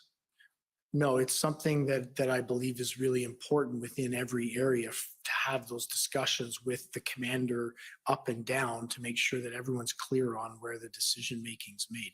It's something that I believe is worth undertaking to make sure that we can create better lines between those and better understanding of the different areas. In this case, prior to this convoy protest, I understand that you, Chief Slowly, Acting Deputy Ferguson, had functioned, I think you told us earlier, in the incident command system effectively, right? That's correct. There was no, you didn't have an experience in which someone was intruding or thought to be intruding on operations or tactics from the level of strategy prior to this? So what I would say is Chief Slowly was regularly involved in reviews and revisions on operational plans. I can't recall him ever giving directions around it, but he was very engaged in those lower, what could be seen as lower level responsibilities. Right. And his involvement in those matters was not it was not considered to be problematic. Is that fair? I think that's fair. And for example, I understand one of those might have been the Black Lives Matter protests that occurred in the aftermath of the death of George Floyd in custody. That was a major demonstration that we managed, and I have no recollection of any challenges within our command structure. And to the extent that when we came to this unprecedented protest here brought about as in the convoy, that Chief Slowly and probably others were facing unprecedented circumstances that strained the ICS system as well. Yes. So unprecedented circumstances, immense levels of stress, very clear expectations on outcomes, and all of those together did strain the ICS system, and actually for me identified that there needs to be much better clarity, at least within the Ottawa Police Service, around how that system manages. That's exactly why when I took over as interim chief, I spent time making sure that everyone understood their role within the ICS system. Right. And is it fair to say that from your long career in policing that this is unlikely to have, the circumstances here facing the Ottawa Police Service and the City of Ottawa would not have been handled any differently by any other municipal police service? I think that's difficult for me to say because I don't know how other police services would have handled it. Right. Okay. PLT. At the time of the convoy protest, am I right that there were 14 members in the Ottawa Police Service PLT, and I appreciate they're part-time members, that included 2 sergeants? So I don't know about those numbers specifically. National Framework on Demonstrations is a framework that prior to the convoy protests, am I right, you were not familiar with yourself? So that's the CACP national framework? Yes. Yes, that's that. I had reviewed it, but to call myself familiar with it or extremely knowledgeable in all the content of it would be not correct. And the PLT, the work of the PLT in this case included a couple of aspects that I believe you did become involved in. You've told us about a couple of them. Can I just get your help with them? The issue of the fuel stored at Coventry. You recall that? I do. Am I right that what the PLT team had negotiated was the removal of fuel that was stored at Coventry, and they wished to allow it to go downtown to the protesters who were using that fuel to operate their vehicles? So I'm generally familiar with what occurred there. Actually, I'm quite familiar with what occurred there. But in terms of the specifics about what the agreements were, it would be unfair for me to comment because I don't have enough knowledge in that area. That's fine. Can I get this from you, that you spoke with Staff Sergeant Ferguson, who was then running PLT or on the ground in respect of PLT, concerning an issue that had arisen about enforcement, that Superintendent Patterson took enforcement steps to intercept the conveyance of the fuel. Do you recall that? Is there a notation that can reference that I can familiarize myself? Yes, sure. So the easiest place for us to find this, I think, in the time that I have, is to look at Staff Sergeant Ferguson's summary and his interview, if I could show you that. It's in your notes also, but let me just see if I can find the reference to Staff Sergeant Ferguson's statement.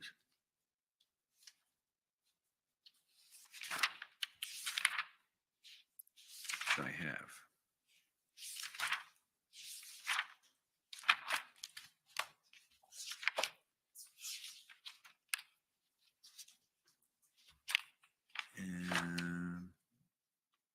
Which I don't have. I don't know what I did with it. Hang on one second.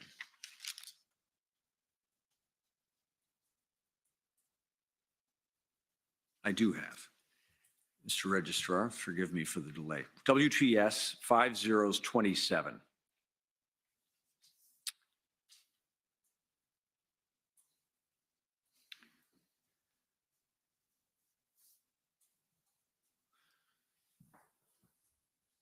And could we go to page 7, please?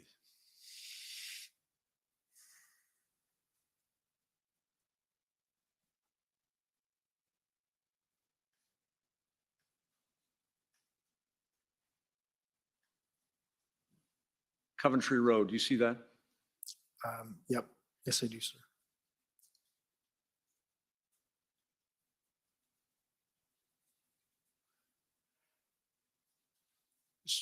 Scroll down. So if I can just read the first paragraph. Yeah, by all means. Go ahead. It's the stuff that I'm interested in is a little later, so I could probably spare you this part, but Okay. There's a reference to your conversations. If we could just scroll down, please. There it is. Just try 440. Do you see it, February 6th? Yes, I do. Superintendent Patterson Yep. advised Staff Ferguson would be seizing fuel.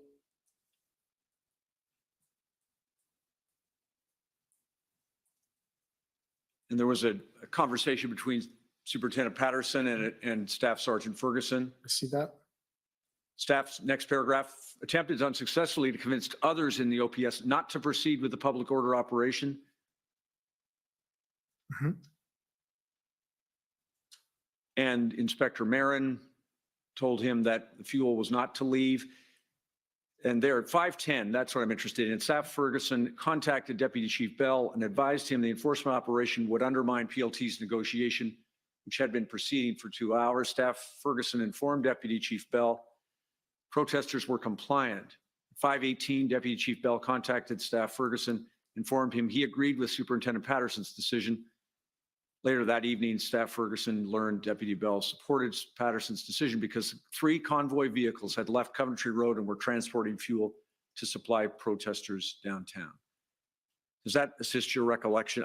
The footnotes, I think, might go to your notes or his notes, but there are some notes of yours I could take you to. But does that assist your recollection that?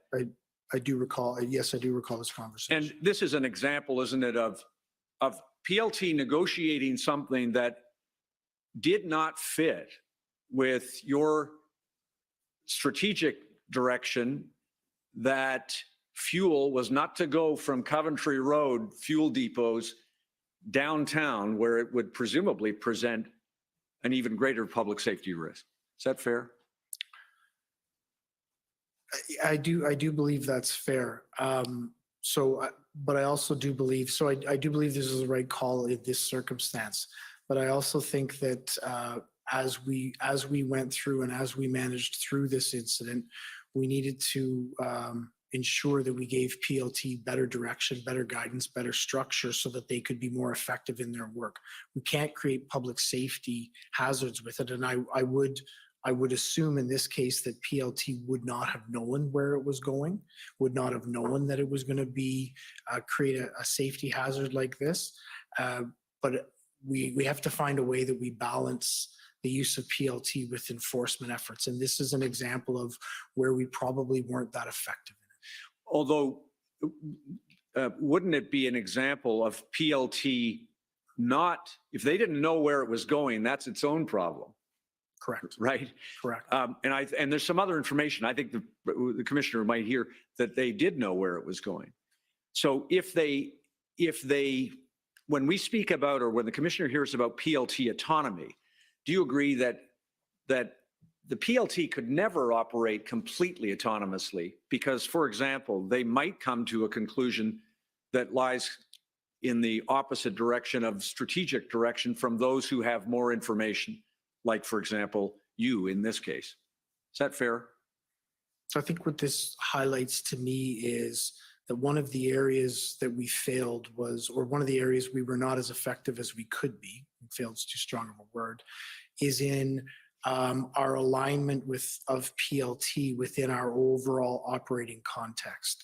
This type of confrontation is probably too strong a word, but this type of disagreement around what is occurring wouldn't happen likely, I don't believe, if we had better common understanding of what we were achieving and how we were moving ahead. So for me, this is one of the things in terms of lessons learned that we have to take very, very seriously. And I can tell you we have taken it seriously. Right. PLT needs to be aligned and integrated and help to drive the operations because they are a hugely important component. No disagreement. I think Chief Slowly will say the same thing. It just, when it comes to specific examples, just like with the strategic, operational, and tactical, there are not bright lines. There has to be good communication between PLT and operations. Is that fair? There has to be good communication so that a circumstance like this doesn't actually ever exist. Right. There were other examples I've seen in the record. I'll give you one. Do you recall a circumstance in which PLT negotiators wanted to bring porta potties, portable toilets, into the red zone or into the protesters with no quid pro quo, just as a sign of, I suppose, a sign of good faith? And that was a decision that was not shared by, or a goal or objective that was not shared by the strategic command. Does that ring a bell with you, that negotiation took place? So I do remember that, and I do remember advocating for that. And I do understand that it was going to be about bringing porta potties in where there wasn't anything immediately in return. But for me, it was about part of those small gains that you could actually make so that you could build relationships, so that in those relationships you could look how to lower the temperature and also look for a resolution. So absolutely, I do recall that. Right. And running the other way was incredible community anger. You were dealing with angry residents. No, I wouldn't describe them as angry residents. I think we were dealing with residents who were hurt, who were harmed, who were victimized, and who wanted this to end. They were angry, but that wasn't the emotion that I would explain first off when we describe our community during this period. Fair enough. I'll take the description that you gave. They were suffering. They were suffering. And you and Chief Slowly, Deputy Chief Ferguson, and everyone in the service was trying to do their best in good faith to help resolve this problem. Absolutely. Now, one small thing. Did you ever go to a BIA meeting with Chief Slowly as part of the community outreach during the protest? I don't believe so. Okay. You told us that in a public statement, at least, just dealing with public statements, Chief Slowly did not promise or declare to the public that he was going to close bridges, only that was something that would be considered, correct? So if we're referencing, and I believe it's the February 4th statement, Yes. that was caused concern to Superintendent Abrams. No, it's not my recollection or upon my review that those were the statements. The statement was that it was something that we could use if needed. Right. And in the same way, can I ask you about the statement that Chief Slowly made that there may not be a policing solution alone to this protest? That statement, I expect the commissioner will hear, was made at a briefing of council and police services board at which you were also in attendance that lasted many hours. Do you recall that meeting? Not specifically. If we could have some reference pulled up to it. It is a multiple hours long Do you have a date, sir? briefing, February 2. February 2nd. And indeed, you and Deputy Ferguson were allowed to leave to get back to work after, I think, about the 3.5-hour mark. Chief Slowly was asked to remain to answer questions. But does it refresh your recollection to know that at that meeting, you and Deputy Ferguson spoke about the steps, and Chief Slowly spoke about the steps that were being taken to initiate enforcement activity, to protect the community and stabilize the circumstances that residents were experiencing? So I'm going to apologize, but no, we had many, between board meetings and council meetings, we had many meetings during the period. So to be able to recall specifically what occurred during one of the meeting, I would need some sort of reference point. Okay, I won't, I'll leave it there. Suffice it to say that it's a fair conclusion that the policing solution that was required to be implemented to deal with the convoy protest involved more resources than the Ottawa Police Service had. Absolutely. And additional statutory or government action in the form of the emergency measures that you told my friend about. Absolutely. Now, then, a couple of things, if I can, quickly, and maybe the last thing based on my time being up. The Superintendent Abrams told us that he brought to your attention a number of issues from time to time. Is it fair to say that you exercised your judgment as to whether you would take those issues to Chief Slowly or not? They didn't all go to Chief Slowly, for example. Absolutely. Okay. I have no other questions for you. Thank you, Chief. Sir. Thank you. Next, call on the City of Ottawa.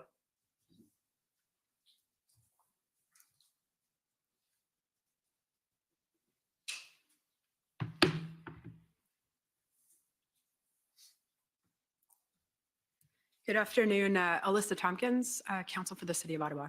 Good afternoon, Ms. Tompkins. Interim Chief Bell, I want to start by having a quick chat about intelligence and planning.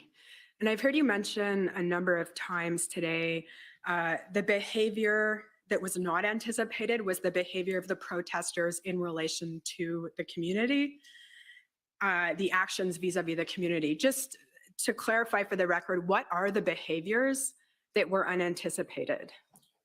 So the general dynamics of what our community and ourselves were experiencing in that location. It included honking of horns incessantly, 24 hours a day, 7 days a week. The idling of the vehicles, much of the engagements that we saw between our community members and members of the protest, whether it be intimidating, hate or biased crime behavior, assaultive behavior, the feeling that people were trapped within their residence, within the place that they live and couldn't move around unfettered. It was almost constant conflict between the members of this community and people that were occupying our streets.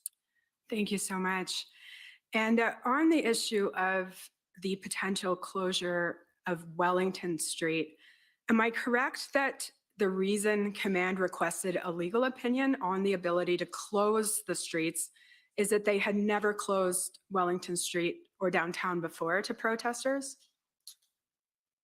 So you'll have to help me, because we sought many legal opinions through this, and we have sought many legal opinions since, specifically around Wellington Street. Are you speaking of the January 28th? Correct. In terms of why was the legal opinion obtained in this instance? And I'm just asking whether it's because it was not the general practice of the police to close streets to protests in Ottawa. So and I think it's an important point of clarification. The police alone don't close the streets as it relates to protests. That's a cooperative, it's actually under the city manager's delegated authority to be able to close those streets. We give recommendations and help assist them. So it's unfair to characterize it that it's the police that close the streets, but it was a practice that we hadn't largely engaged in prior to that. So we wanted to make sure that we were getting the best legal advice around what potential steps could be as we had this group come in and then as we moved forward. And I agree with your characterization. What I was getting at was indeed the practice. So it was not a practice that was generally engaged in. Had it been engaged in the past? Not to my recollection. Thank you.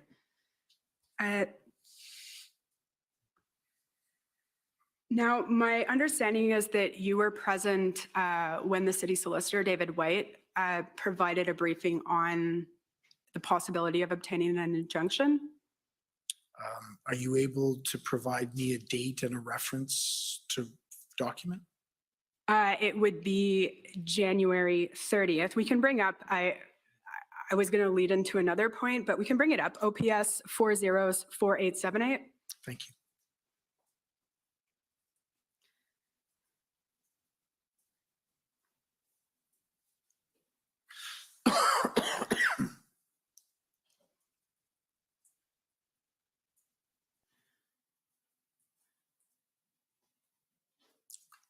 At the very least, you received this email of the command briefing, am I correct? Yes, that's correct. Okay, and I just wanted to highlight some of the concerns that Mr. White had put forward. If we can go to page 2.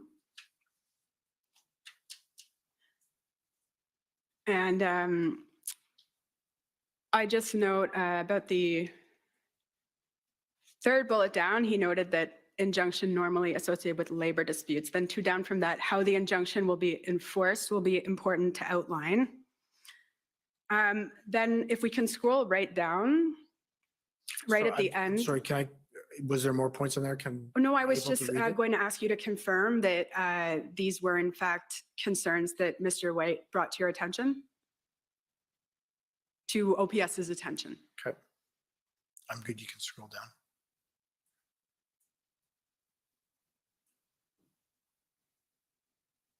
Okay. And the last few points I wanted to highlight were that an injunction is a more assertive step and that it might aggravate the situation. That's a concern that you are familiar with. That's a concern that was raised by Mr. White, absolutely. And that the injunction might give a platform or an outlet to protesters. Another concern he raised for sure. And if we can now go to document OPS, I think it's 4 zeros, maybe 504927. Maybe 4, sorry.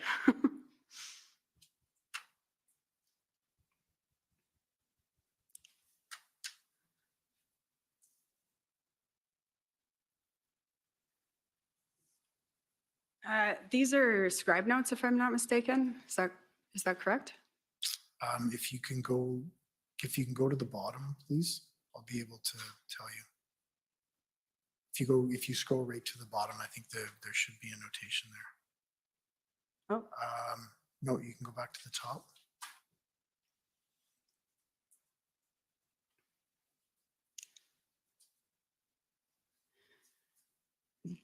So I'm not sure whose notes they are. Okay, do you remember a briefing to the RCMP and the OPP? It would be a Teams meeting on January 31st. Can you scroll down, please? If we go to page 3, it's indicated SB. Yep. Yes, Do you think that's you? that is me, yes. Okay. Thank you, that's what I was looking. I just wanted to, if we can scroll up now to page 2. Here, if we can stop here. Again, talking about an injunction. So I believe BL, is that Commissioner Lucky? Yes, I believe so. And it states concern if injunction, now it's an official movement to another stage. This will involve the whole country. Anything official will spark a national response. Do you recall that concern being expressed by Commissioner Lucky? I do recall that. And if we can scroll down a bit further, we have TC. Is that Commissioner Creek? I believe that's Commissioner Creek, yes. And concern with injunction, you would have a legal obligation to enact it, continue to build for, I believe it's supposed to be injunction, mass arrests, and then removal of. And I believe there's a comment above. I apologize, I missed it. The 5th bullet, BL is spot on, must remain cautious. This is local, careful not to become national or international. Then if we can go down to page 3, BL again. 3rd bullet, de-escalation, negotiation, up to legal for injunction, but better not to have it. Do you recall Commissioner Lucky saying that?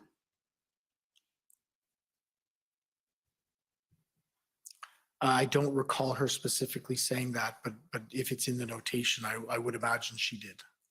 Okay, and then we'll just go to another document, OPS 405194.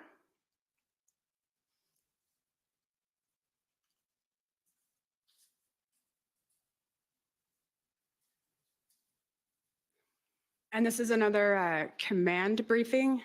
That's correct. You received this command briefing? Yes, that's on sorry, this is the, can you tell me what date this is?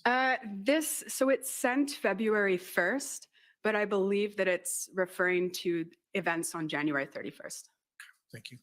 And if we can just go to page 2, one bullet after, or sorry, after the redaction, if we can, here we have what I believe to be a summary of the call, which confirms that both Brenda Lucky and Tom Carrick did not seem to be in favor of going the injunction route. And that's what the OPS took from that briefing, correct? That's correct. Okay. Now I just want to talk to you about the negotiations between the city and the protesters. And if we could just bring up OPS 00008418.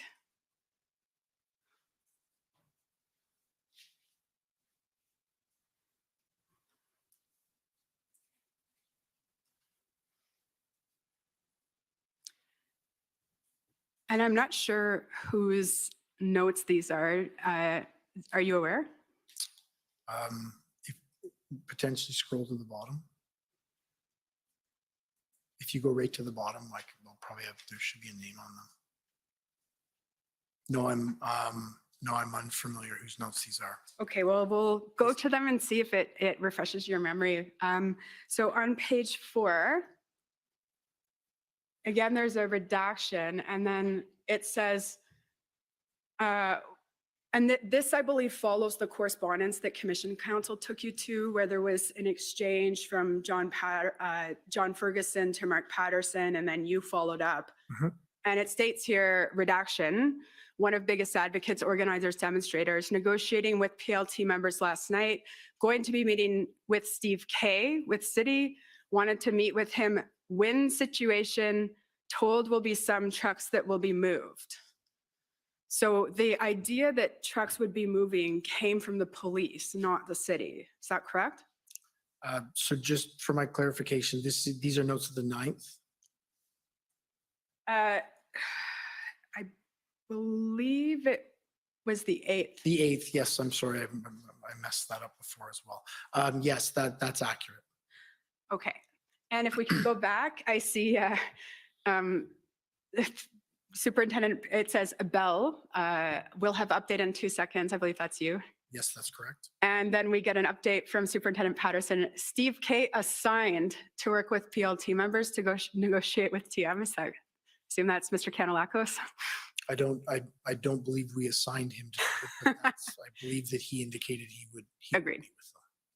I was more making a little joke.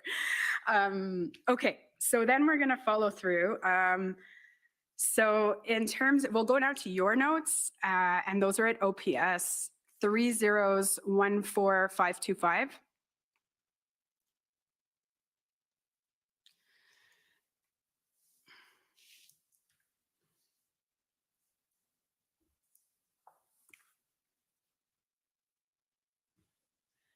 And just in the interest of time, your evidence is that on the 12th, you got an update from the former Chief Slowly about the city's negotiations, and it was told to you to be highly confidential?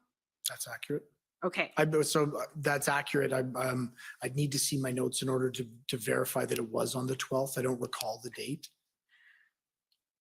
We can go to page 52, just to quickly. So here we have, this is a meeting with the chief. If you want to scroll up and see that it's the 12th, we can. Yeah, that would be appreciated. Yeah, no problem.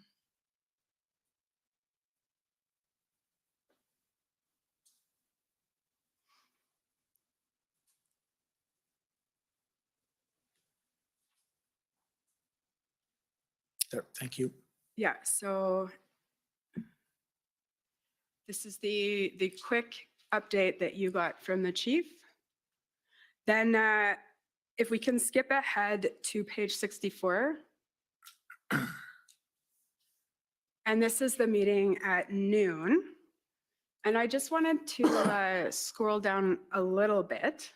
This isn't the same day, I don't believe. No, This you're is- quite right. It's is the next this day. The 13th? It is the 13th. Thank you, sorted. I apologize. This is the meeting at noon on the 13th.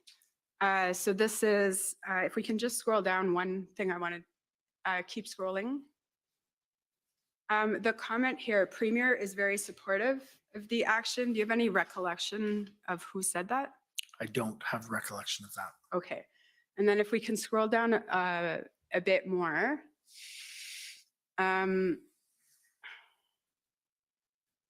Two core scenarios. What is the outcome of the new footprint? Are we able to take out the remainders? Do you recall this being discussed? Yes, I do. Okay, and then if we can just go down. This is a briefing from the chief, and is it just you and the chief at that point? I don't recall. It's who coming was from the else. chief though, and the It's chief, coming from the chief. I don't read, there would have been other people involved in this. But I didn't note who they were. okay, and it's clear from the direction from the chief that you've noted is to maintain our concept of operation. That's correct? That's correct. Okay.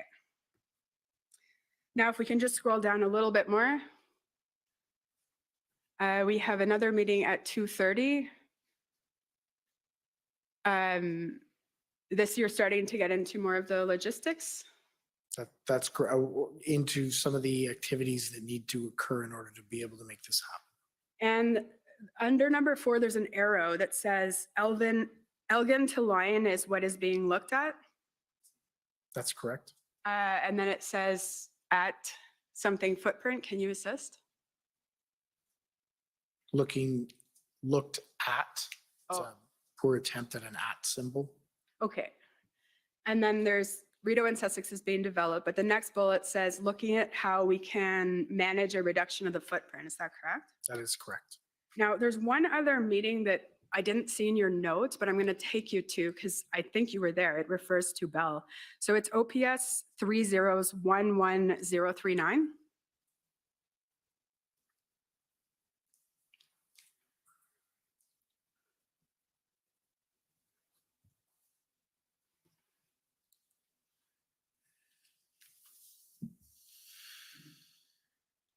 And maybe these ones are scribed notes. Can we check the last page?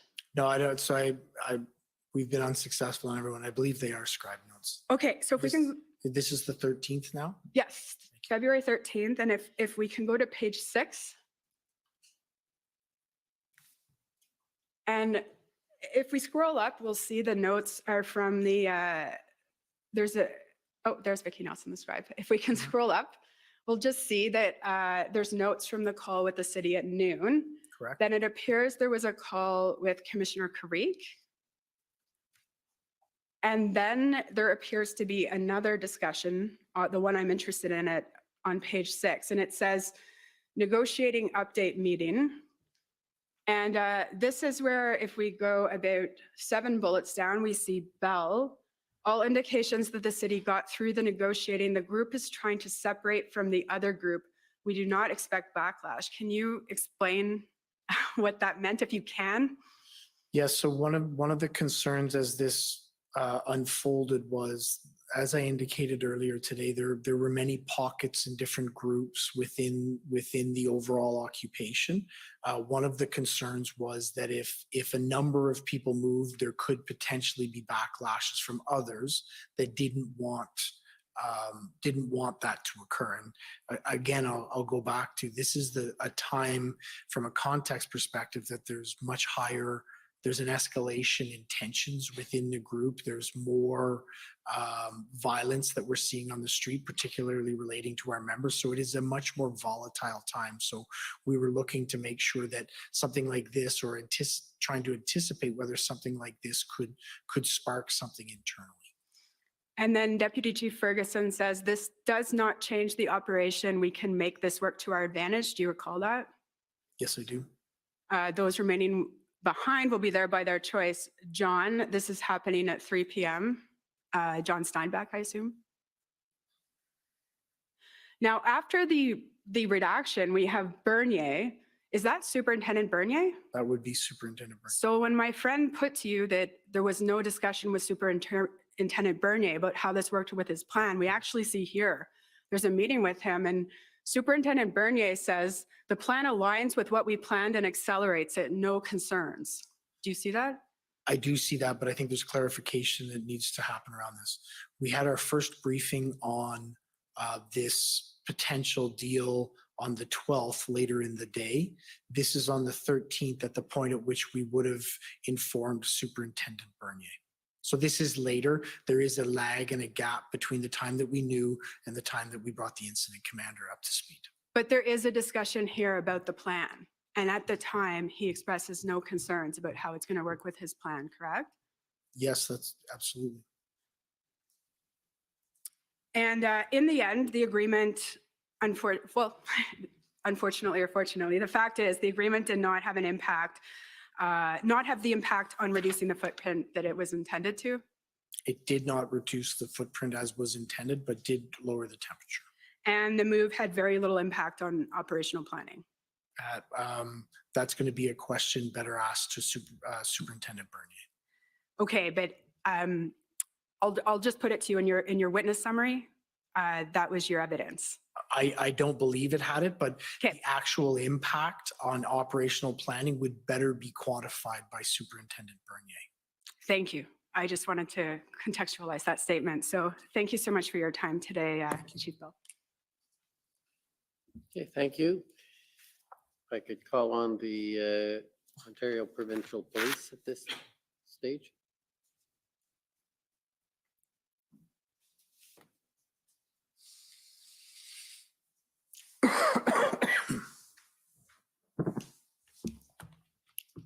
Good afternoon, Superintendent. Christopher Diana for the OPP. I'd Good like to start by asking about the Hendon reports. I believe your evidence was that you did not start receiving them until, I believe, January 27th. Is that correct? That's correct.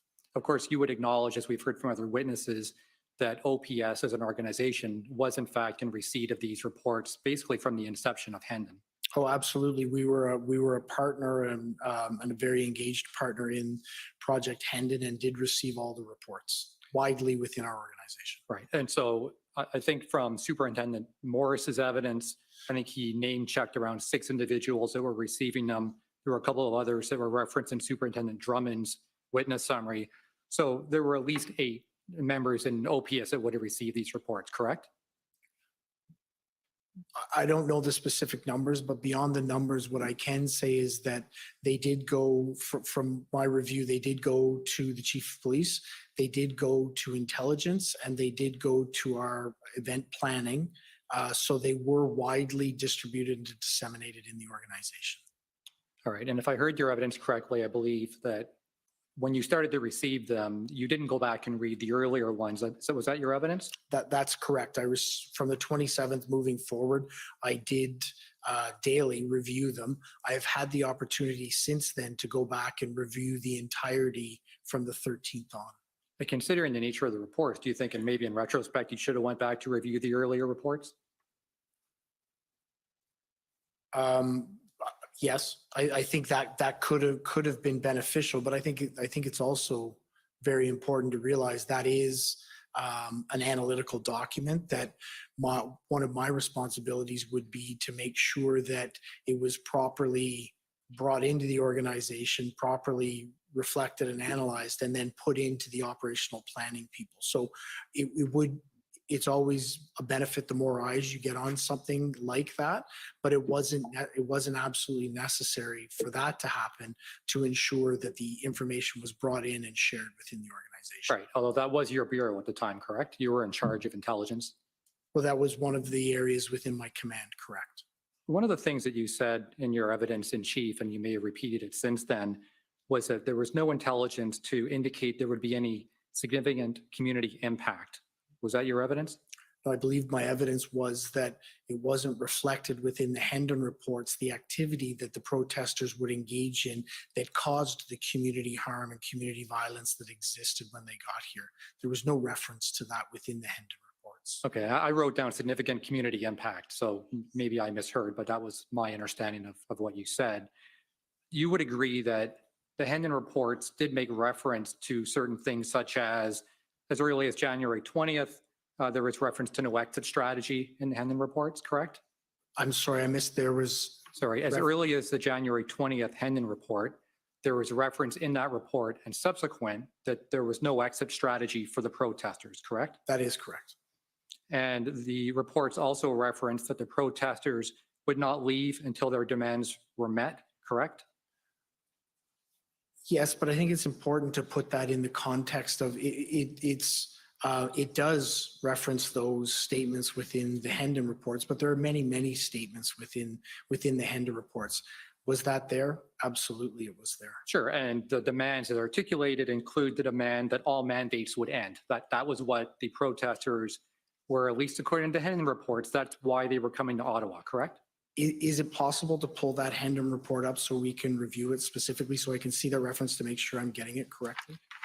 Well, what I've done to try to save some time is to refer to the Hendon summary. Superintendent Morris prepared a Hendon summary, which may be useful. So if we can go to OPP 349.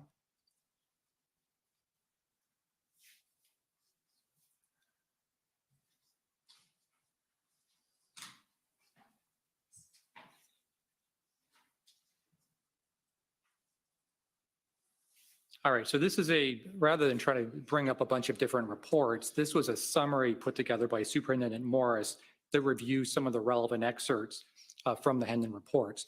So if we can go to page 3.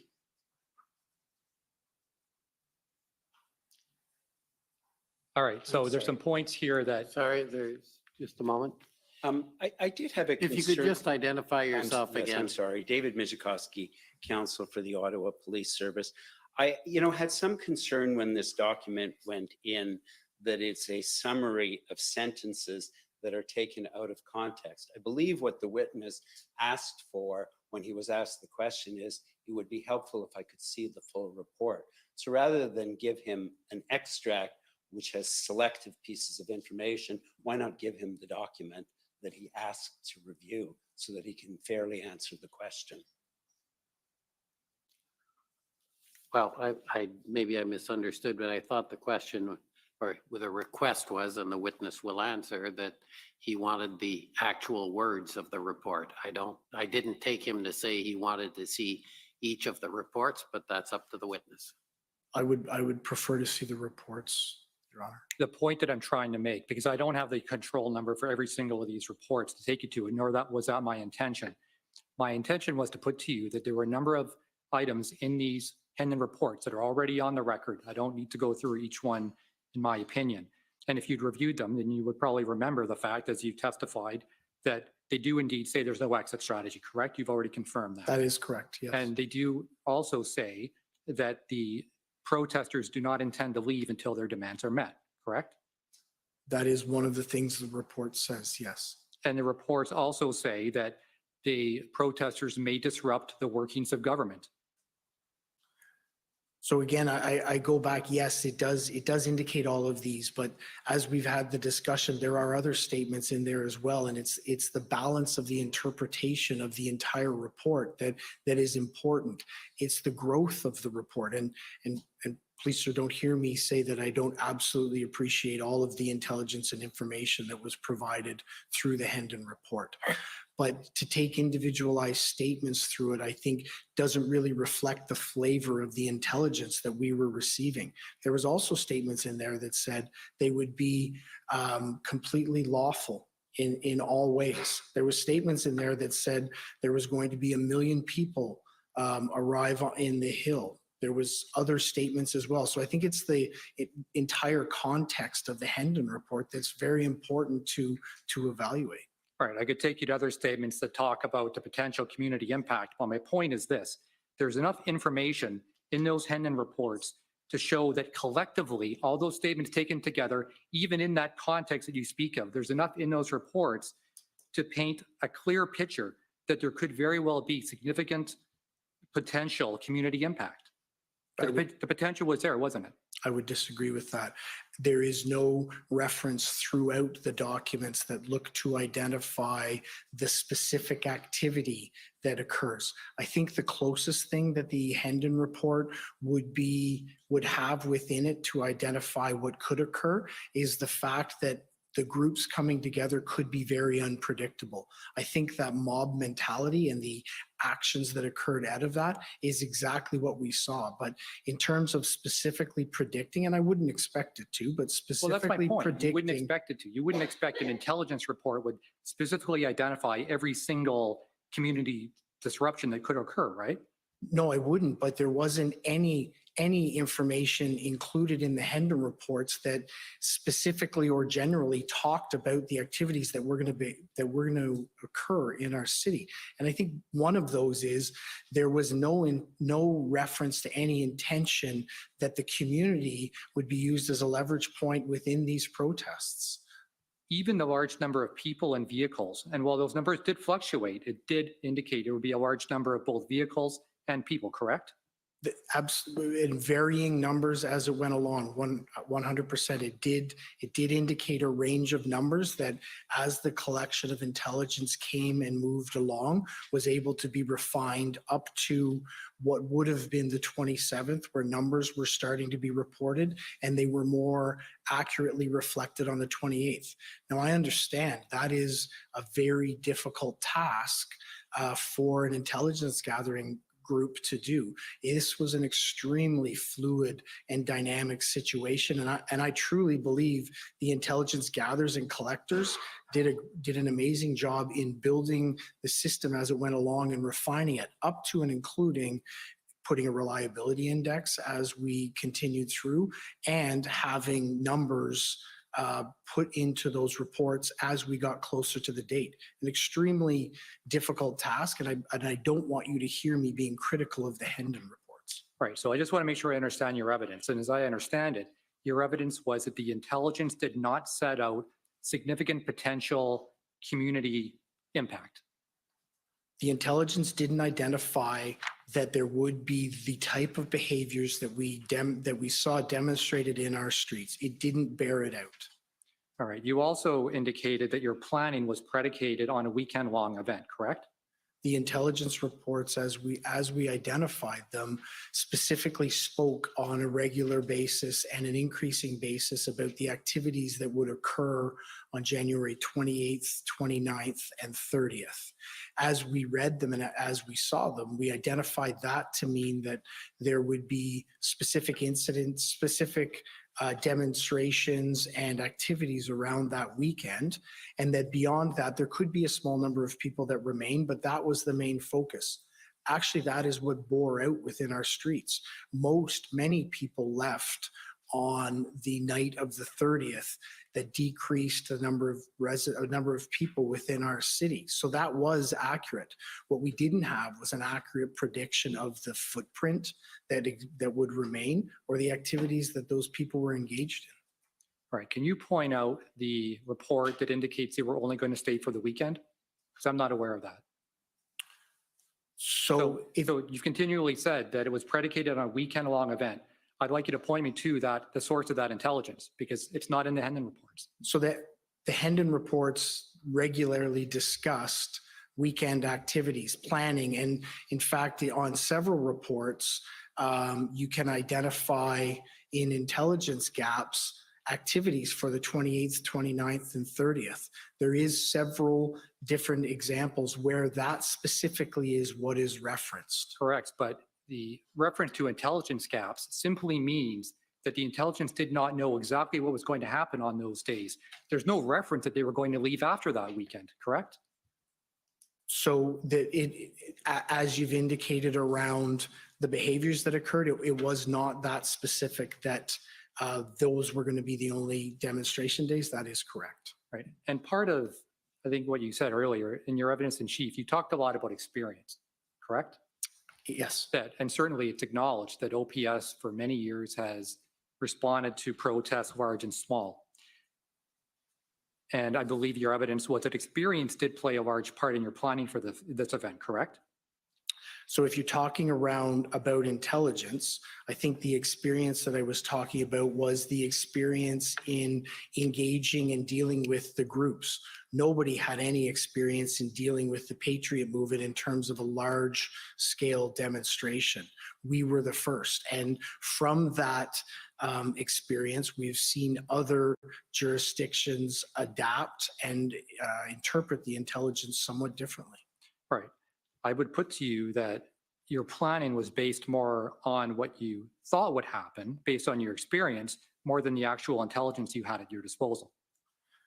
So I think it was, I would submit to you that it was both. We do have a plan around experience that we did execute in terms of allowing vehicles into that footprint, in terms of managing how we would look to manage what would be a small number of people that would remain in a localized area in the downtown core. That was the experience package that we brought into this.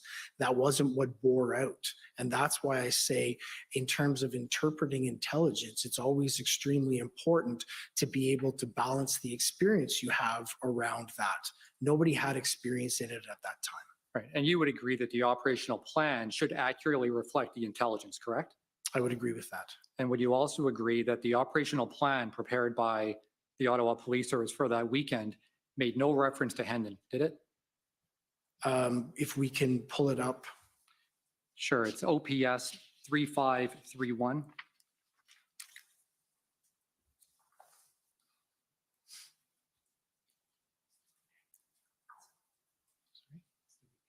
Oh, is that the redacted one?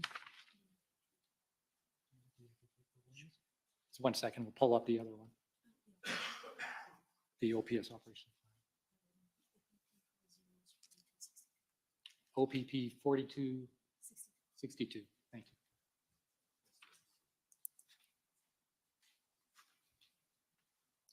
Now, this is a document I believe my friend had up earlier. Well, that's not it. Sorry, that's not the document we need. Go back to the OPP 4262.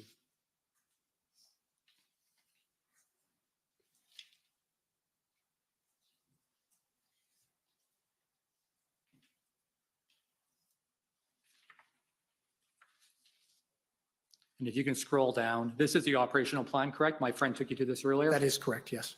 Okay, so if we go down to the index, I believe it's page 6. Or maybe it's page 4. Go up to page 4.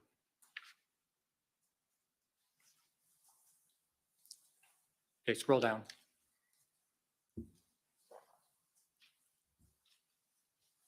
Keep going. Further down, keep going. Okay, right there, stop. Where it says threat assessment, if you can just scroll down a little bit and allow the witness to take a look at that. And when you look at it, I'll be asking you whether or not there's any reference to the Hendon reports or whether or not there's any reference to the fact there was no exit strategy, the potential long-term stay as referenced in the Hendon reports. The reference is that there may be interference with the operations of government and those other things that I brought out. But please take a moment just to scroll through and take a read of that.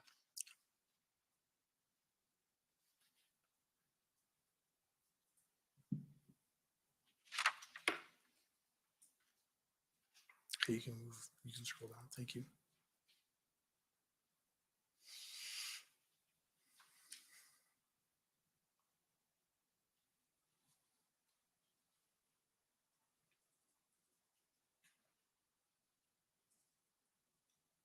So I absolutely agree. There isn't reference to the Hendon report. I wouldn't specifically expect there necessarily to be references to the Hendon report in that area. What I can tell you is I know that the Hendon reports, as you indicated earlier, were received by these groups and used in developing the threat assessment and in developing the plan. And I also do acknowledge that it is a gap that there is no reference to the potential of the convoy lasting longer than the 3 days.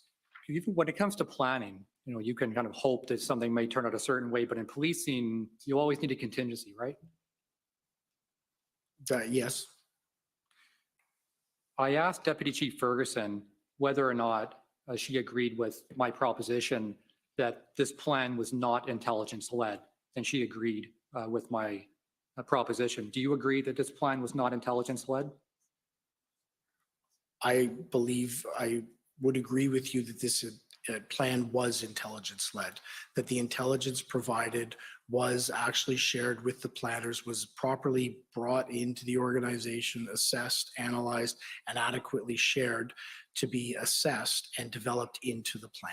Okay, so you disagree with Chief Ferguson then? Deputy Chief Deputy Chief Ferguson, yes, I do believe, and through all the review that I've done on several points and frequently identify where there's references between the planners and the intelligence group to actually look to access intelligence that exists. So I do know that that existed. I do know the planners were very conscious and cognizant of intelligence and making sure that it was put into this plan. So even though it doesn't reference Hendon and the various attributes that I pointed out, you would still say it's intelligence-led? Yes, I do believe so, yes. All right. Thank you. No further questions. Okay, next is the Government of Canada.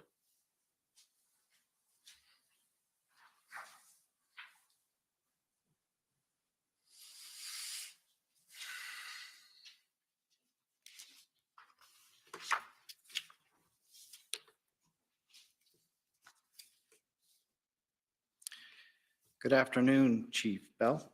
I am Robert McKinnon, Counsel for the Government of Canada. Good afternoon, sir. You were the intelligence, head of the intelligence directorate at the end of your position there, and you spent several years in that directorate. Is that correct? No, that's not correct. I was the deputy chief in charge of intelligence, information, and investigations from mid-December 2021 to up until the point that I was assigned as interim chief of the Ottawa Police Service. Prior to that, I was the chief administrative officer for a year. And then prior to that, I was in the community policing command. Okay. What I'm getting at is how many years of experience in the intelligence area have you had, would you say? So my experience is within at the lower levels within drug investigations and intelligence, where I had a number of years of experience. And then as I've gone through, I've had different command positions within the intelligence that would oversee the intelligence directorate. So you would have reviewed apart from the Hendon reports up to January 27th, you would have reviewed intelligence reports coming concerning the convoy in mid to late January before it arrived. So no, as I indicated in my evidence, I started to receive the specific Hendon reports on the 27th of January. Apart from the Hendon reports, are you saying you received no other kind of intelligence reports before then? I would be briefed on intelligence reports from my command. Okay. And at the time you started receiving those reports plus the Hendon reports, there were conflicting reports on the number of vehicles and people coming to protest. Correct? There was a wide range of reporting on who would be coming to the city for sure. And how long it would last as well. Absolutely. And would you agree that the nature of intelligence generally is that it is seldom black and white? It's mostly in the gray area, put it that way. Oh, I would agree with that. And then you have to assess the intelligence as best you can with others and other perspectives and sources, as many sources of information as you can. Is that right? I would agree with that. And in the intelligence reports that you had received, the later incidents of horn blaring, criminal activity, and hate-based incidents that occurred were not captured in these initial intelligence reports. I would agree with that. I don't think they were captured in any intelligence reports. And according to your summary interview, there was approximately 3,000 to 4,000 vehicles that the OPS was expecting to arrive in that first weekend. Is that correct? That's correct. As it drew closer. And as you have said in your interview summary, there was limited organization within the Freedom Convoy overall. The organizational structure was extremely challenging because it was non-existent. There was pockets of different groups. I think as the convoy and as the occupation moved through the weeks, it began to coalesce a bit. There was some leaders that could have been identified as we move along, but that's part of the negotiation challenges that we had. Was there was many different pockets of leaders with many different perspectives and many different ideologies. You mentioned 8 to 10 different groups representing 50 to 100 different political agendas, correct? That would be accurate as an estimate.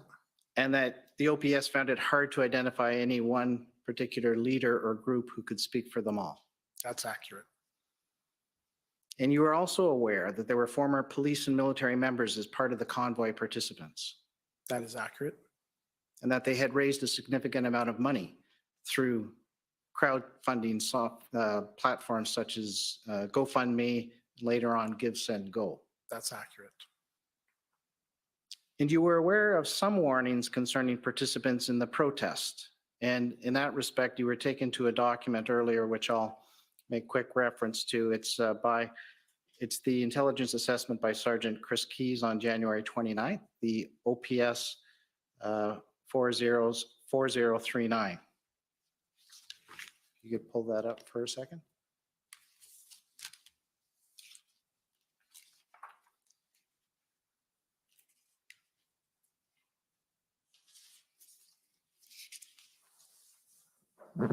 And if you could go to page 5. And under lone actor concerns, you go down to the heading just below the middle. Mhm. Yeah. So you can see there it says, as the end becomes larger and larger, OSINT, that's open source intelligence, correct? Open source information. Is revealing the occasional and not unexpected online instigators, lone actor instigators who advise others to use violence if encountering police barricades. Is that correct? That is correct. And on page 6, there's a warning. At the top of the page, yeah. The third bullet point, the open nature of this event, coupled with the high concentration of attendees, may further add to the potential appeal among certain individuals who may embrace extremist ideologies. Do you see that? Yes, I do. So there was some warning in advance as to some things to be worried about. Is that correct? There was some notations here that raised concerns that we should be looking for. And you have mentioned in your summary that as January 30th progressed into Monday, OPS was not prepared for what developed into an occupation. So it soon began from a protest to an occupation. Is that correct? That is correct. And with elements demonstrating lawlessness, is that correct? Correct. Harassment, Correct. intimidation, Yes. and threats to Ottawa residents and public officials. Yes. I just want to mention one thing that you said with the convoy coming initially, that you did try to keep out large tractors, farm equipment that could have posed difficulties. Is that correct? You tried to keep those out from the core. That is correct. However, there was a huge crane that made it into the core that was sitting right next to the Prime Minister's office. So do you know how that got there? So I wouldn't characterize it as a huge crane, and I'm not trying to minimize what it was. It was actually a boom truck that had what would be a much shorter boom than what a crane would have and a flatbed back on it. It was extended and had a flag hang from it and was used as a stage.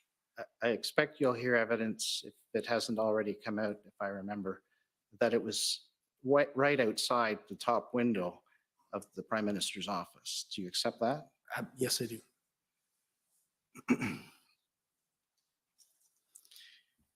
Now, you mentioned a few areas in questioning of powers under the Emergencies Act, the Federal Emergencies Act, through its regulations that were instrumental in assisting the police to resolve the situation. Do you remember earlier in your testimony? Yes, I do. Okay. And those powers were instrumental to the OPS in ending this occupation. So I don't think I used the terminology instrumental. I don't believe that's the words I used, but they were absolutely of a benefit to allow us to end this occupation, and were widely leveraged. Okay. You did mention 4 areas. I'll just mention, I think there may have been one that was missed, so I'll just mention 3 quickly, and that come from your interview summary, and you can just confirm or not. One very important power was the authorization to create an exclusionary zone, both the 4 zones that were used and the red zone, correct? That is correct. And which to your mind was the most important power because it allowed OPS to stop the movement of more people into the downtown core when it came time. Is that correct? It created a very clear legislative framework that was clearly articulable to our members as to their powers to create the exclusion from that zone. And it allowed OPS to create a stable atmosphere in advance of launching the operation to clear the downtown core. That is absolutely true. Had we not been able to limit or stop the flow of pedestrians into the area, it would not have created the stability that we would need to launch the operation. And I think part of that stability is what led to the safety that we were able to use while we did it, that resulted in a very low, small number of injuries. And it allowed the OPS to execute this operation slowly, deliberately, and safely. That is correct. It also provided the power to freeze financial accounts, which you made mention. This is also under the Emergencies Act regulations. correct? That is correct. And that provided an incentive to convoy participants to leave voluntarily, correct? Correct. But it also deterred others who may have been thinking of coming downtown from coming downtown. Would you agree with that? So I don't have any direct examples or knowledge of that, but it seems to be that it could have provided a deterrence factor for people attending. And the PL teams used this power in advance of the enforcement action to try to shrink the footprint of these protesters, demonstrators in the downtown core, correct? So I think you're specifically referring to a letter that our police liaison team members handed out that specifically referenced the authorities and powers under the Emergency Act. So yes. That's right. So I'll take you to that in a second, but that's what I'm referring to. Both in a media release and in a leaflet, there were certain actions, and I'll refer you to them in a second. But that's exactly what I'm referring to. And you also learned of others whose accounts were frozen who left downtown, after which their accounts were unfrozen. Is that correct? That is, I don't have specific examples, but that's my knowledge. That's my general knowledge that occurred. Okay. And one of the other important powers that you've touched on before was to make it possible for the OPS to obtain the tow trucks that were absolutely essential in order to move these trucks, correct? It removed barriers or seemed to remove hesitation for people to actually be cooperative with us because they were directed to under the Act. Right. And we've heard evidence that you may not be privy to say that they had no trucks to convince other tow trucks drivers to drive because of threats and because of damages that they might incur. And so the indemnity provisions of the emergency regulations also eased that aspect in convincing and compelling these tow truck drivers to come and assist, correct? I believe so, yes.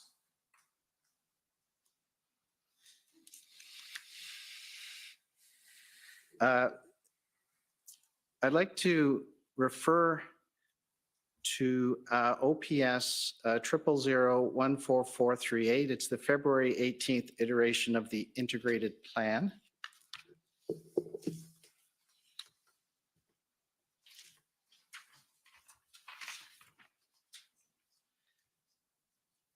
And at page 5, at the bottom of the page, so you see where it says, as a result, and this is dated February 18th, but this is an iteration of an evolving plan. As a result, delivery of information, education, and enforcement response was led by the police liaison teams. Do you see that? Yes, I do. And the subsequent response was based on a negotiation approach with the primary objective of voluntary dispersal from the participants who could continue to protest and occupy a number of areas within the downtown core. Do you see that? Yes, I do. And so that was to reduce the footprint to make it easier for the officers to enforce with whoever was left. Is that correct? That's correct. We wanted to have as many people voluntarily leave, knowing that there was going to be an imminent police action, so we could shrink the footprint as much as we have and had less people to remove. Okay, the last point there, it says on Wednesday, February 16th, a media release was provided, further notice to demonstrators, and this is the one that's also in the pamphlet. It has the same points. So if you go to the next page. Sorry, sir, am I able to reference what document is this? This is the integrated response, February 18th. Concept of action plan approval. Okay. So in here, there's 9 bullet points. We've made reference to some of them already, but this is what was handed to the demonstrators, correct? These points, these bullet points in a pamphlet form. It's also in this media release as well. So the first bullet point deals with the criminal charges. That's provincial. The second point deals with vehicle and property may be seized and removed. That can be both provincial and the federal, if that includes the tow trucks. Your driver's license may be suspended and the certificates may be suspended. That's provincial. And then the next four encompass federal emergency regulations. So your personal bank accounts may be subject to examination and restriction. If you bring a minor with you to an unlawful protest site, you may be charged. That's specifically in the emergencies regulation. Do you agree? Yes, but the only clarity I would provide is around point number 1. You indicated that the criminal offenses would be provincial. That would be because the criminal code is a federal piece of legislation. It would be federal. Sorry, federal. Sorry, I'm thinking just of the regulations under the emergencies, the respective Emergencies Act here. So that's what I'm distinguishing, that in this pamphlet there are a number of these warnings and facts given to the protesters that come directly from the Emergencies Act regulations is what I'm pointing out. Yes, I agree with that. And that the OPS used because they were essential in dispersing these protesters. We definitely used the authorities granted to us under the Emergencies Act. All right. And bringing fuel and other supplies, that also is encompassed by the essential provision of goods as well. That's encompassed by Emergencies Act regulation as well. I believe so, yes. Yeah. And again, persons traveling to an unlawful protest site to participate or support an unlawful demonstration, that also comes from emergencies regulation. And the last one, that's from the provincial regulations, but it also is encompassed with the federal regulation, which added more sites. It added parliament and government buildings to that. That's correct. So there, just see if you'd agree with this statement, that there was no realistic expectation that negotiation through the PLTs, as much as they are useful and helpful, would have led to the voluntary dispersal of all those demonstrators.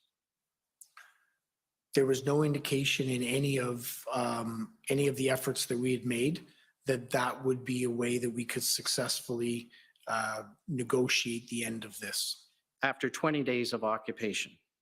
That's correct? correct. And you agree that the illegal occupation in Ottawa was having not only a direct deleterious effect on the residents of Ottawa, but was also acting as an example, an incentive, and an inspiration for other illegal protests and blockades that were popping up around the country. Do you not? I don't know that I could make the nexus that it was Ottawa that caused others to want to occur.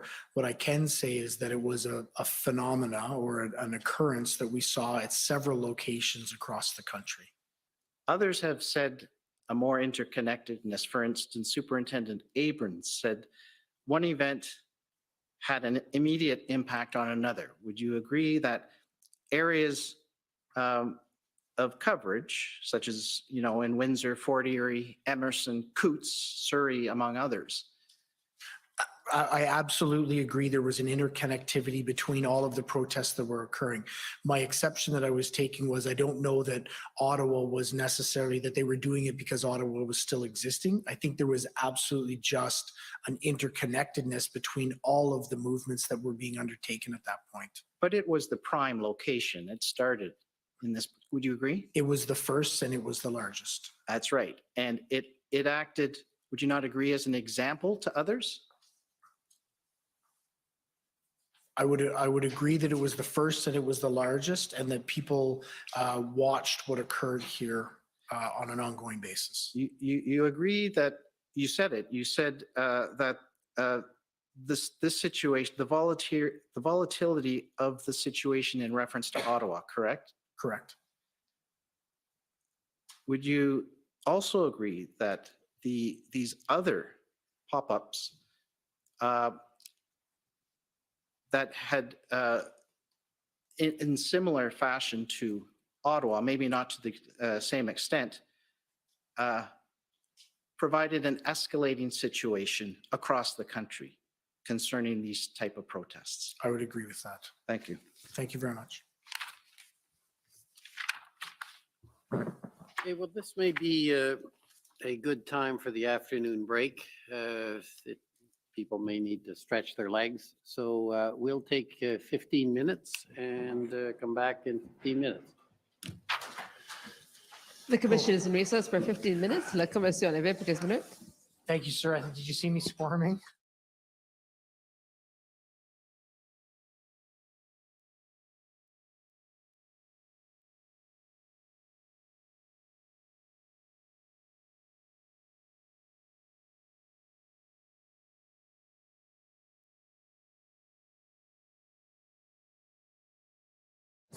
This, you want it lower? So Oh, yeah. Or, I think actually that's like where it was is fine. It might be like in my line of sight.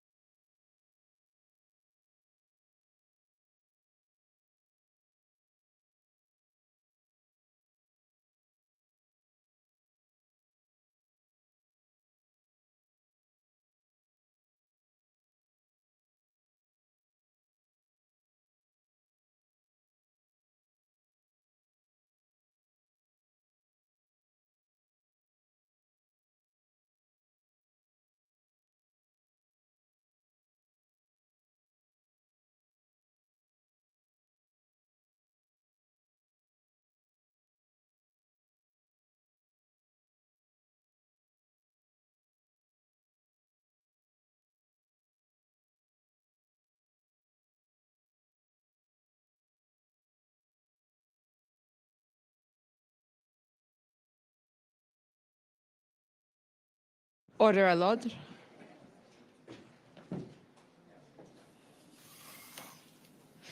The commission is reconvened. La commission reprend. Okay. Like to call on the convoy organizers. Go ahead. Thank you, sir. For the record, my name is Brendan Miller. I'm counsel for Freedom Corp, which is an incorporated entity that is representing the protesters that were in your city in Can you January. speak up a bit? It's not. That were, sorry. They were the protesters that were in your city in January and February of 2022. First, thank you for your service. I just have a few questions for you. Thank you. Good afternoon. Thank you. So I take it, sir, that you are aware of the February 8th, 2022 media briefing that the Ontario Police Service gave, where it was said to the media and in the public that OPS had concerns for the children of the protesters in Ottawa, and OPS wanted to discuss enforcement with the Child Aid Society of Ontario. You're aware that happened? So you said the Ontario Police Service. I believe you mean the Ottawa Police Service. Do you have a document we can reference with that media release, or is that a clip? It's a clip. So I do recall. I don't specifically recall references to enforcement, but I do specifically recall the discussion around our concerns with children in the footprint, particularly as the situation there was becoming more volatile. Right. But I understand, sir, from reviewing just the disclosure generally, that with respect to that media announcement, that you are in fact not supportive of it being announced to the media in that way. Do you remember that? So no, I don't recall that. Okay. Now, with enforcement of child protection laws, which in this province is the Child Youth Family Services Act, you agree that enforcement is essentially either the threat or the actual apprehension of children from parents. Is that right? So I don't specifically recall the references to enforcement that you're speaking of. I do specifically recall us raising the issue of the potential danger that the children would be in the red zone footprint. Mm-hmm. Now, this was, of course, done when Chief Slawley was still chief, and I, of course, will have questions for him in the same regard. But I understand it that you had nothing to do with it, but you now know that it was the political firm, Navigator, that recommended that such an announcement be made. Do you know that? So I don't recall where the genesis of the announcement was, but I do stand behind. I had grave concerns with the fact that there were children within the footprint of an area where the activity that was occurring, but beyond that, within the area where there could be enhanced or would be enhanced enforcement activity. So regardless of where it came from, I had and shared those concerns. Were you aware that the Child Aid Society of Ontario had no idea that announcement was being made and were quite unhappy about it? So I was the one who was liaising with the Children's Aid Society, and that was something in gaps we identified. That was a gap that we identified. I should have had conversations with them prior to that announcement being made. But as a result of the announcement, we were able to work together to identify the proper mechanisms that we would use in the event that we did identify children who needed support within the red zone. So you weren't aware that Navigator completed a report for February 5th that talked about some social media commentary about how the protesters could be using children as human shields, and that based on that, they recommended that this announcement be made. You're not aware of that? So I'm not aware of any report that was actually generated by Navigator. If you could take me to it, I could. Okay. It's anticipated that our witnesses are going to say that the day after that announcement on February 9th is when workers from Child and Family Services started to intervene with the protest. Do you agree with that? No, I wouldn't, because I don't believe that the Children's Aid Society of Ottawa ever directly engaged or intervened in the protest. What I do understand is that we set up mechanisms in order to be able to, in the event that there was an enforcement action and children needed to be removed and then reunited with family, we set up the processes that would be put in place for that. But that was at the enforcement stage, as I understand it. You had set up, from my review of the records, an empty gymnasium of some kind to take children to, and then the plan was to give them back to their parents. That was what you're thinking of, is that right? So I didn't develop that specific plan, so you'll need to ask the planning team what the specific plan was. Okay, so you're going to hear evidence eventually from some of the protesters when they eventually testify that some of the ones that were arrested upon their release, they were essentially kidnapped by OPS officers, driven out of town in the middle of February winter by OPS officers, and left in various rural areas and parking lots outside of town with no shelter or resources. Are you aware of that?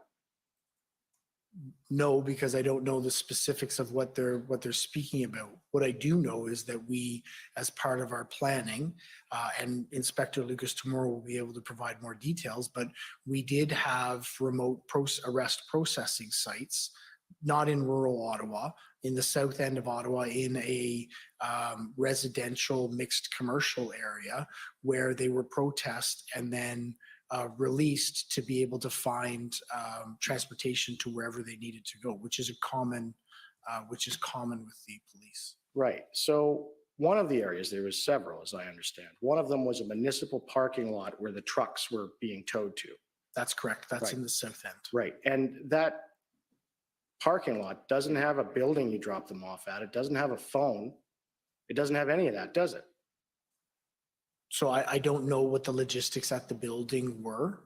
I would imagine it would have needed to have a phone because you have to be able to call your lawyer. So well, I can tell you it didn't. So, and these people driven out there, they were already told they weren't charged, and they weren't being charged. They were being released, but they were driven and forced outside of Ottawa or in the outer skirts and dropped off in the snow. Now, are you aware this happened? Yes or no? No, I'm not aware, and it wasn't outside of Ottawa. It was still within the geographical boundaries of the city of Ottawa. In your evidence in chief, you kept using the word violence regarding protesters, right? Yes. All right, and you've heard the evidence of Superintendent Morris already. You sort of touched on that, and he had stated that the lack of violence in Ottawa during the protest was actually shocking. So I don't recall that statement. All right. So is it fair to say that when you use the phrase violence, you're not actually describing any form of physical assaults, are you? Well, physical assaults do contribute to what I'm describing. I was specifically describing the violence that our community felt as a result of the culmination of actions that the occupiers engaged in. So the violence that they felt, not actual violence. Is that what you're saying? That is correct. Not the criminal code definition of violence, but the violence that they felt by having incessant horns blared. Right. And by having trucks run 24/7 a day. Right. By having people intimidate them and follow them, and by having people rip masks off their head, by feeling sheltered in their homes. Well, thank you. I understand what you mean. But you're not talking about violence under Section 2 of the CSIS Act, are you? No, I'm not. Thanks. Now, I'd like to take you to a document right now, if I can. If we could pull up document POE.HRF 00000001. Did I get it right? Good.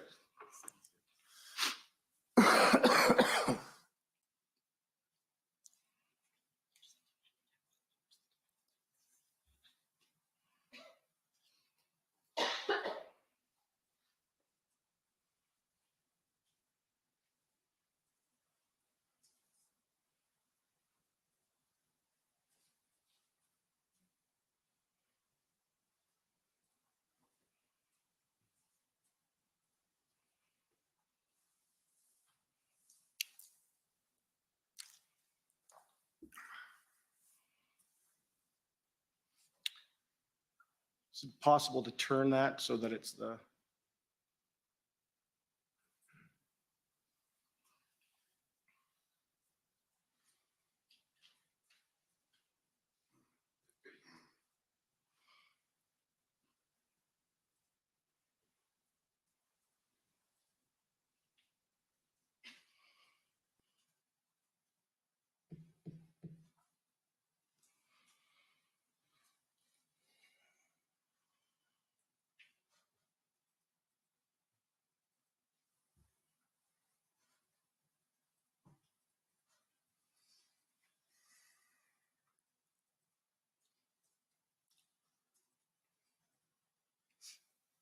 Thank you. So, Chief, this is an email exchange of February 15th, 2022 between one of your officers, Cameron Hopgood, and Matthew Gravel of the Mayor of Ottawa's staff.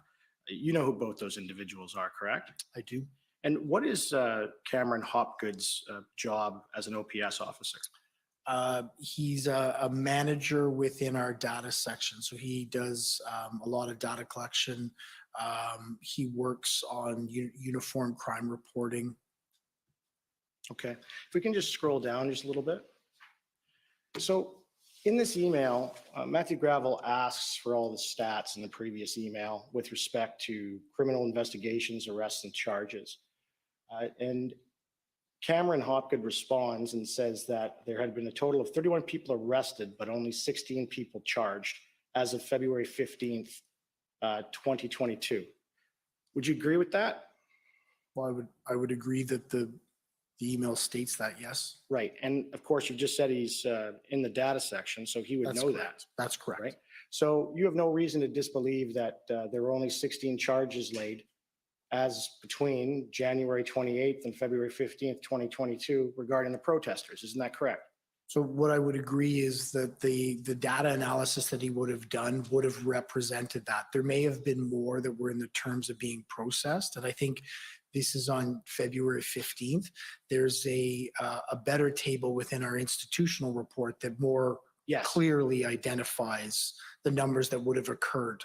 Right. And that is, if I can call the next document, it's the POE.HRF 00000002. And it's a copy of this, the table, but I've added some highlighting to it and some numbers.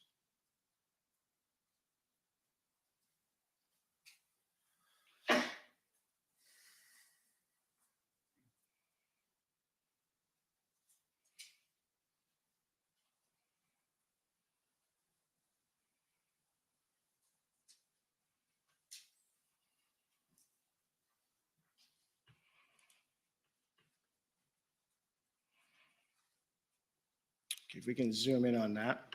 And this has been provided to all the parties. So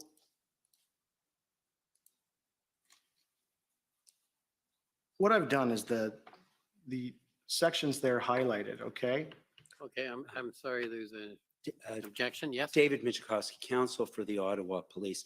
Perhaps I've missed it as well as the previous document, but I do not see them in the witness documents. That's correct. I sent them out, I think this morning. I appreciate that, Mr. Commissioner, but the whole point of having the documents beforehand is that the witness has an opportunity to review the documents before they testify. So the documents under the rules were supposed to be posted on the Well, I can do it with your document. It would just be easier for everybody to understand. It's up to you. Just let him finish his objection, then we can try and And so the resolve it. previous document, by the time I checked and realized that was also not in the witness section of the documents. So just in fairness to the witness, I appreciate sometimes things come up at the last minute, but the whole point was so that he would be familiar with it. So I don't know if my friend intends to continue asking about documents that are not in the database, but if so, I would suggest that that would not be a fair way of proceeding. So, sorry, you were about to add something? Yes, sir. So all this document is the exact document he just referred to, except I highlighted the stats between January 29th and February 13th, and then calculated 3 times, double checked the total number of charges and what they were for that time period. That's all it is. I'm happy to ask him the same questions if the commission is inclined, but I think it would help everybody to essentially see. It's essentially a cross-examination tool per se. Do you have any objection to reference to this document? It seems to me it's the police document you referred to earlier. I do believe it is just an adaptation of the report in our institutional report. So once I be able to see it, I'll be able to assess, but I don't believe I have any challenges with it or problems with it. Okay, on that basis, is that can we proceed with this at the moment? I'm not sure what the document is, but I believe that my friend may have highlighted it and Yes. have some annotations on it as well. And I guess I'd be concerned about what's the annotations They're- on it, but So, They're just the numbers to that date. That's it. And it added up. okay, if you could just make clear when we put it up, just so Yes. the record is clear. Okay, go ahead. So, and just so I know, so what is your annotations here? So the only thing is I've highlighted in yellow every type of charge between January 29th and February 13th. And in red, at the end of that, I added the amount of charges that existed as of February 13th, 2022 at 11:59 PM. So the red column is simply your addition or Yes, sir. lining up all the numbers. Yes, Okay. sir. So what I want to do is take you through this, sir. So we've got that up and I've explained it already. So I understand the protest begins at January 28th, 2022. And in that entire time period until February 13th, 2022 at 11:59 PM, there are a total of 4 charges laid for assault. Is that correct? That is correct. All right. And so that's a period of 17 days.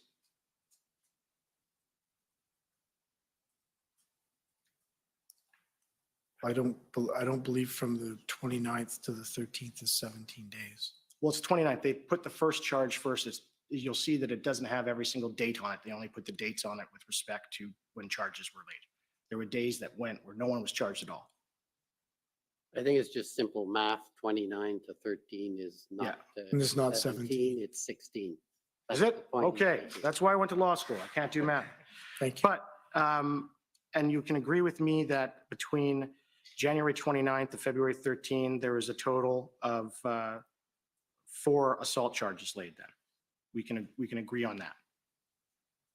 Yes, And with respect to assaults with a weapon, from that same time period, there was a total of 1 assault with a weapon charge laid, correct? yes. All right. And if we can scroll down.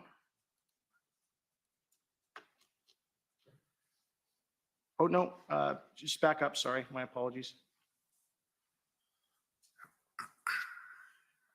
Can you agree with me that in the entire same time period, there was no charges under the criminal code for causing a disturbance by fight or shouting or swearing? That's yes, And there was no charges laid against any of the protesters in that same time period for causing a disturbance by impeding or molesting a person? that's correct. All right. And there were also no charges laid with disturbing an occupant of a dwelling apartment or complex under the criminal code either, was there? That's correct. Okay, can we scroll down? Perfect. And can you agree with me in that time period, that is from January 29th to February 13th at 11:59 PM, there was no charges of inciting hatred in a public place ever laid, was there? Correct. And you can agree with me that in the same time period that only 1 charge of intimidation by threat of violence was ever laid. Correct. If we can, last one, there was no charge either in that same time period for taking a weapon of a police officer in execution of his duty.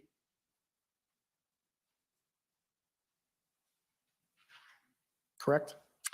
And in that same time period, there was never any charges of uttering threats to property to damage or to damage property under 264.1 of the criminal code either, right? Correct. All right.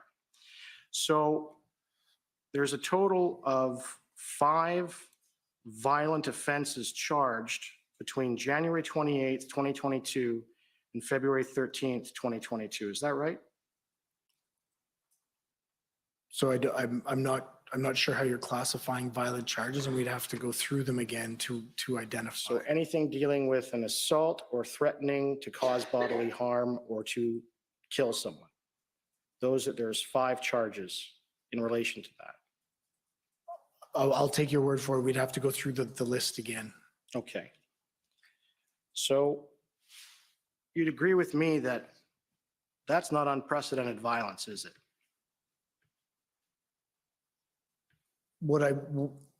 So as I defined violence, it wasn't strictly criminal code violence. And I'm happy to again go through the definition that I was using when I was talking about community violence. This is a part of it. Threats, charges under the criminal code was a part of it, but it was the trauma that the community felt. It was the extreme circumstances that they were exposed to and the duration of time that they were exposed to that has very clearly been described to me by community members as violence inflicted on them and towards them. And so that's the honking, right? Is one of them. Honking would be one of them. The, I believe the exhaust coming from trucks. But I think it's important you put it in context. It's the honking of large air horns Right. of approximately 300 to 400 to 500 trucks simultaneously for 24 hours a day, 7 days a week. It's not just tooting a little horn. It's the incessant noise pollution that is being inflicted on the people that we were referring to. Right. And we've already heard evidence that as of February 7th, when Mr. Champ and his client, Zexi Lee, obtained an injunction with respect to silencing those horns, things got better. You agree? Well, I think they got better for a period of time, yes. Right. But that was on the 7th. That was 9 days, 10 days into the circumstance. Right. And it's also the fact that the trucks that were blocking up downtown Ottawa, in that area, we've heard some evidence that there's about 18,000 people. Is that right? That would be accurate, I believe. And what's the entirety of the population of Ottawa? Just over 1 million. Just over 1 million. So 18,000 residents were the ones being put through the violence as you define it.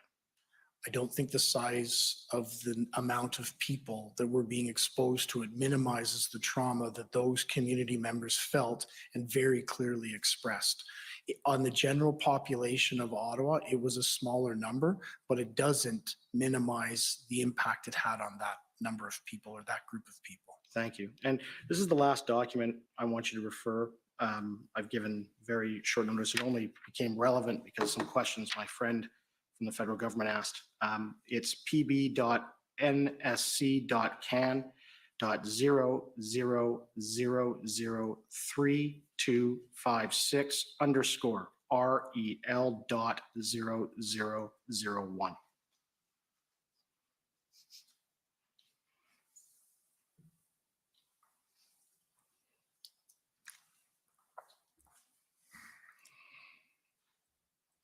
So if you could scroll down just to the second page, please.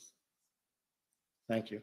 So just so you know, this is, and I know you haven't seen this before, but this is an email from Commissioner Brenda Lucki to the Chief of Staff for the Minister of Public Safety. And she has a discussion about her views on the invocation of the Emergencies Act there. And I just want to read it to you, and you can read it as well. There she states, I'm of the view that we have not yet exhausted all available tools that are already available through existing legislation.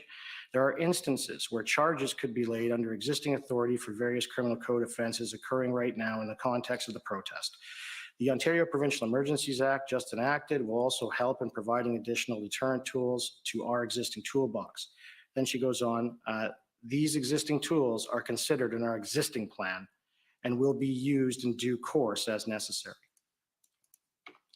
So you've had an opportunity to read that and hear it, and you also, I take it, heard the evidence from Superintendent Morris regarding there being no credible threat under Section 2 of the CSIS Act, correct? That's correct. All right. And you agree with me that Superintendent Morris is the most senior intelligence officer in the provincial apparatus, is that right? It's difficult for me to scale exactly. He's a seasoned and experienced and senior intelligence officer, yes. Okay. You're pretty well out of time. Yeah, I just have two last questions. Do you agree with what Commissioner Lucki said in the email I just read to you?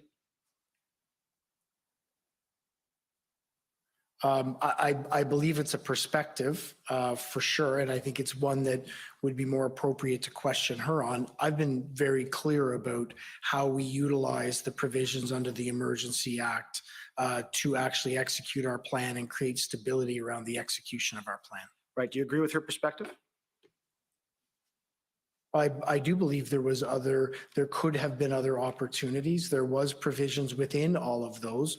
What I have said, and I'll say again, is we leveraged the Emergency Act as it came out to create a very stable platform to be able to access tow trucks, to be able to do the 4 or 5 different areas that I identified. So while these abilities do exist, absolutely in what Commissioner Lucky has identified, the Emergency Act created a very stable platform, a stable environment for us to execute our plan.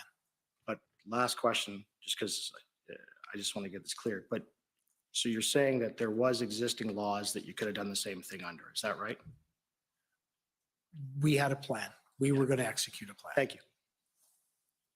Okay, next is are the Ottawa residents and businesses.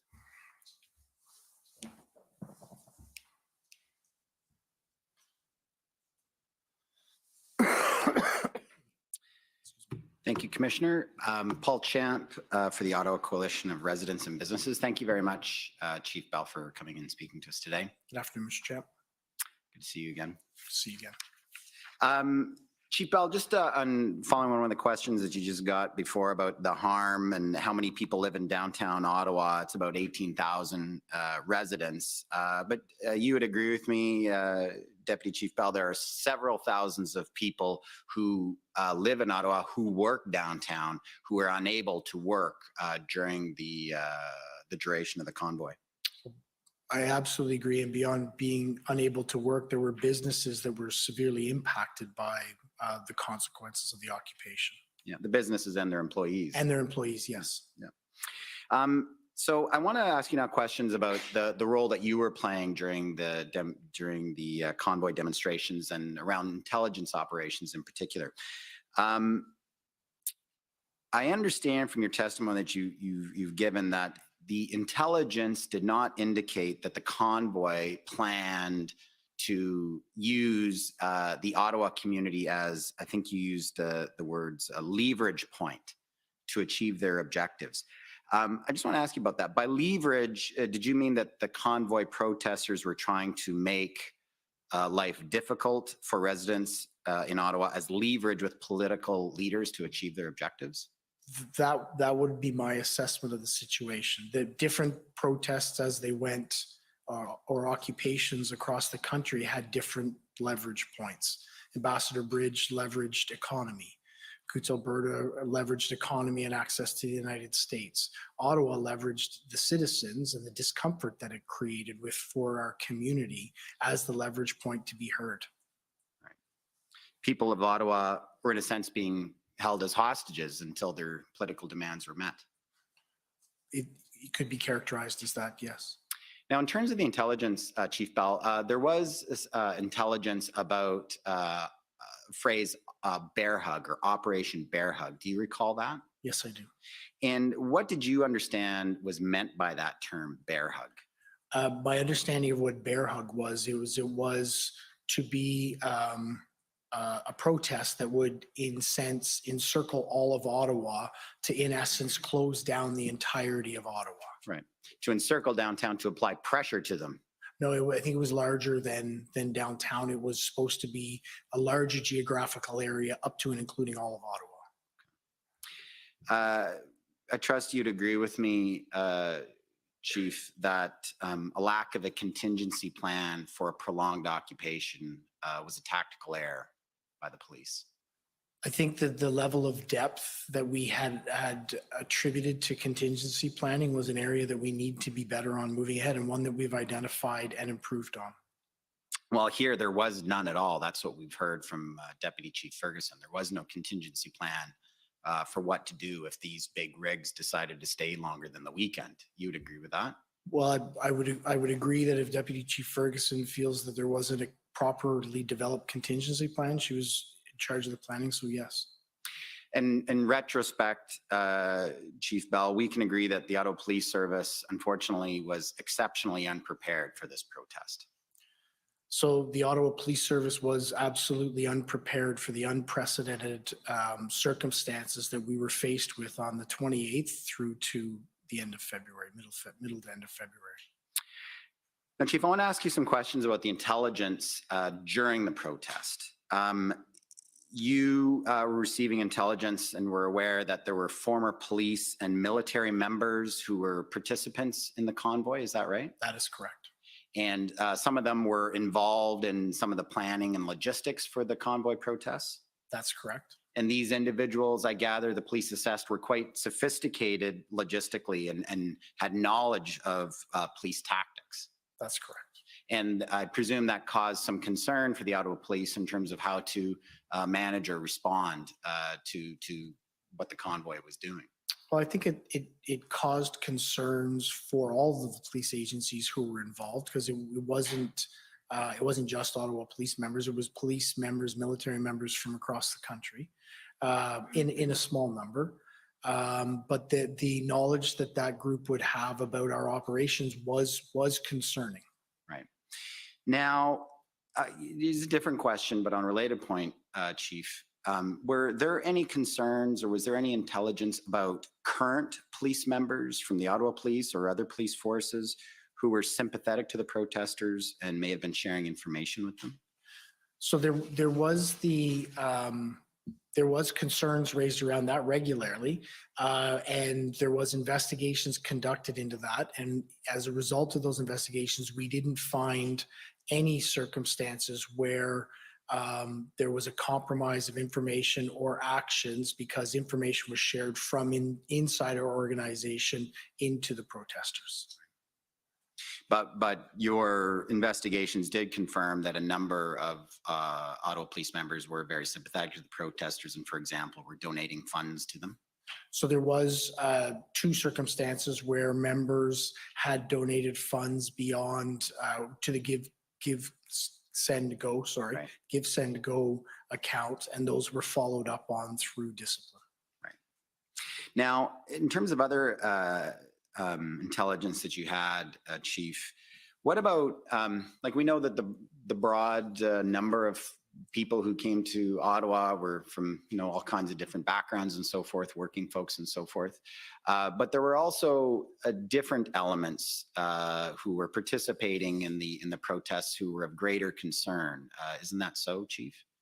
Bad elements, bad actors and groups. So can you be more specific? Well, for example, the seizure of firearms in Coutts, Alberta, and the arrests that were made for attempted murder of RCMP officers, those individuals were associated with a group named Diagolon. And it's my understanding the leader of Diagolon was in Ottawa for the duration of the demonstrations. Isn't that correct? That is correct. And that was of concern to the Ottawa Police? That was of concern. And there were other elements, others who were affiliated with known white supremacist groups in Ottawa during that period of time? That is correct. And that was of concern to the Ottawa Police? Yes, it was.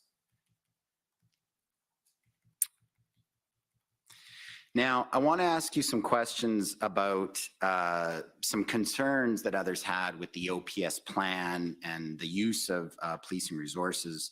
We heard from Superintendent Abrams last week that he raised concerns with you on a number of occasions about OPS plans or the deployment or what he viewed as misuse of OP resources. That's all true, Chief Bell? So I believe through my testimony today, we've gone through the individual circumstances. There was an occasion where OPS did not deploy a number of OPP officers. That was rectified shortly thereafter. The concerns about our plans were raised, communicated, and as we progressed and as we had the integrated planning team come in, that was rectified. So I believe from my perspective, all of the concerns that Superintendent Abrams were raised to me were appropriately channeled and dealt with.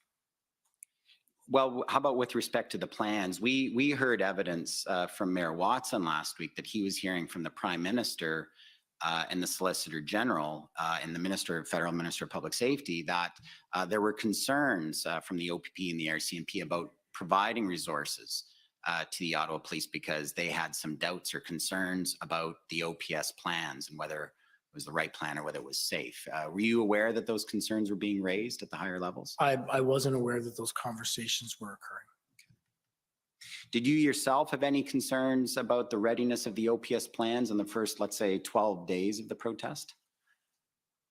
I would have concerns about the time that it was taking to develop the plans. I do think, particularly once we had the integrated planning team with the amazing assistance of the Ontario Provincial Police and the RCMP, that we did develop the fulsome plans that we needed. That took some time to get to. So while this is occurring in our streets, the time it's taking to plan, coordinate, and then execute is of concern to me. And was it your impression or your understanding, Chief Bell, that Chief Slowly was a bit resistant to the integrated command? I think we've heard some evidence of that already. I believe Chief Slowly was raising concerns or kicking the tires on what an integrated command or planning team would look like, and that would have indicated he had some resonance to it. Well, and he made comments to you and Deputy Chief Ferguson that he felt the OPP and RCMP were not there to help and were taking directions for their political masters or comments like that. You recall that meeting? That's correct. And you and Deputy Chief Ferguson didn't agree with him and you raised concerns about that? That's correct. You also had concerns, did you not, Chief, that Chief Slowly appeared to be taking operational advice from the PR firm Navigator? That was your impression?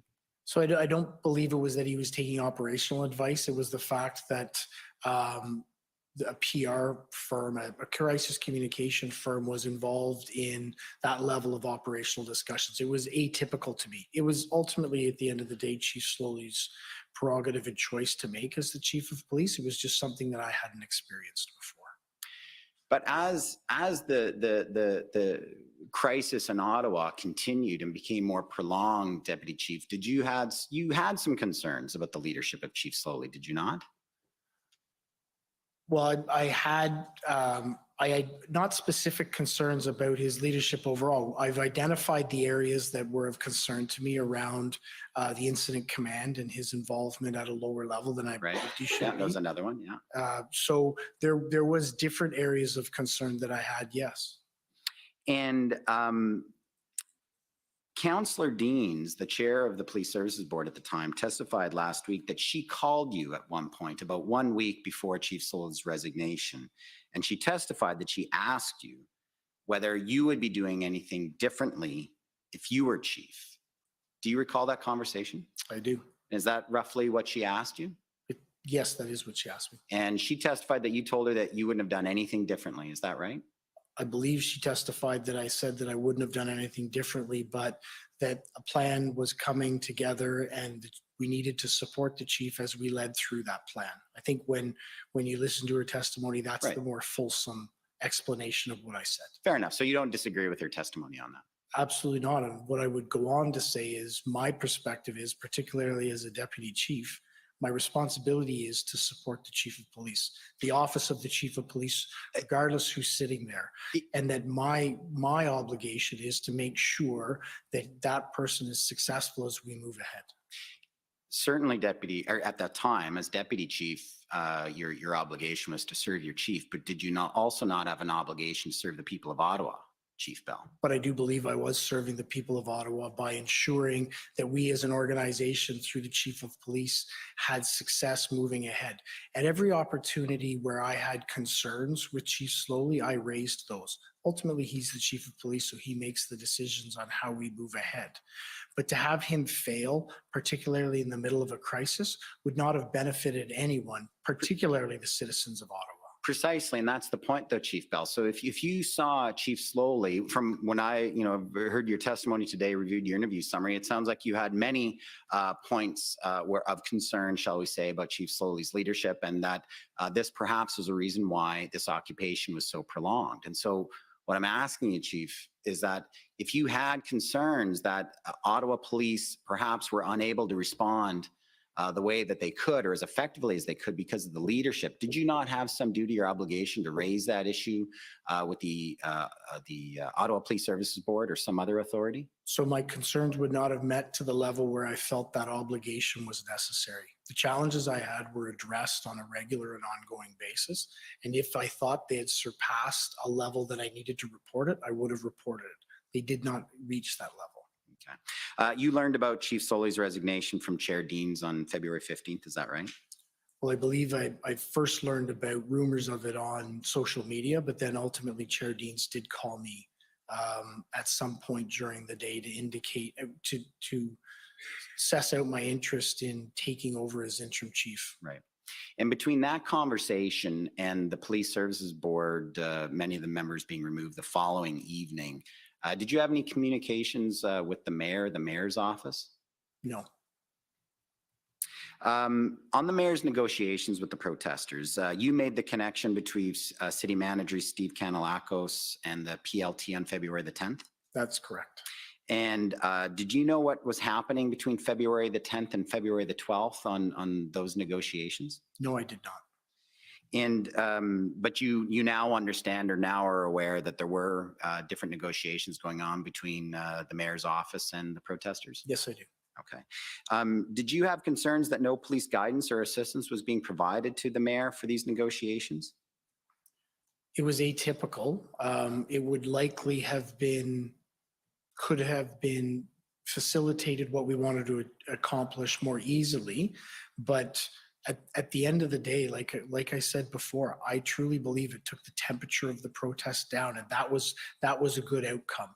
Could we have arrived at that circumstance better by having police involvement, by advising our incident command earlier? Yes, it was an imperfect process. I will absolutely agree with that, but I do believe the outcome of it was beneficial to having the streets remain calm for the time we needed it to execute our operation. I hear you completely, Chief Bell, that if that was a way to get any kind of dialogue with these protesters and get any kind of movement or agreement on them to relieve the pressure on people of Ottawa, that was probably a good idea. But the question I'm wondering is, how did it turn out that way, that the mayor's office was on his own conducting these negotiations with practically no input from the Ottawa police? How did that happen? That I don't know. That I can't answer. And just finally, I might be at my 20 minutes, I believe. Thank you very much. Thank you. Thank you. Thank you, Chief Bell.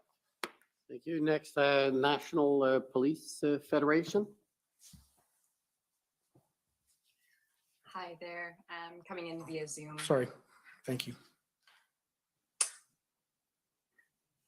Hi there. My name's Lauren Pierce. I'm attending via Zoom, if you can see me. I can. Good afternoon. Great. Hi there. So I'm counsel for the National Police Federation, which is the bargaining agent representing RCMP members and reservists. Okay. Yep. So I understand that you, Chief Bell, met with representatives of the RCMP and the Parliamentary Protective Service on January 28th. Is that right? Do you have a document to reference? And I'm going to apologize. I met with several different people on several different occasions. For sure. So I can turn it up if it would be helpful. It's just from your witness statement, though. So why don't we do that? It's WTS 6029. And I think from my notes that it's near the bottom of page 8 is where we see that reference.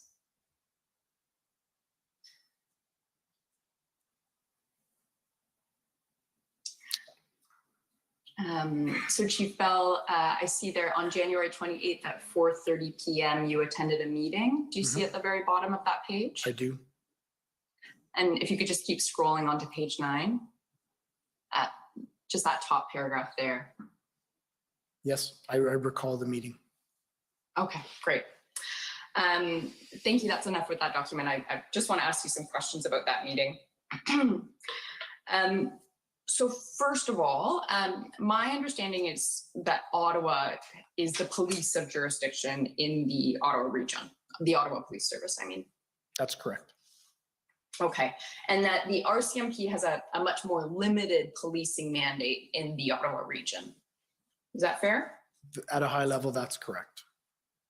And so that limited mandate includes protective policing, which I understand to be kind of ensuring the safety of certain protected persons. Does that sound right? I'm not totally versed on what the protective policing mandate is. I think it encompasses more than that, but I'm not best suited to answer that question. For sure. But to the best of your knowledge, it includes the protection of people such as the Prime Minister and the Governor General and that kind of thing? It does include that, yes.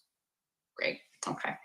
And then the RCMP also has a mandate, including federal matters such as, national security, terrorism, that kind of a thing, to the extent it's occurring in the Ottawa region. That's correct. Okay. And so I want to turn to the Parliamentary Protective Service, or PPS. I'll use those terms interchangeably if that's okay. Yes, for sure. Okay. So my understanding is that they are responsible for the physical security of the parliamentary precinct, which includes kind of the grounds and building of Parliament Hill. That's correct. Okay. And you talked about this a little bit in response to some questions from Council for former Chief Slowly, but I want to make sure I got this right. So my understanding is that PPS officers are not actually sworn police officers under the Police Services Act. Is that right? That is correct. Okay. And I also understand that they are not peace officers for the purposes of the criminal code. That I'm not sure of. I don't believe so, but I can't definitively say. Okay. But what you can definitively say is that they don't have the power to lay a criminal charge. That is correct. And so what I think I heard from you is that if there is a criminal offense on Parliament Hill, PPS generally will call the Ontario Police Service to come and address it. The Ottawa Police Service, yes. Excuse me, the Ottawa Police Service. Thank you. And that's the same if there's a major incident on Parliament Hill, that PPS would call the Ottawa Police Service to assist. So the Ottawa Police Service would be a primary responder to it, but depending on the nature of the incident, it may be us, it may be a national security. If it's a national security issue, it may be the RCMP. So we would be a primary response, and then we would have to decide amongst the other policing organizations in the city who would be doing the follow-up. Right, okay, that makes sense. But in either case, whether it's Ottawa responding or RCMP responding or some other police service potentially, it's true that where there's a criminal offense that occurs on Parliament Hill, PPS can't deal with it alone. That's not for the purposes of laying criminal charges, no. Okay. Is it fair to say that PPS officers do not have nearly the same kind of training that police officers have? It would be unfair for me to comment on that. I'm not sure of the curriculum of the Parliamentary Protective Services training. That's fair, but at least to your knowledge, you're not aware of PPS officers attending anything that's equivalent to Ontario Police College. Oh no, I am aware that there is extensive training that's provided to Parliamentary Protective Services. I can't comment on what the content of it is, but I do absolutely know that they are trained. Okay, okay.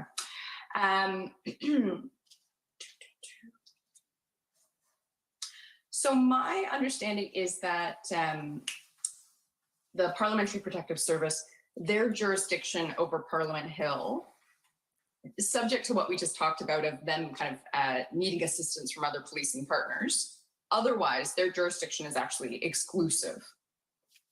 Is that fair? Into the parliamentary precinct, yes. Correct, okay. And so unless PPS invites the Ottawa Police Service to come and respond to an issue on Parliament Hill, your Ottawa Police Service officers are not, conducting routine patrols in the area. So we actually don't need an invitation if we're called upon to provide police jurisdiction responsibilities. But in terms of general patrol or general activity within the parliamentary precinct, no, we don't engage in that. That is the responsibility and left to the Parliamentary Protective Services. Right, okay. And my understanding is that during the convoy protests, that didn't change. right? That PPS remained of primary responsibility on Parliament Hill. That is correct. Okay.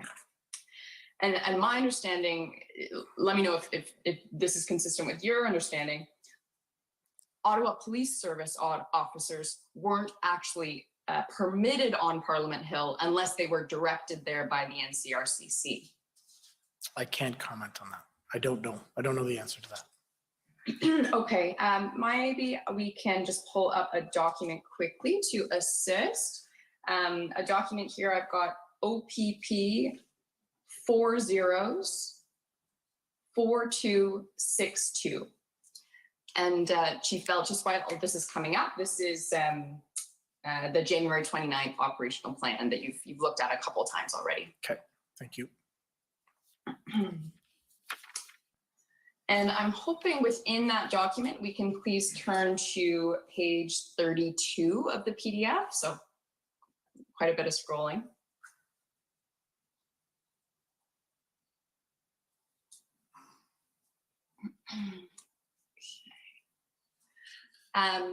So I'm looking at the very top of that page. Scroll down. Could you scroll up a little bit? No, scroll down. Oh, I'm sorry. Up, yes. Sorry. Thank you. So Chief Bell, I wanted to ask you about the second paragraph that you can see there starting, any decisions regarding support for PPS. Do you see that there? I do. Okay, and then in the parentheses, I see no OPS member shall be on Parliament Hill unless directed by the NCRCC. Do you see that? I do. Okay, so does that appear to be consistent with what I just said, which is that Ottawa Police Service officers couldn't have responded on Parliament Hill other than if they were directed by the NCRCC? No. I'm going to suggest this is a question better posed to Inspector Lucas, but as I read this, what I understand is that all of the movement in and around the area of the parliamentary precinct will be directed and controlled by the NCRCC. That would be typical and understandable because it's going to be important that there's communication and deconfliction around activities that are happening between the Ottawa Police Service, the Ontario Provincial Police, RCMP, and Parliamentary Protective Services. That would be funneled through the NCRCC because there are the incident commander and representatives from all of those agencies present there. Right. So I actually don't think we're disagreeing on this point. The point I'm making is that even in the event of the convoy protests, it didn't change that Ottawa Police Service officers were not kind of asserting jurisdiction over Parliament Hill. It was still PPS jurisdiction unless directed by the NCRCC. Yes. Okay. So my understanding, thank you, we're done with that document for now, thank you. So my understanding is that PPS's jurisdiction extends to Wellington Street and then it shifts to the Ottawa Police Services jurisdiction. Is that consistent with your understanding? Comes up to the gate of Parliament Hills, yes. Okay, so beyond the gate of Parliament Hill, so that the sidewalk and then Wellington Street is all Ottawa. That's correct. Well, Ottawa's police jurisdiction for the entire area. PPS has responsibility for safety and security up to on the parliamentary precinct, which extends to the sidewalk at Wellington Street. Okay. Just note you're out of time, so you're going to have to wrap up. Okay. I will make my last couple points very quickly. So my understanding is that during the protests, there was some construction cladding at that area. I'm not sure of that. Okay. My understanding is that PPS officers generally during the protests stayed within their jurisdiction on Parliament Hill. They were not responding on Wellington Street. I don't know that for a fact, but that would be my expectation. Okay. To your knowledge, Were PPS officers a resource that you understood to be available to the Ottawa Police Service in assisting with the police response to the convoy? So the PPS was part of our integrated command at the NCRCC. And in that, they would be able to be assigned taskings that were appropriate to their responsibilities, particularly in and around the parliamentary precinct. Certainly, but in terms of Ottawa's response to the convoy, which I think was generally outside of the parliamentary precinct, did you or your colleagues view the PPS officers as a resource that were available to you as a part of that response? So I can't respond to that. That would need to be directed to Superintendent Bernier or Inspector Lucas. Okay, so I think I will leave it there and use my time there. Thanks very much. Thank you very much. Thank you. Next is the CCLA.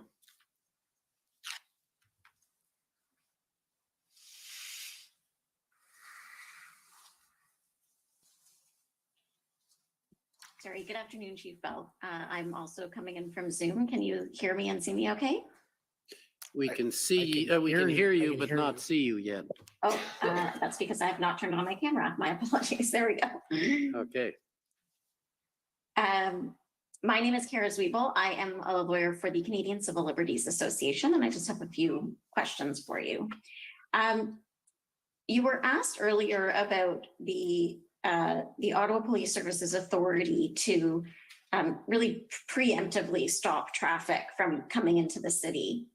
And I think you said that police have the ability to prevent vehicles from entering an area. And you mentioned that the Charter of Rights and Freedoms doesn't protect, vehicles, it protects individuals.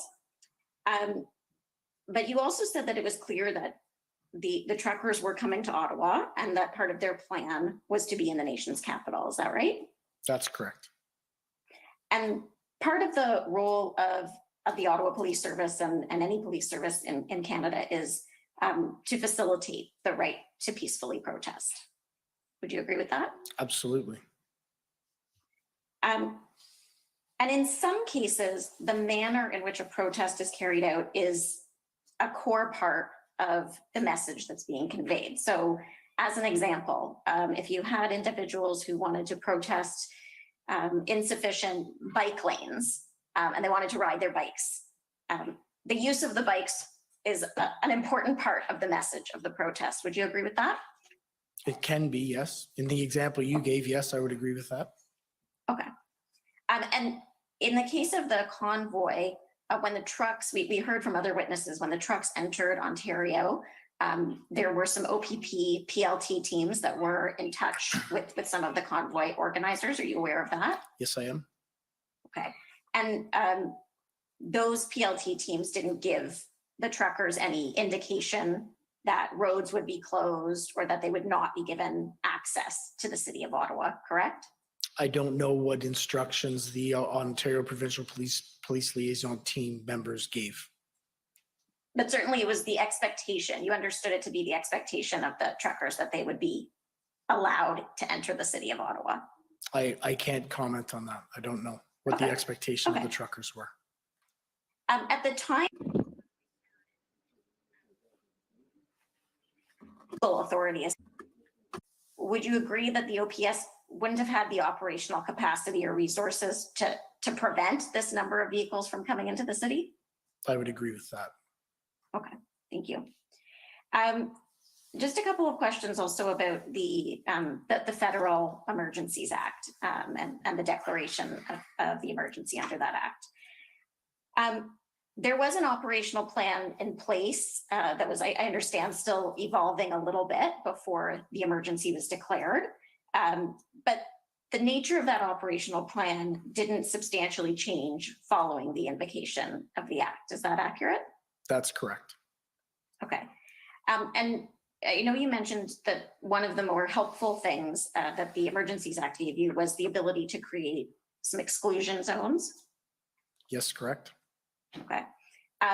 But you agree that the police have a common law power to create exclusion zones, provided there are grounds to do that.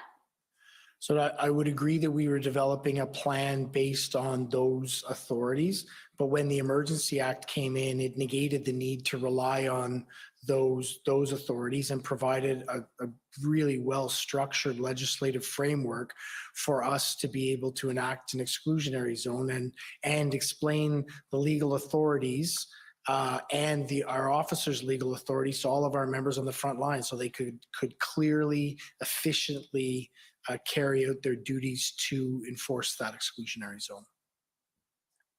Okay, so the act was helpful in terms of it being sort of something you could show to the protesters and to your officers to say, this gives us the authority, sort of a good demonstration of that authority. No, I would suggest it was much more than just a good demonstration of authority. It was a very clear legal framework that we could rely on to create the exclusionary zone with direct wording and intentions around creating that exclusionary zone.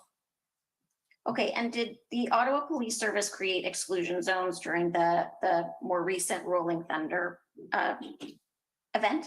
So we didn't create an exclusionary zone in the same way we created a restricted zone in our downtown core for vehicular traffic. Okay, so you weren't clearing individuals out of there, but you were saying these are areas where vehicles can't enter. That's correct. Okay, and you didn't need special legislation to do that? No, we worked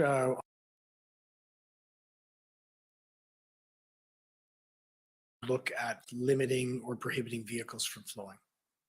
Right. So would you agree with me that the authority that the police have to do various things depends on the circumstances and the context? So when we talked earlier about not stopping the trucks from coming into downtown, you mentioned that there was no previous experience with an event like this. There was nothing to suggest that there would be the level of disruption that there was. So those were pieces of the circumstances and context that were considered in making a determination that you couldn't exclude the trucks from the city. That's correct. Okay. And I mean, in every case, would you agree with me that the police's authority to do things depend on the circumstances, that police shouldn't have the authority to stop people or vehicles without some grounds or reason to do so? I would agree with you that in every circumstance that we exercise of authority, the situation and context that we're in needs to be considered prior to us exercising our authority. Yes. Okay, thank you. In your witness statement, I think you declined to sort of provide an opinion on whether the use of the Emergencies Act was necessary. And I know my friend for the Government of Canada took you to a couple of examples of how it was helpful. Would you agree that there's a difference between legislation or an order that is helpful and one that is necessary? I would agree with that. Okay. It would probably be helpful to the police's work to have all kinds of authority, but there are other considerations that we need to consider, right? That's correct. And you stand by the position that's in your witness statement that you don't take sort of a position one way or the other on the necessity of the Emergencies Act? No, I would believe that this is exactly the forum that the necessity of that will be flushed out and discussed. It was exceptionally beneficial to us in the execution of our plan, well utilized, and created a stable environment for us to actually remove the occupiers from our streets. Thank you. Just one more area, and I think this has been covered, so I just want to double check. I apologize. I've had some issues with my Zoom, so if you've answered this, I apologize. The role of navigator, what was your understanding of their role? Well, they were a crisis communications firm that were contracted in to provide us crisis communication advice. And My understanding is that they were contracted prior to the convoy to deal with some of the change management within the organization, and then there was a bit of a pivot. Is that accurate? That's correct. Okay. Were they involved in operational decisions? They weren't involved in making operational decisions, no. Okay. And when you became the acting chief, did you end the contract with Navigator at that time? When I became interim chief, yes, I ended the contract. Thank you, Chief Bell. I don't have any other questions. Thank you very much. Okay, thank you. Next is the Democracy Fund.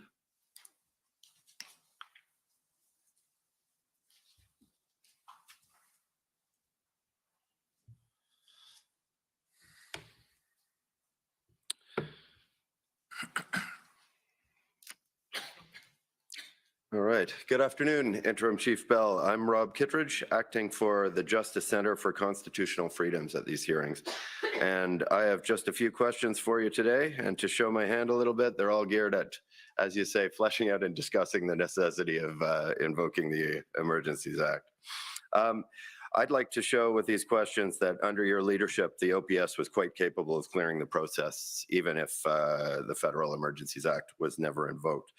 So, as I understand your testimony today, you identified 4 ways in which the invocation of the Emergencies Act may have been helpful to police in clearing the protests. First, it streamlined the swearing in of officers from other jurisdictions. Second, it made it easier to procure towing services. And third, the power to freeze financial accounts may have led some protesters to leave Ottawa voluntarily. Is that a fair characterization of your first 3 points? Yes, but I don't believe I said may have been helpful. I believe I indicated it was helpful. Which one? The power to freeze? All of them. Okay. All of them were helpful. I'll admit a little editorial work on my part there. So things were a little bit rushed at the end of your time with Commission Council earlier, and I want to make sure that I properly understand your 4th and final point, which was basically you said something like, the invocation of the Act created a solid legal framework within which police could do their work. Am I understanding you correctly to think that the framework that you're referring to there meant the power to create an exclusion zone? That is correct. Okay. So going to your first point, streamlining the swearing in of officers from other jurisdictions. Acting Deputy Chief Ferguson testified that saved a few hours and some paperwork. Would you agree with that testimony? No, and not to contradict Deputy Chief Ferguson, but as my role of CAO, one of my responsibilities was the processing of those swearing-ins. It is a much more labor-intensive administrative process that has several checks and balances and layers to it. So I personally wouldn't describe it in hours. I would describe it in normally days. It likely could be streamlined into 24 hours, but there are a lot of people you have to line up to be able to do that. All right. So in short, though, it could likely have been done in 24 hours. Well, it could likely have been done in 24 hours, but I don't think the benefit was as to when it could get done. I think the benefit was that as soon as a member was boots on the ground in Ottawa, landed in Ottawa, they were operationally ready to be deployed. And that's what we needed as we were bringing members in from across the country. But you don't dispute that those officers could have been sworn in without emergency powers, do you? Oh, no, they absolutely could have been sworn in without it. It just could have created a backlog in lag time, right? Particularly with the number of officers we were bringing to the city from all across the country. All right. So in this regard, though, the invocation of the Emergencies Act was helpful to police, but not necessary, strictly speaking. Is that fair to say? It was helpful to us, yes. All right. Thank you. Your second point, making it easier to access towing services. In the end, emergency powers were not used to compel any tow truck drivers to provide services, were they? I don't know that. So that's a better question directed at Superintendent Bernier, who directly interacted on that. Fair enough. And he is expected to testify to the effect that emergency powers were not needed to compel towing companies to supply trucks or drivers because by February 13th, the OPP had retained 34 tow trucks with willing drivers. Do you agree with that? I'll let him testify to that. I don't know that. But you wouldn't have any reason to dispute that if that's what he testifies. If that's what he testifies to, yes. All right. And I guess just to cut to the chase here, again, the invocation of the Emergencies Act was not, might have been helpful, but was not necessary to police with regard to obtaining towing services. Is that fair to say? Again, I can't comment on that because I don't know the structure or the challenges that were occurred to towing. That was a planning responsibility. All right. But if it was not used, in fact, you would, like if it turns out. This is like the fourth time you're going at that same question, so Okay, all right, fair enough. I'll move on. On your third point, the idea that the power to freeze financial accounts may have incentivized protesters to leave Ottawa voluntarily. You don't have any direct knowledge of that, do you? No, I do not. And same with the point put to you by Canada's Council that the freezing order may have deterred some people from coming to Ottawa to join the protest. I don't have any direct knowledge. All right. And so you have no direct knowledge of the power to freeze financial accounts being necessary to the clearing of the protest then, I guess. No, I do not. You speculate that perhaps it helped, but. Yes. Okay, thank you. And on your final point, the power to create an exclusion zone, there are other non-emergency powers police could have used to exclude people from the area, weren't there? Yes, there were. Yes. And so here again, the emergency power to create an exclusion zone may have been helpful and may have been very helpful to police, but it wasn't strictly speaking necessary, was it? The exclusionary zone and the powers granted around it were very clear. There was no debate about them. And that's what we leveraged to actually execute our plan. The need for the exclusionary zone was very important because we needed to be able to limit the movement of pedestrians in and out of that area. That is an uncommon authority that police exercise. So the ability for us to be very clear in how we were managing, striking up, and excluding people from that zone was extremely important to us to be able to execute the plans that we did. Right, but in the absence of the invocation of the Emergencies Act, the OPS would have been able to clear the protests. In the absence of the invocation of the Emergencies Act, the OPS, the OPP, the RCMP as part of a unified command were going to clear the protests. All right, well, thank you very much. Those are my questions. Thank you. Thank you. Next, we have the province of Alberta.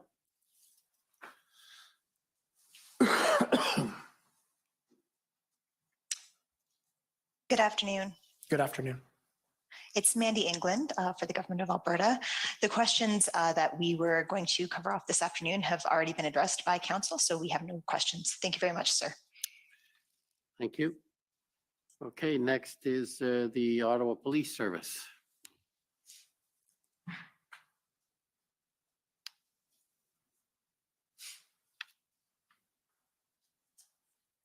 David Michkowski, Counsel for the Ottawa Police.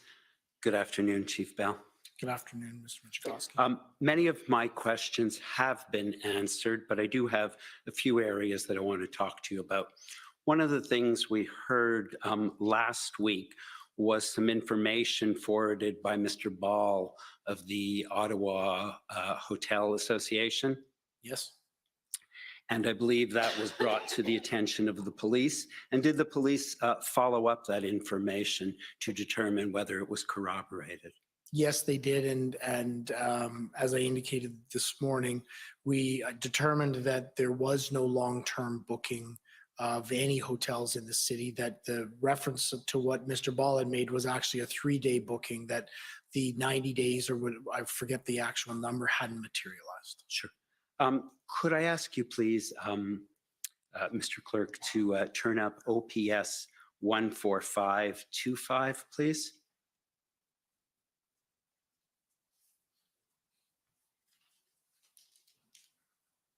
And it's page 31.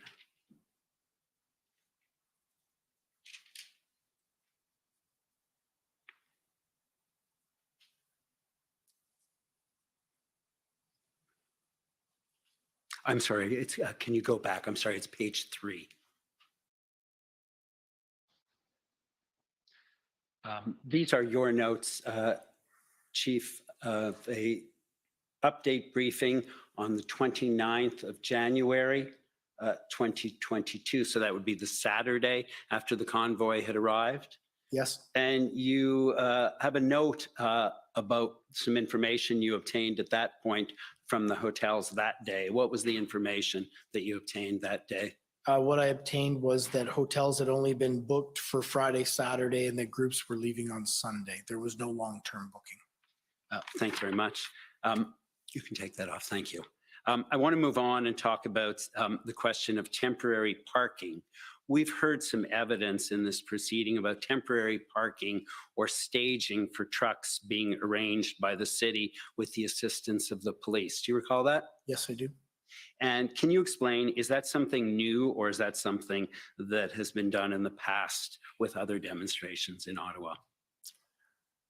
So to my recollection, I don't recall us ever establishing temporary parking for other demonstrations. This was the first time I believe that we'd attempted that. And has it been done for other special events, however, in Ottawa? For other special events, yes, it would be a regular and common occurrence. And why was it done in this case? What would be the alternative to not doing it? It was done in this case to try and limit the footprint that trucks would come to for the demonstration and allow people to park in other areas and access downtown through busing, through rideshare, however, so that they could participate in the protester demonstration without actually bringing their vehicle into the downtown core. Thank you. You talked earlier in your evidence about heavy machinery, and there was reference to a crane being in downtown Ottawa, and I believe you explained that it was not a crane, correct? That's correct. It was a boom. And can you just remind me what that piece of equipment was? That piece of equipment was a boom truck, a truck that would normally be used to lift construction equipment and deliver construction equipment. And what was it used for? It was used for two purposes. One is the boom was extended and a flag was raised from it. And I also believed it was used as a temporary setup for stages for speeches and events. And was it used to cause any damage? No. And apart from that piece of equipment, was there any other heavy equipment allowed into the red zone? Not to my knowledge, no. You've talked about the Ottawa Police's experience with demonstrations, and you've told us that you have quite a bit, or the Ottawa Police Service has quite a bit of experience. Can I ask you a question more specifically? Does the Ottawa Police Service have experience with protesters using vehicles? Yes. And can you tell me a little bit about that? There's had been multiple vehicle-borne protests every year in and around the area, and I can think of 5 or 6 different examples. One farm where tractors were brought into the downtown core, another truck-related one where tractor-trailers were brought in, vehicle-borne protests in passenger vehicles around Indian farmers, East Indian farmers, protests around Sri Lankan and Tamil conflict that is existing. There's several events that occur, several demonstrations of protests that had occurred in the past where vehicles were used and brought into the downtown core. And did that result in a staging of vehicles on Wellington Street? Yes, it did. And prior to the Freedom Convoy demonstration, was it the practice of the city to direct the closure of streets and creation of exclusion zones prohibiting vehicular traffic to groups of protesters? No, it wasn't. And what is the impact? I understand that is now being done, correct? That is by the City of Ottawa, you indicated, as delegated authority and in consultation with the police. Those exclusion zones are being created. That is correct. What is the impact of creating these vehicular exclusion zones on the residents of the community or the people who have legitimate reason to travel to those exclusion zones? It's difficult to assess because, as I indicated in my testimony before, community impact is one of the main things that we're looking at as we're looking to manage protests and demonstrations in that area. So I think the impact could be twofold. One is it may impede their progress in the area at some points in some ways, but on the other side, it will eliminate the potential that such an occurrence would happen in their neighborhoods again. And what about the police resources needed now that you create these vehicular exclusion zones? The police resources and city resources are considerable to be able to execute that plan. And was your past experience or the Ottawa Police Service's past experience successful in terms of resolving protests, including those with vehicles, without the type of community trauma we saw in this case? Past experience since the convoy or prior to yes. I want to move on and talk about the Hendon reports, and I want to ask you some information about some questions about what information can be gleaned from the Hendon reports. And just before we look at some specific reports, just generally, can you tell me what the report said about whether or not the protesters were expected to be peaceful and law-abiding? Yes, it did indicate all through it that the indications that had been received from the protesters, the protest organizers, was that there was a desire and intention to be peaceful and lawful. And we've heard that there was a traffic plan for protesters. And I wonder if we could please turn up OPP 0426, please.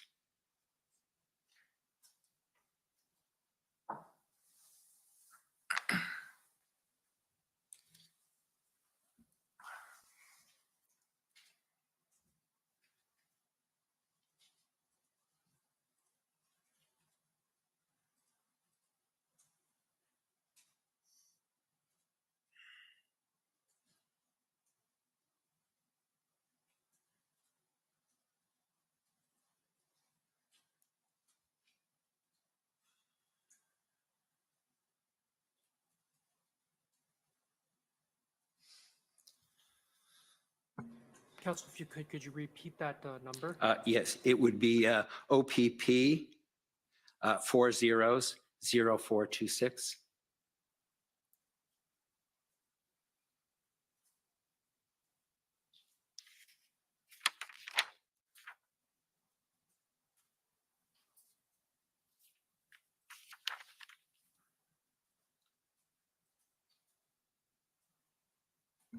If I could just repeat that. I'm going to move on to, that's okay, that's okay. Council, it may be 4262.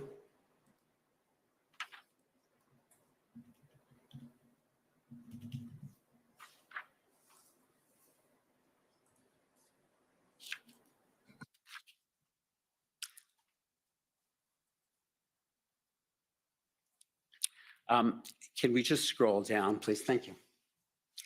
Can we just scroll down? And if we just go to the next, keep going. And then there is another plan, however, that I'm going to ask that we turn up that was a more detailed plan with a number of sub-plans. Is that correct? And that is OPS 04221.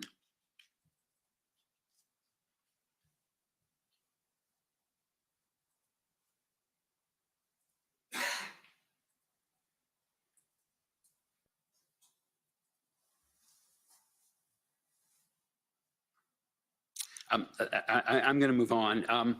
As I understand it, we've heard that there was an initial traffic plan, and then we heard that there was a more robust plan with a number of sub-plans prepared for that weekend. Is that your understanding? Yeah, that is correct. As the intelligence continued to come in and became more refined in terms of the size of what was going to occur, we moved from a traffic plan. The planners then pulled together a larger, more complete and fulsome operational plan. A question was raised last week as to whether that was something just pulled off the shelf. Do you have any comment in response to that? So while I wasn't directly involved in the planning efforts or the development of the plan, all of the information that I have seen the back and forth between the planners and intelligence, the conversations that occurred around how to build it would indicate it wasn't just a pulled off the shelf plan. It was one that was fully developed and sounded out around the circumstances that were evolving and developing and coming towards Ottawa. And did the Hendon reports contain reference to the possibility of fringe groups and lone actors and the possibility of violence? Yes. And were those seen as significant risks? Yes. As significant risks? Were they seen as significant? They were significant risks if they materialized. They didn't materialize. It was risks that we identified through our threat assessment and our planning process. And so did the plan address the possibility of there being violence or serious criminality? Yes, it did. And we've heard about POU units who are specially trained. In advance of the demonstration, did OPS take steps to get additional POU units on alert to be in Ottawa if necessary in anticipation of potential violence or fringe groups? Yes, we did. And was their use in fact necessary? Yes, their use was necessary over the course of managing the dynamics that we had, specifically towards lone actors around issues of violence. I'm unsure, but the POU units, every resource that came to Ottawa was utilized. I'm talking about in the first weekend. In the first weekend, POU units were utilized in terms of crowd management. Okay, thank you. I want to ask you about a couple of the Hendon reports, and I wonder if we could start with the January 20th report itself rather than the summary. And so if I could ask you please to turn up OPP 401024.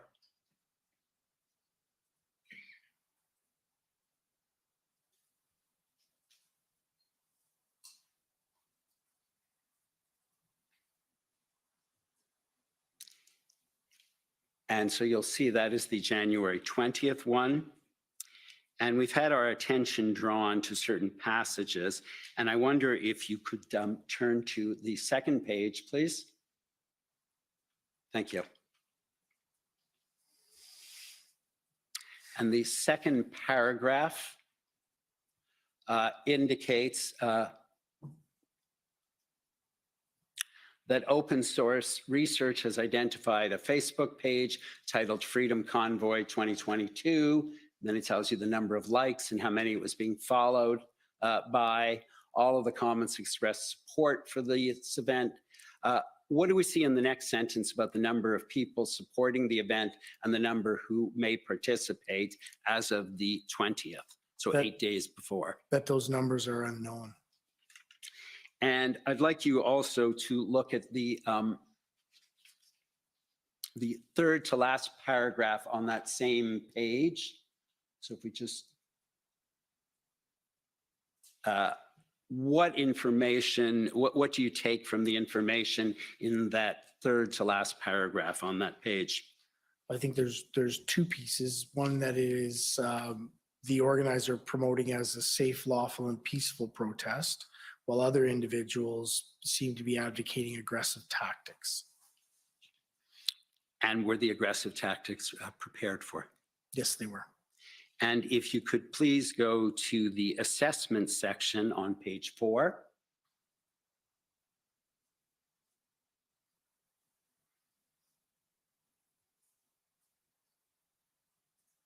Oh, sorry.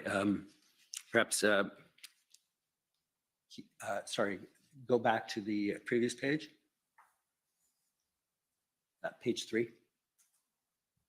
Yes, just the bottom of page 3 and the assessment section. And then you'll see that each Hendon report has an assessment section, correct? That's correct. Right. And if we go then to the, I just want you to see the heading. If we then go to the next page, under that heading, the second paragraph, The available information suggests that the convoys may comprise thousands of tractor trailers. It's possible that a large number of smaller vehicles, including private vehicles, may join them. Did that in fact materialize? There were thousands of tractors. There were very few, and I don't believe any tractor trailers that made it down into the red zone. And does the January 20th report tell you how many people are going to attend and how many vehicles? No. How many will stay? No. And whether they will engage in the type of criminality or antisocial behavior we've heard about during this inquiry? No. And so that's on the 20th. Based on what we've heard here, that ultimately the Ottawa Police Service needed, I think, several thousand additional resources. Based on what you see here, would it have made sense to mobilize 2,000 additional officers from somewhere else at this point in time and bring them to Ottawa based on this information? No. But I also think it's very important to note as we go through these, that I understand the challenges of gathering this information and intelligence, and I understand that it's imprecise and unrefined, and that's why I tried to make the point that the experience we have is so important in assessing these. So I believe every best attempt and great work was done by the Ontario Provincial Police and all the partners in bringing together this information to be able to share with communities, other police services, to be able to conduct planning. Can I ask you please to turn up OPP 401476 on the first page? That is the Hendon report from the afternoon of January 23rd.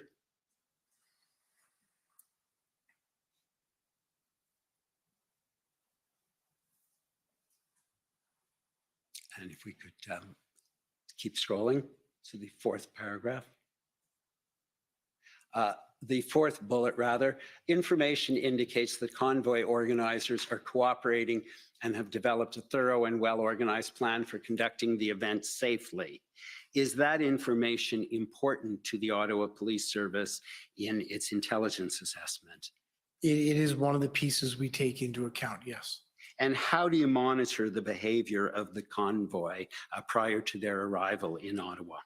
So the convoy would have been monitored by other police agencies as it came across Canada. And I know that once it entered Ontario, it was monitored by the Ontario Provincial Police until it came to Ottawa, where we took over. Can I ask you please to turn up the January 27th Hendon report, which is OPP 400813.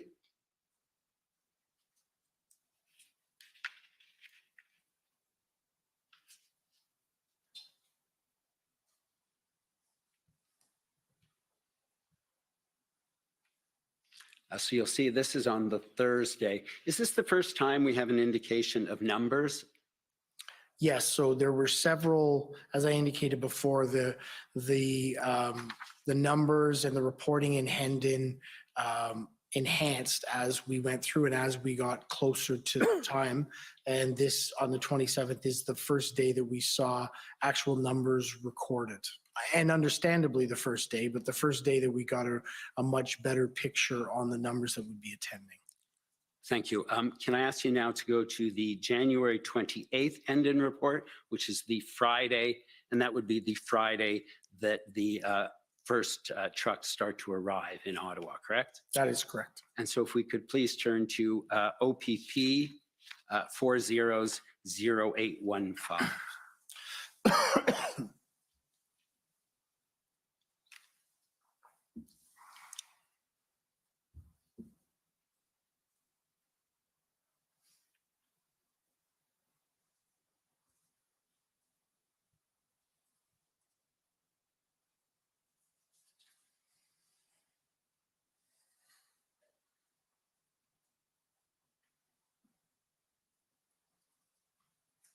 Thank you. And so now we have, so this is the day of, and there is an estimate of the total number of vehicles. That's Which correct. indicates that they are estimates and subject to change. That's correct. And when it says they're subject to change, does that mean it might go up, might go down? It could mean either. And if you could please turn to page 7 of the document.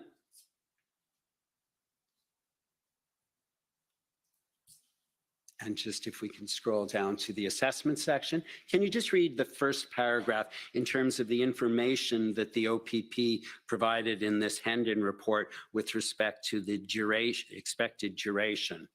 Can you just read that out loud? The available information indicates that protesters plan to remain in Ottawa at least until 2022-02-04.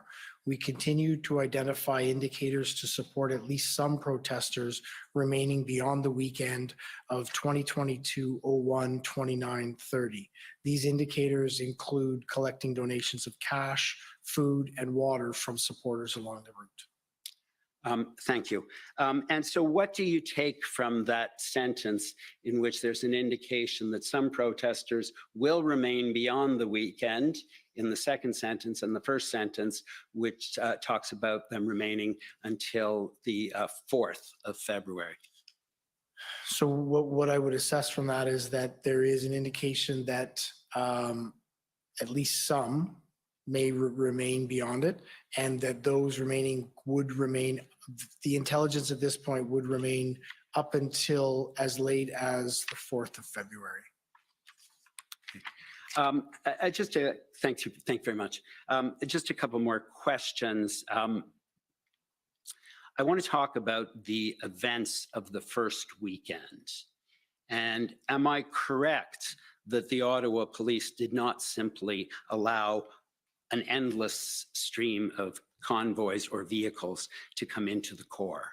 Is that correct? That is, well, the Ottawa Police, the OPP, didn't allow, we did it in conjunction, but no, we didn't allow them to stream into the downtown. And so were there strategies in place that were used and that were successful in diverting some convoy members from coming into the core of downtown? Yes, there were. And on that first weekend, in conjunction with your policing partners, were there periods of time where other traffic mitigation measures were taken, such as dealing with bridges, off-ramps? Yes, there were.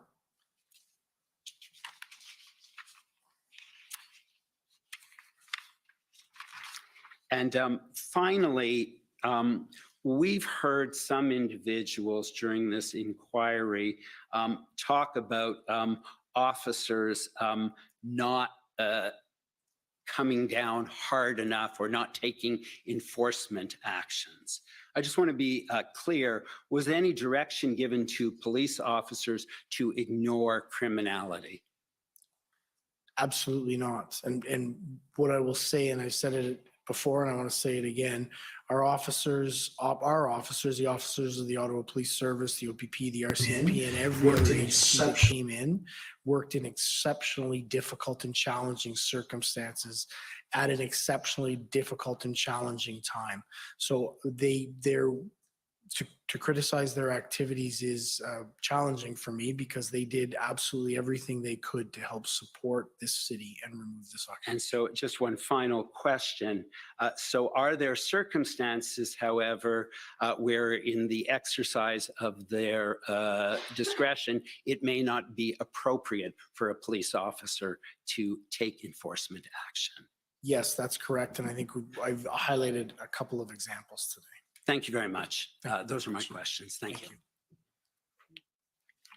Thank you. Any re-examination? Just one or two questions, if I may. Chief Bell, Council Just identify for the record again, please. It's Frank Au for the Commission. Chief Bell, my friend, Council for the City of Ottawa, put to you the document OPS 408418. We're calling up the document. If we can go to the first page so we can look at the title. My first question will be to ask if you can help us with the nature of the meeting. So sorry, go back. can you go to the top, please? So it simply says convoy briefing number 18, Tuesday, February the 8th, 10 a.m. to 12 p.m. So by this point, we had a regularized briefing schedule, and I believe we were at 2, if not 3 a day, where there was a briefing where all of the heads of areas would come together to get updates and plans, operational targets or issues would be addressed there, and everyone would then go and execute on what they needed to do. So this was one of those updates. All right, if you could go to page 4. So scroll down a little bit.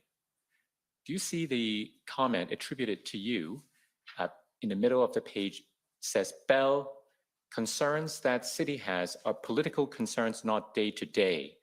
If city sits at table, is concerned about sitting down as city, feds will back down and leave it to the city. What does that mean? So one of the concerns that we had, and this wasn't confirmed from any discussions with anyone in the city, but one of the things that we were speculating about around the challenges with engaging different levels of government and potentially negotiating or potentially having discussions with convoy leaders was that when the first one went, and if it was the city, then they would be the ones who would be responsible for conducting the negotiation. This was never confirmed. We were just wondering or whiteboarding what some of the concerns about different levels of government would or could have in coming into negotiations. Thank you. Those are my questions. Okay, thank you. So that terminates your evidence. Thank you very much, Acting Chief Bell. Thank you very much. We will adjourn until tomorrow morning at 9:30. The commission is adjourned. La commission est adjournée.